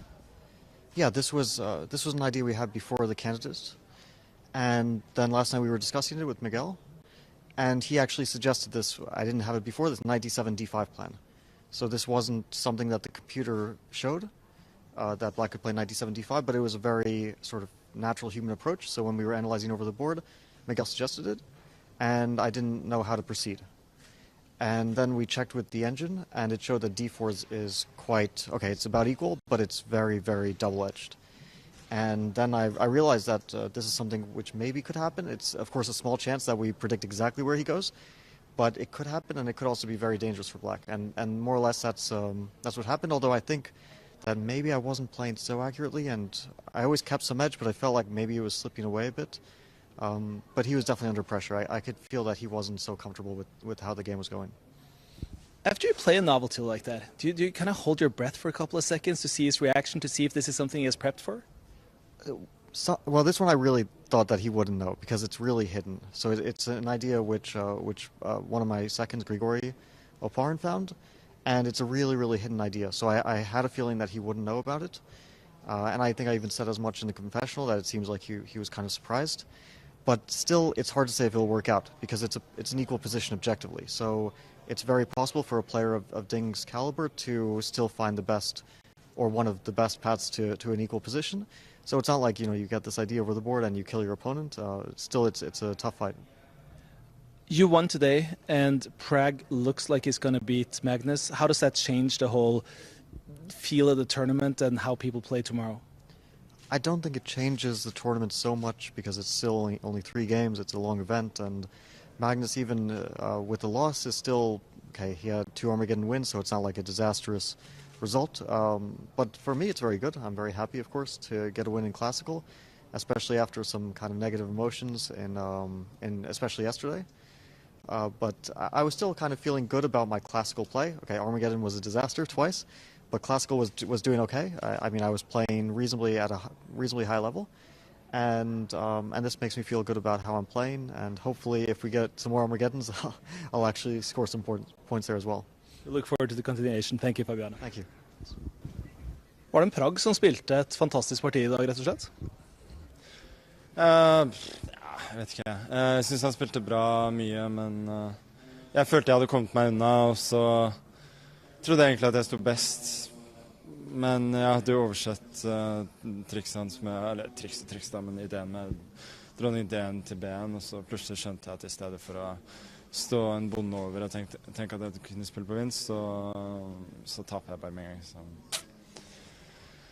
Ja, det hadde han åpenbart sett bedre enn meg, men sånn, ellers så var jeg synes jeg over så mye, det var et dårlig parti, men ja. Han så åpenbart taktiksene bedre enn meg I dag, så det var fair nok at han vant. Blir de 2 Armageddon-seierne du har fra før ekstra viktige når du går på en dagsmiddag? Jeg håper jeg kan spille litt bedre fremover i hvert fall. I dag var ikke bra nok. Hikaru mener at du tar flere sjanser mot unggutta enn du gjør mot de der gamle revene, sånn som han selv. Er du enig i det? Kanskje, men jeg tenkte det var fint å fighte i dag. Og jeg synes ikke jeg fikk noen dårlig stilling fra åpningen heller, selv om jeg spilte feil senere. Takk for at du har det tid, Magnus. Vi gleder oss til i morgen. Jo, takk.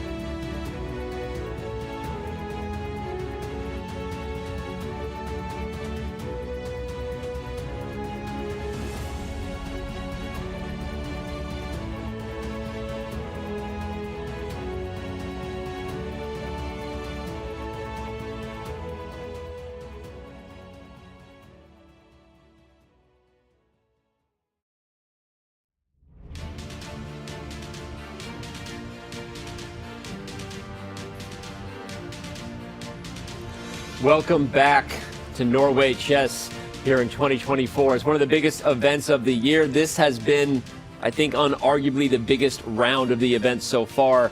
And we are now joined by a very special guest who gets, fair to call it, one of the biggest victories of your career, maybe the biggest to date. What do you think?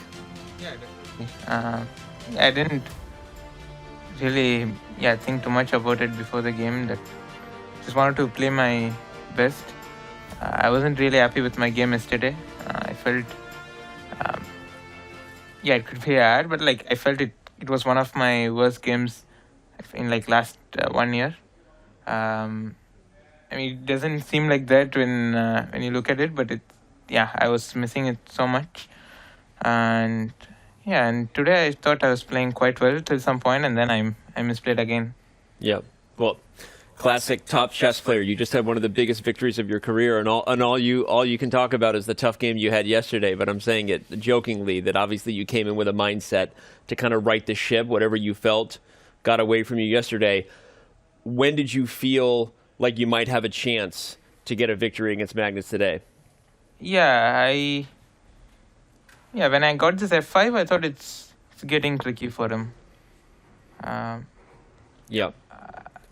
I mean, maybe it's still fine, like Queen D7, Bishop G5. I don't know how Black should continue. What he played, I thought was very logical, and that's what I was also expecting, but I don't know. Computer says Queen D7 is wrong, so I guess there's something else here. No, it likes the way you played it. Apparently, Black needed to play E5. For F5. Okay. Yeah.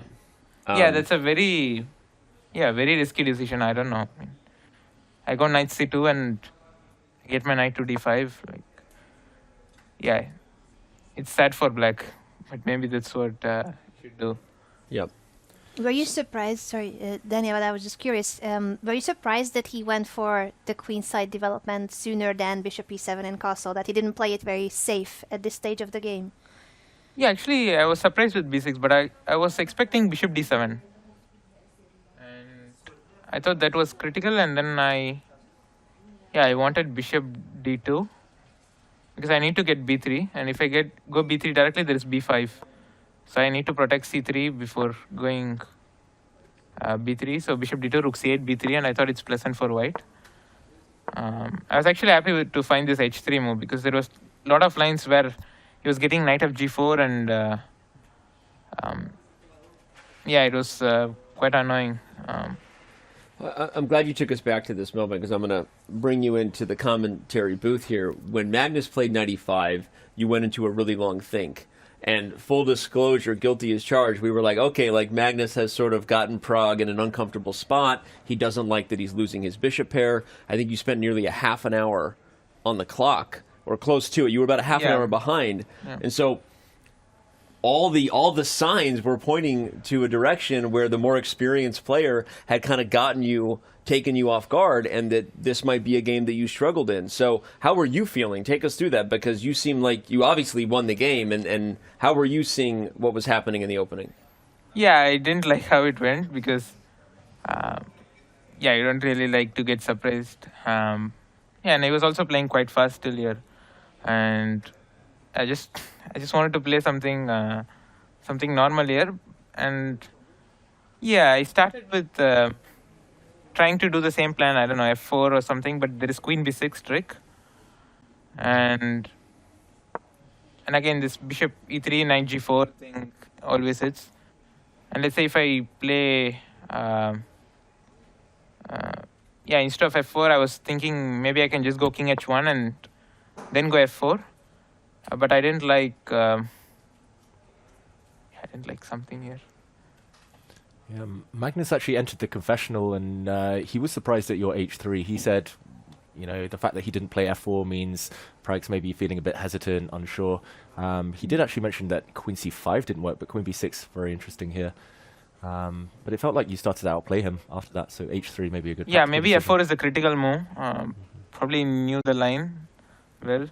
But I wasn't sure how to continue. f4, queen b6, the lines were very complicated, and I thought I could easily get a worse position there without this bishop on dark square bishop. I thought h3 kind of keeps the position as it is, and he doesn't get any immediate break. So I was kind of happy with that.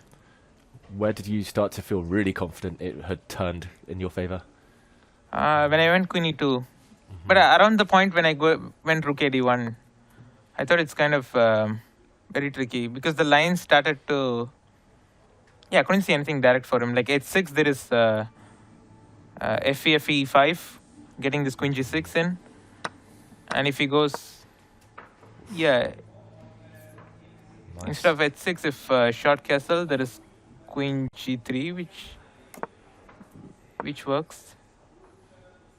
Again, I have e5 threat, bishop h6, and it's also he can't move the rook on f8. There are many problems in this position. Tough stuff for Magnus, but you acknowledged, I guess it's kind of funny, so we weren't wrong to think that you were feeling uncomfortable, right? But you kept your composure even after playing h3 and kind of knowing that, you weren't so sure about the move orders.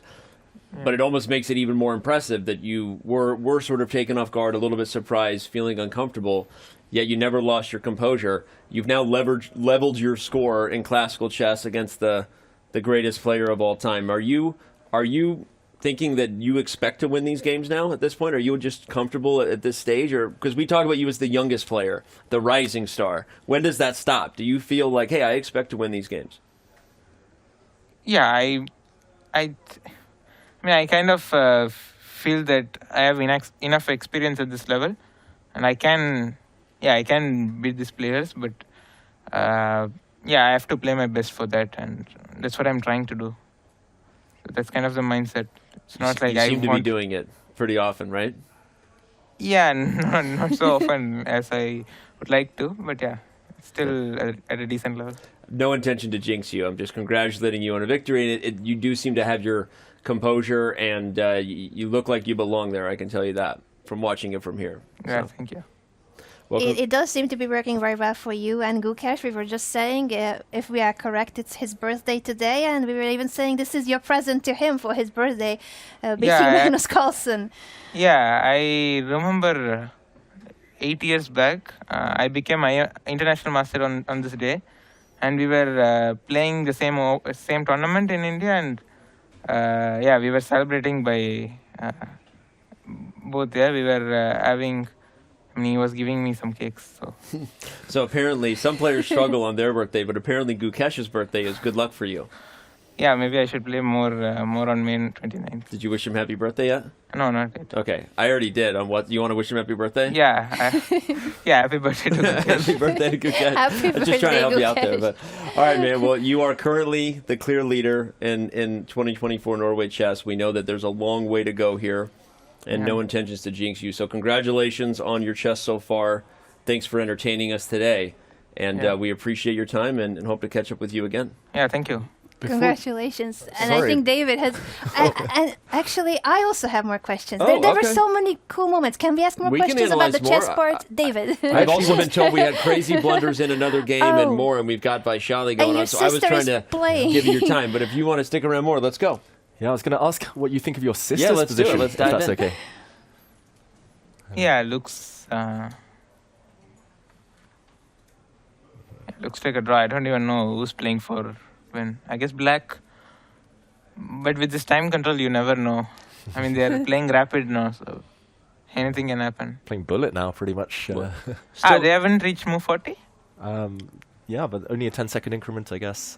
So they are playing rapid, kind of. Yeah. Have you spoken to her about the tournament? I mean, she must have been feeling great after yesterday. Yeah.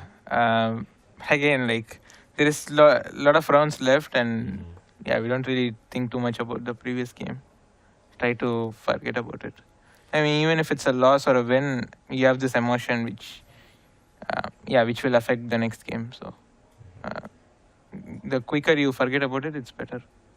Very wise words, and I think a lot of us wish we could do it as well as you do it after yesterday's game. Yeah, I also struggle with it. Yeah, sometimes I do. It doesn't seem like that much of a struggle for you when you come back with a win against the world #1. Is it okay to ask a few more questions about the game, actually? Because I forgot how many crazy more positions were there. For instance, the moment when Magnus had his bishop on g5 and he was threatening to capture your knight on e3. And we were wondering if you were considering to jump to was d5. So bad.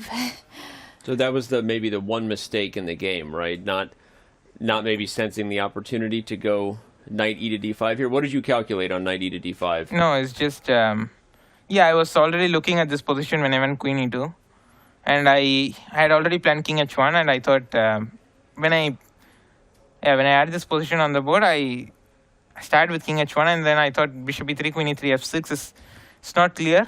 Then I was thinking about knight d5. Again, I couldn't come to a conclusion, and I also wanted to play fast. Then I checked king h1 for 30 seconds or something, and I couldn't find a problem. I forgot about bishop e3, f6. And after I played king h1, I realized what did I do with this? And maybe there is still something here, which still felt like you played really well, really precisely from this moment. But Anna, you also said maybe move of the day was a bit later. Yeah, I'm in love with that king h2 move. I think that was clearly the move of the day, at least in my opinion. I don't know what my colleagues think about it, but it's such a beautiful way of finishing off the world #1, just moving your king 1 square up to set up all the tactical patterns that didn't work because of the king getting checks on the back rank. I know for you, it's probably easy. Yeah. You could find this in your sleep, but I think for the rest probably of us, not. I have so much faith in you. By the way, your sister has just drawn her game, so she will be headed to Armageddon. Just keep you informed there.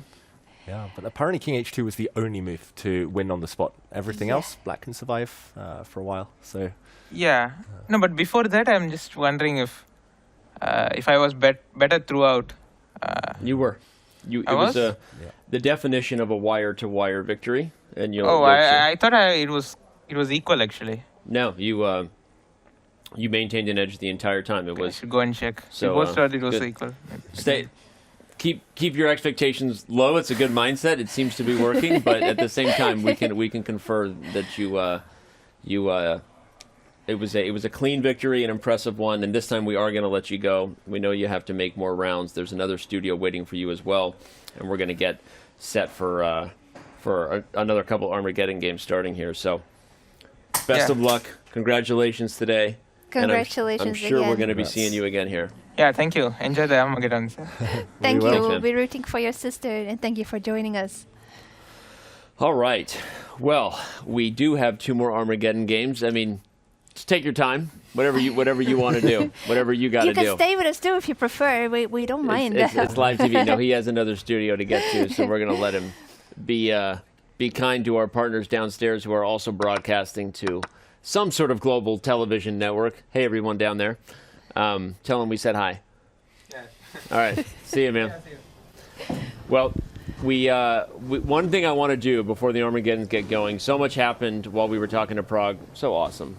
His mindset, you can tell just how dialed in he is, and I want to talk more about the mindset of a champion here in a little bit, because you can see the future is the force is strong with that one. But we got to go to this final position that happened between Pia Kramling and Zhu Wenjun, because it's a highly unfortunate one. We are heading to Armageddon, but what happened in the final seconds as we were getting set for the interview was a missed opportunity for Pia that she might ever get back. You see what happens when an eval bar game mark shows you that there was a one-move way to win, and it was just for one move. Knight takes e3 was played, and the draw was agreed after the trade of rooks. Pia completely missed knight to f5 check, which would have been just winning on the spot. Game over. And go ahead and show why, David. Yeah, that's why they say always look for checks, captures, and threats first. It's pretty much a deflection tactic. The black king is hit, so either has to move or you take this white knight. Once you take the white knight, however, the black rook is no longer protected. This is exchange up. Due to the presence of the white pawn, due to the fact it's a passed pawn, white is simply winning this endgame. The rook will overpower the knight. If you don't take the knight, however, if you move the king instead, knight takes knight, not only wins a piece, but defends the white rook in the process. One move miss. This is a painful miss. At the same time, I feel like when you are on the defensive side of a game, and Pia was in a really tough spot in that endgame. It looked a lot simpler looking at the engine evaluation than what it was. It was tricky. She had to be very precise to hold it. Sometimes it happens that when you are on the defensive, that you don't sense that you have an opportunity to turn the tables in one move because you're kind of not even expecting it. Well, we saw it yesterday with Humpy Canero in that she had been winning all game, and so didn't really sense when the time had come for her to now play for a draw, and she missed an opportunity to switch gears against Vaishali. Here, Pia had been defending all game, and so when an opportunity is there, sometimes it's hard when your mindset is just not even looking for it, right? Yeah. It really is a very, very common tale. So still fascinating that a single move before this game ended, Pia Kramling had a chance to end it with a victory in Classical, but instead she will go to Armageddon with the white pieces versus the reigning world champion, Zhu Wenjun. So, all right, we have a few minutes before the Armageddon starts, so let's just chat a little bit and hang out and talk about that interview with Pragg. Praggnanandhaa gets the victory over Magnus Carlsen. If you're just tuning in, he is the clear leader in the Norway Chess Open Division. What can you say also? You saw the answers. I asked him about how he feels about the victory, and he spends the first 3 minutes telling me about his bad game yesterday, right? And then you try to talk to him about his wire-to-wire performance, and he's like, I'm sure it was equal at some point. And I do think there's actually something to that the ability to keep himself calm, focused, dialed in, allows you to deal with the ups and downs in a very rational and objective manner, which is what you need to beat a guy like Magnus. I fully agree. I was impressed. I thought, you can tell that he's very calm and his composure and how he did find it uncomfortable in the opening what happened, and Magnus's choice of opening made him uncomfortable. But it didn't matter because he kept his cool. He kept playing one good move at a time until there were just these crazy beautiful moves, tactical patterns, and King H2 finishing off Magnus Carlsen, because it was Magnus who perhaps was taking too much of a risk, going for a slightly dubious approach in the hedgehog, developing on the queen side, and never castling. He never castled in the game. Yeah, I mean, Pragg, he beat me when he was 12, so now I feel a bit better about it. Of course, he was a grandmaster already at the time, but yeah, I mean, it's as if these kids, they've spoken to sports psychologists or something. They're just so I know. kind of, they've got the balance, just constantly. It's so true. Like that is sports psychology right there. That it doesn't. Frankly, it's human psychology, right? The ability to stay level during the ups and downs and highs and lows of life is like the key in many ways, right? And the ability to keep yourself level-headed, not just from a bad loss, but just as importantly from a huge victory. The faster you can let go of it, as he said, the better chess you're going to play. And if Praggnanandhaa's mindset stays that way, and he acknowledged, he's like, yeah, it's easier said than done, but sometimes being young, you don't know any better to develop all the bad psychological habits. So if you start the good ones early, it's just so fun to see what he's going to be capable of. And of course, again, tough day for Magnus Carlsen, but you can't not just be celebrating the victories of the next generation right now and being excited about what's to come here. And and chess in India has been booming already for a while, but now it's full on next level, with Gukesh being the challenger of the world champion and Praggnanandhaa taking down Magnus Carlsen today. We have an Armageddon just about to start, if the clocks also start. Rewind. We get a rewind, and we are off. Okay, some help there. Players helping each other to get the clock dialed in. Looks like this is a repeat of the opening they had. I think it was a Queen's Gambit declined, if I remember earlier. They are blitzing out moves. You can tell how much the players value the time on the clock, right? When you have no increment and it's Armageddon, every second matters. So, Pia Cromling taking on Zhu Wenjun.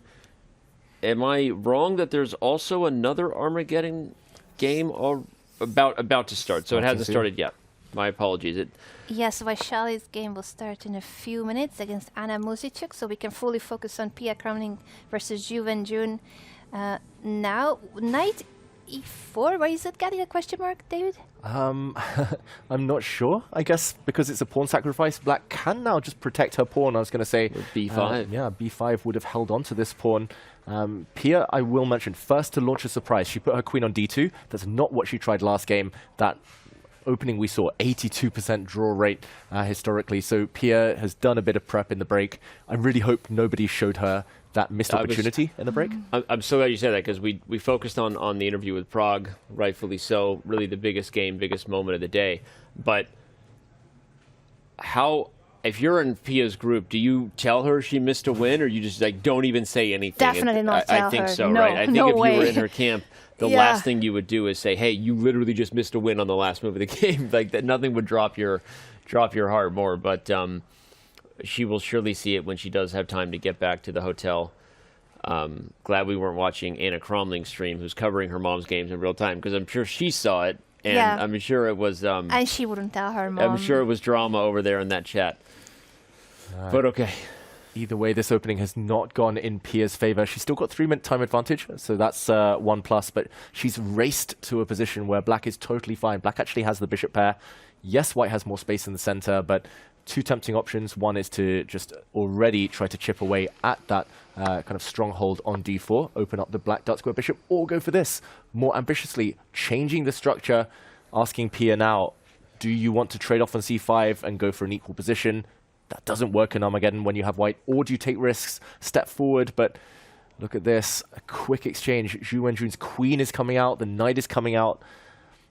I mean, the White king a bit open here. You can't, there's basic tactics there. If the queen takes c3, Black wins the d5 pawn because you can't capture back. There's a queen g5 double check. So you have to take with the pawn, which is not ideal. Here comes Zhu Wenjun. By the way, sad story. Apparently, confirmation that Pia herself realized that she had missed it right after it happened. We were in the interview, but and so that's probably not the best mindset to start an Armageddon battle with. And it's really funny because Has any player had more chances in classical than Pia Kramling so far? She has had chances every single in the Norway day. Chess women? Every day. Every single day. I feel so day. bad for her. She could easily be on 2.5 out of 3. She could easily be 2.5 out of 3 in classical. Which is so many more points with the point system here. And now she's down on material, is that? Yeah, she's down a pawn. Oh, God. She needs to win with the white pieces. This is Armageddon. White has to win. Black has draw odds. So it's not enough to like somehow make a draw out of this pawn down endgame. She needs to win it. If the pawn were to disappear, the weak black d5 pawn, then chances with bishop versus knight. Pawns on all sides of the board. But yeah, unfortunately, Zhu Wenjun, she's so good at just controlling games. And here she's just protecting everything as black. Oh, the bar creeps up though. Maybe time to create a open file for the white rook. She's going to jump in. She's doing it. She's taking on b6, and the rook will infiltrate the position with rook a7. At this point, this is a position where I would almost just very quickly pre-move my rook and just... White's pieces are almost kind of ideal where they're at. I would just like play fast and try to get as much time off of Zhu Wenjun's clock as I could. And I'm not saying you shouldn't... Okay, this is obviously a plan that is good, improving the position. You're putting your eye on the pawn. But what if Zhu Wenjun plays rook to d7? You either have to trade or you have to take a perpetual, right? So yeah, that's why I was saying I almost wish Pia had just dominated the A file and just said, all right, I'm gonna try to get her down on time and not allow more exchanges. But now she has to because of that move. And she cannot repeat moves, so she couldn't go back to b7 with the rook. Yeah, that's the thing with Armageddon, but also when you're a pawn up, you can bully the opponent with all these exchanges and pawns disappearing, rooks disappearing. Yes, maybe white can hold due to active pieces and active rook now on the A-file, but yeah, Armageddon, it is brutal. White really needs to play H4 sooner rather than later before black plays G5, but she doesn't take that opportunity. Feels like pawns are disappearing. Black's freeing herself up. Oh no, and g5 is on the board. As you mentioned, David, it probably was a good idea to try to prevent it. Ultimately, all roads seem to lead to Rome right now. Zhu Wenjun. Armageddon's, she's just so impressive. It's tough because when you're calculating these positions as white and you're much worse, your human brain, the chess human brain you've been working with for your entire professional career, is trying to calculate the ways to hold a draw because you're worse. And so you're like, okay, and so you have to trick yourself into like, how do I create tricks? How do I set a trap? Right? How do I just maintain it but play fast, right? And do something that borderline looks silly, but you're just physically trying to move, right? Like Hikaru would do, right? Just physically try to move faster than your opponent. And so it's kind of tough because nothing she's doing is wrong, but it's also not a path to victory for white, right? And that's how hard it is to be in a spot when you've been given a worse position as white in Armageddon. Yeah, it's just the opening. The opening's fault in this game, unfortunately. And she's actually played really, really well since she lost the pawn Pia. But chances ahead, that's the big question. She's still 3 minutes up on the clock, though. Speed, it feels like Pia every day she's picking up. She's getting quicker, she's getting faster. But yeah, it's so frustrating not cashing in on these big opportunities. Pawn's disappearing, though, Anna. Yeah, and the more trades happen, the less likely that there can be a miracle comeback where white will have winning chances. Remember, it's not enough for her to hold this with a pawn down. She needs to win. Draw or loss for white is the same result. Setting up some tricks. Some tricks, potentially. I mean, it's not a direct threat. Black can just drop the king back, but at least forcing Zhu Wenjun to burn even more time. She's still alive. That's the key. Yeah, she's Every still alive. single move, just get the clock to tick. Zhu Wenjun doesn't look entirely comfortable. It looks like she's eager to just get it over, get it done, and that's the one thing that does trip players up in Armageddon when they get impatient, as we saw yesterday with Fabiano. So, knight to c4. Checks now. The black rook is nicely defended by its knight. So, safety first move there from Zhu Wenjun. Safety first. I like to say safety third. And the bar is agreeing with Pia's play that it has been really, really good, the defense in this pawn down endgame, but she needs more than the draw, unfortunately. That is the big problem with this. current situation for her. She is maintaining her time advantage, but they're also very close to reaching move 40 when Ju and Jun will start receiving, and Pia as well, of course. The 1 second increment per move starts on move 41. Yeah, but a lot easier for Ju and Jun, as you said. That's why you mentioned her first, because of a much bigger deal for Ju and Jun. The moment the clock is no longer impending doom, it's even easier to play a position where you're winning. Great comment there from FM Lucas. The number 1 rated player from 1984 versus the women's world champion right now. Kind of cool to see that coming together here in Norway. But yeah. That's crazy. 1984 against 2024, pretty much. Yeah, the number 40 ones. years apart between the peak of Pia Kramling and the peak of Ju and Jun. And Pia is still in the top 30. So it's not only that she was world number 1 in 1984. She has maintained being in the top of the women's ranking for over 4 decades. That is crazy. Absolutely crazy. Crazy, amazing, astounding. Insert another adjective. It's been a phenomenal career for Pia Kramling. And again, because of the scoring system here, even now, like, she's gotten points every day. She's lost both of her Armageddon matches, but played great. She's played better chess, it feels, than the score ultimately shows. But you have to convert, right? And Ju and Jun looks like she's the one who's on her way to converting here. That time advantage is disappearing for Pia Kramling right now. Running out of ways to make tricks, right? Yeah. And by the way, we're running out of time before we're going to be switching to the 2-board scene here. The next Armageddon battle will be starting in just a moment. That move is not ideal, I think, because now you lose either the E-pawn or the H-pawn. Here we go. The Black Rook does swing across indeed, and Pia now running out of ammunition. The other game has started. Liftoff. Muzichuk against Vaishali, and another Spanish, this time with a twist. Spanish exchange. Not regarded for its winning chances here. Its aggressive intentions. Interesting choice by Anna Muzichuk for what you mentioned. It wouldn't be the most aggressive opening choice, but she clearly has an idea why she chose this against Vaishali, and I think we'll soon see what her point is. It's usually when you're the one, what are the strategies for white? You keep mentioning strategies for black in Armageddon, David, are to either, make it messy quickly, even going for something dubious to try to level the time advantage because your opponent tries to think through the complications, or play a bunch of theory and kind of buckle down, try to play solid, right? So here for white, usually white wants to get positions that are a little bit more challenging. I guess that's the point, right? This is a line where usually the queens are traded soon and just a little bit everybody in these open Spanish exchange variations. And by the way, I think Ju and Jun is on the brink. Again, the evaluation to the computer not getting that much bigger for black, but the position seems to be getting more clear and easy for a human to play. Plus, Pia Kramling's time advantage is completely gone. Pia up against it. In the meantime, Anna Muzichuk has eliminated black's bishop pair. A set of pieces off the board. The pawn structure reminiscent of Magnus Carlsen against Hikaru Nakamura yesterday from the classical portion.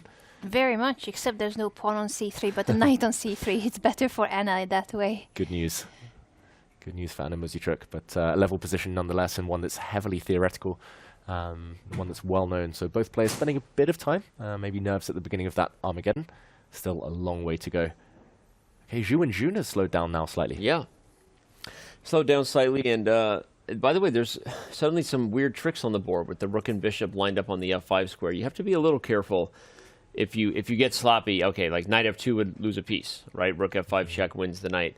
And even if you check on d2 and the white king gets active into b5, it's actually suddenly becoming a weird... Yeah, that's why the knight goes to d6 to keep the king out, and it guards f5. But... just pointing out that Pia has created some tricks. A little bit of a mess.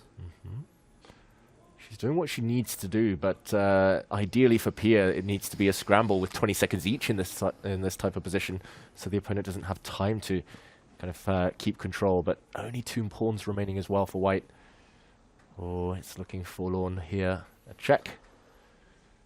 2 endgames now. It feels like in the women's section today, at least, it's queens off the board as early as possible. All endgames, all from the endgames, very exactly. early start.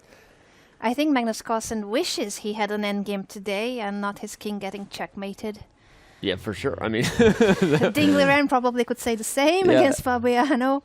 The only classical game that was boring, if you want to use those words, was between Hikaru Nakamura and Alireza Firouzja. In hindsight, neither player got anything from that Tirash, but Hikaru did get the job done in Armageddon. If you're just tuning in, like I say, where have you been? Where have you been? You are in trouble.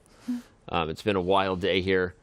Praggnanandhaa Ramesh Babu beat Magnus Carlsen and is the clear leader in the Norway Chess men's division. And boy, do we have an exciting event ahead here.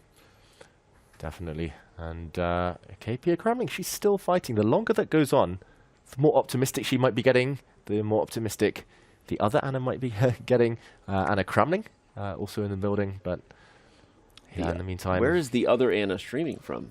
Thought we'd be able to hear her. I know. Getting excited. She's loud, and, that's just the truth. It's okay. Anna Kramling is loud. You can hear her from far away. Not as loud as Andrea Botez, I'm going to be honest. It's just, let's just call it like it is. But she's loud.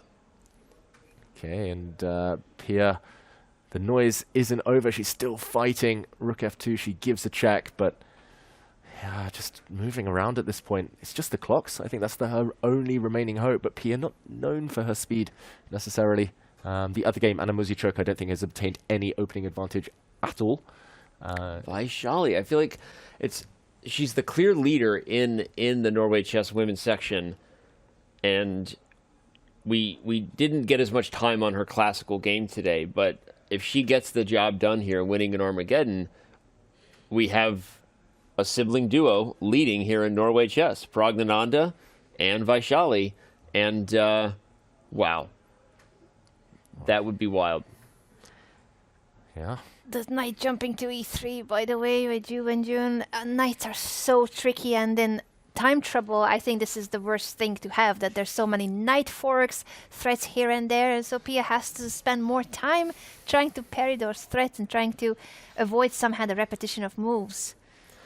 Trying, but again, it's almost takes the wind out of your sails. It just feels like an impossible task. At this point, I wonder if Ju Wenjun is a moment away from just forcing a perpetual, the net that will be cast with the rook and knight working together over there on the queen side. Threatening a fork on d1, and the bishop was going to be loose on e4, so Pia comes back to c2. But now you could even just head to the rook ending, and that's what she does. That's going to be the easiest way to ensure that it's at least a draw for black. Only black can win this rook ending. And we're gonna get the final moments here, but here we go. Pawns off the board. Pia's last pawn disappears, drops. I don't think she's going to try and flag Ju Wenjun here. Yeah. And draw agreed. Draw agreed. Ju Wenjun wins in Armageddon again. Pia Kramling loses in Armageddon here today, despite winning on the second to last move of the classical battle. What a difficult day there for Pia. She'll have to forget this one and really find a way to shake it off, because the rumor is she found out she was winning just after she had missed it. Your heart goes out. We've all been there. That is a difficult one to forget, and ultimately she couldn't, and she goes down in Armageddon.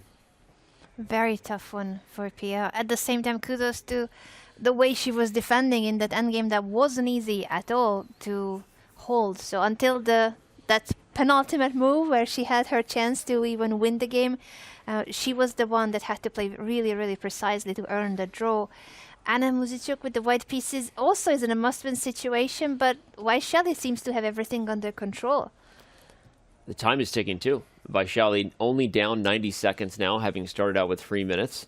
And again, also just comfy and composed. The youngest player in the Norway Chess women, currently leading coming into this round. If she manages to get it done in Armageddon, she will maintain the lead and be the clear leader. Ju Wenjun, again done. She wins her third match in Armageddon. So Ju Wenjun is right on her heels. But you've got the youngest player in the field against the world champion. So wouldn't it be fun if it came down to a 2-horse race between those two as well? Yeah, Traumageddon for Pia Kramling, unfortunately, in that one. But in the meantime, yeah, this position, beautiful for black. Knight on e5, entrenched on a beautiful outpost. Rook on d4, so annoying. How do you ever get rid of that piece without allowing black to connect the structure, fork the white knights, and b5 is coming. b4 would be a threat, kicking away the white knight from protecting its pawns. This is one-way traffic. I think in a classical game, she would be a huge favorite to even win this one by Charlie. A draw is all that's needed. It's like a great Berlin in that white's 4-on-3 is completely stuck, cemented. It's not even an advantage because of the dominant knight that you highlighted on e5. And that rook on d4 is uncapturable, really, because it fixes black's structure and then immediately creates chances for a passed pawn if you take. So, okay, she gets really aggressive here with h5. Computer didn't like it, but I still like black's position. Yeah, the first sign of maybe a strategic error. She's playing on the side of the board that she's weaker, Vaishali. Normally, classical chess wisdom, if you've got a pawn minority, you don't really want to push forward unless you can guarantee you isolate your opponent's pawns. Now it's going to be easier for white to create counterplay. Watch out for the white rook to swing across and come up the h-file a bit later on, maybe not right now. So g5, she tries to completely lock down that flank. Anna, she's built a barrier. She's created a fortress. Maybe she just wants to play safety first again.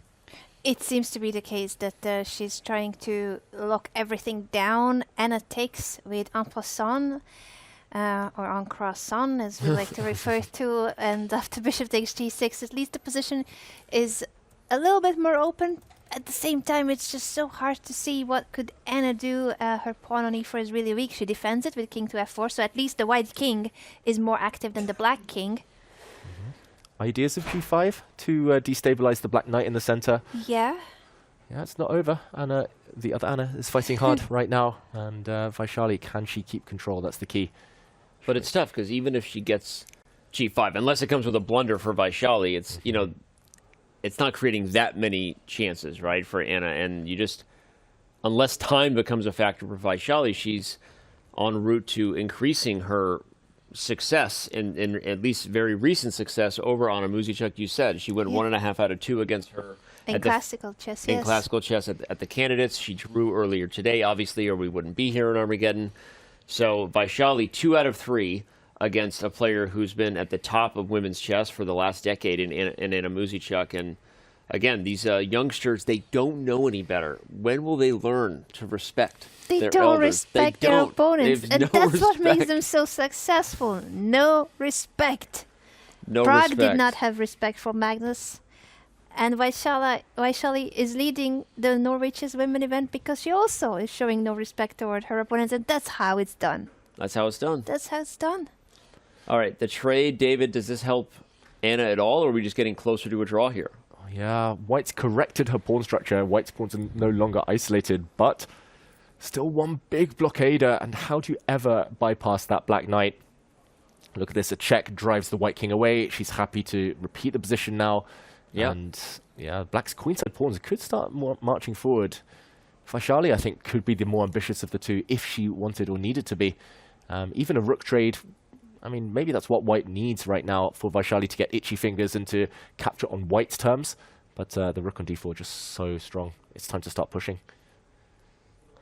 Yeah, you can play b5, and then you can play a5. You're highlighting it as I say it. You could trade rooks and play c4, and black is objectively, like, fine, right? I mean, but I think you made a good point. When you've kind of created a grip, right, especially when you're playing with draw odds, literally a bird in hand, it doesn't make sense from a practical point of view to make a major exchange, right? I think that's actually a good lesson, because it would be often a sign of inexperience, right, to give up your grip, to give up your hold, instead of making your opponent prove it. So I like her patience here. But now she's found an even better way of doing it, because, like you said, if she does trade rooks, now it would be justified, because c4 would force even more pawns off the board, create a path for the black king. Yeah. But no, she drops back. Yeah, really mature. That's what I'm saying. Like, you're right, trading in c4 there. Black could maybe play for a win, because the king is coming to c5, but she's showing, look at this. This check has already been proven. There's no way for Anna to break down the rook on d4. So she's like, what do you got? Like, I'm playing with house money here. Knight g4 check. Now I can bring my king back to d6. She'll do it. And there's just no way for White to get in. I'm sorry for Team Anna today, but this is not great for Team Anna. The thing is, I'm on both teams. I'm so rooting for both of these ladies, and it has been a great story today for Praggnanandhaa, and I think it's continuing in the family. Today is a great day for Praggnanandhaa and Vaishali. I'm hoping not to jinx it, but I think she's holding this, and all she needs is a draw. Although the white rook now could start trying to cause some nuisance from the side, I think she has to try something. No choice. No choice. In fact, as we're celebrating, one thing we didn't realize is potentially the reason to get more forcing was because of the time that was ticking, and somehow Vaishali let that get away from her. She's under a minute. They are moments away from move 40, though, so at least she has that. She's about to start getting 1 second added back with every move from here on out. So still in a very good spot is Vaishali, but not so clear. Here goes Anna's chance. But now I think this last move from Anna, a bit impatient. She's checked. If she hadn't traded rooks, Black's king was running, sprinting over to the queen side. And yeah, the rooks disappear. Black's knight superior to White's knight. I think winning chances minimal now. It would take a big mistake by Vaishali to spoil this, I feel like, because of what you already mentioned, that she's controlling everything, and by pushing c4 she's getting rid of the last thing that was somewhat of a problem in her position, the doubled c-pawns. Yeah, it feels like Anna Muzychuk with her strategy this whole Armageddon game. She's trying to put Vaishali in a position where no dynamics. It's purely strategic. Can you handle it? You're younger than me. I'm more experienced, but ultimately, that's not Anna's strength, the Anna Muzychuk here. Yeah. She prefers more dynamic positions too. So, yeah, perhaps trying to avoid opening theory and all of that, but opening choice, just she never really got a chance in this game. She never got a chance, and we're already talking about it like it's over because it feels that way. It feels maybe not wire to wire in the same clean fashion that Pragg's victory over Magnus was, but this feels like a wire to wire, pretty solid performance from Vaishali. She held quite easily with Black, and because, as you were pointing out when we were analyzing the classical game, Anna, she at one point had like an hour and 50 minutes on move 20 something. Like, she clearly brought great prep. She executed, drew with ease, and now is looking like one of the most experienced players in the field. And Pia Cromling's playing. I mean, Vaishali is the youngest, but she feels so like she's so impressed. experienced. Her play, exactly. Doesn't miss a beat, gives a check every time, and repeats. Yes, that rhymed. You can check, back it up. And this is... Okay, now 25 seconds, though. 25 seconds. I think she should actually try to trade off more pawns. Pawn to b5. Play on the side she's stronger. Simplify. Okay, now we're getting nervous. All right, she does find that move. Anna Muzychuk did what she was supposed to do, at least. She made this get down to the wire in terms of the clock. But the Black Knight holds the door here, just controlling, defending everything. Oh, Anna Muzychuk, she has to land one last trick. She has to try and test Vaishali as soon as she's down under 5-10 seconds, which she's getting close to now. I don't see any tests in store here, Anna. Very difficult. I think that the biggest test is the clock situation. Vaishali down to 8 seconds, and there's only a 1 second increment. Great move. And now... Okay, I thought she was going to play c4 and maybe create the passed a pawn. She doesn't. She gets her king in instead. White's knight is actually on a really poor circuit right now. Yeah. Black's knight has a quick path towards White's isolated a pawn. Yeah, this one is over. Barring a miracle on the clock. 7 seconds, that's the only hope now. She only has 7 seconds, though. It is kind of a big deal. You got to get rid of the pawn. She's got 4 seconds. You have to physically move. Knights are bad against a pawns. Yeah, this is not... Like, I'm not exactly sure what happened here. Okay, she's running back to that side of the board, which is actually perfect timing. Just in time. That's perfect. Just in time, and she is going to get the hold with this, assuming she doesn't lose on time. Oh my gosh. Only you have to get rid of the pawn or you can lose. It's so much harder to make a move in 1 second on over the board she chess. Advances. Oh man. It's all about the clock. Watch that clock, everyone at home. That pawn on a5 is hard to get rid of. This is not over. She has to move. As long as Anna doesn't allow that pawn on a5 to be taken, there are chances. Knight b4. Play knight b4 and play knight c6, and it's going to make her think. She's knight b4. Okay, same thing. Here we go. Knight c6. She goes the other way. a6. 2 seconds. Oh, she does it. She's And gonna that's capture it. the pawn. Vaishali gets rid of the pawn and with it secures the draw and the Armageddon victory. OMG, she's probably like, her heart rate's probably like, 120 easy, like not high at all, It's probably I 70. think my one was higher. I'm like over here, Oh my gosh. freaking out. Vaishali Rameshbabu wins in Armageddon, maintains her lead in Norway Chess Women, and it is a clear lead over Zhu and Jun, who got the job done in Armageddon as well.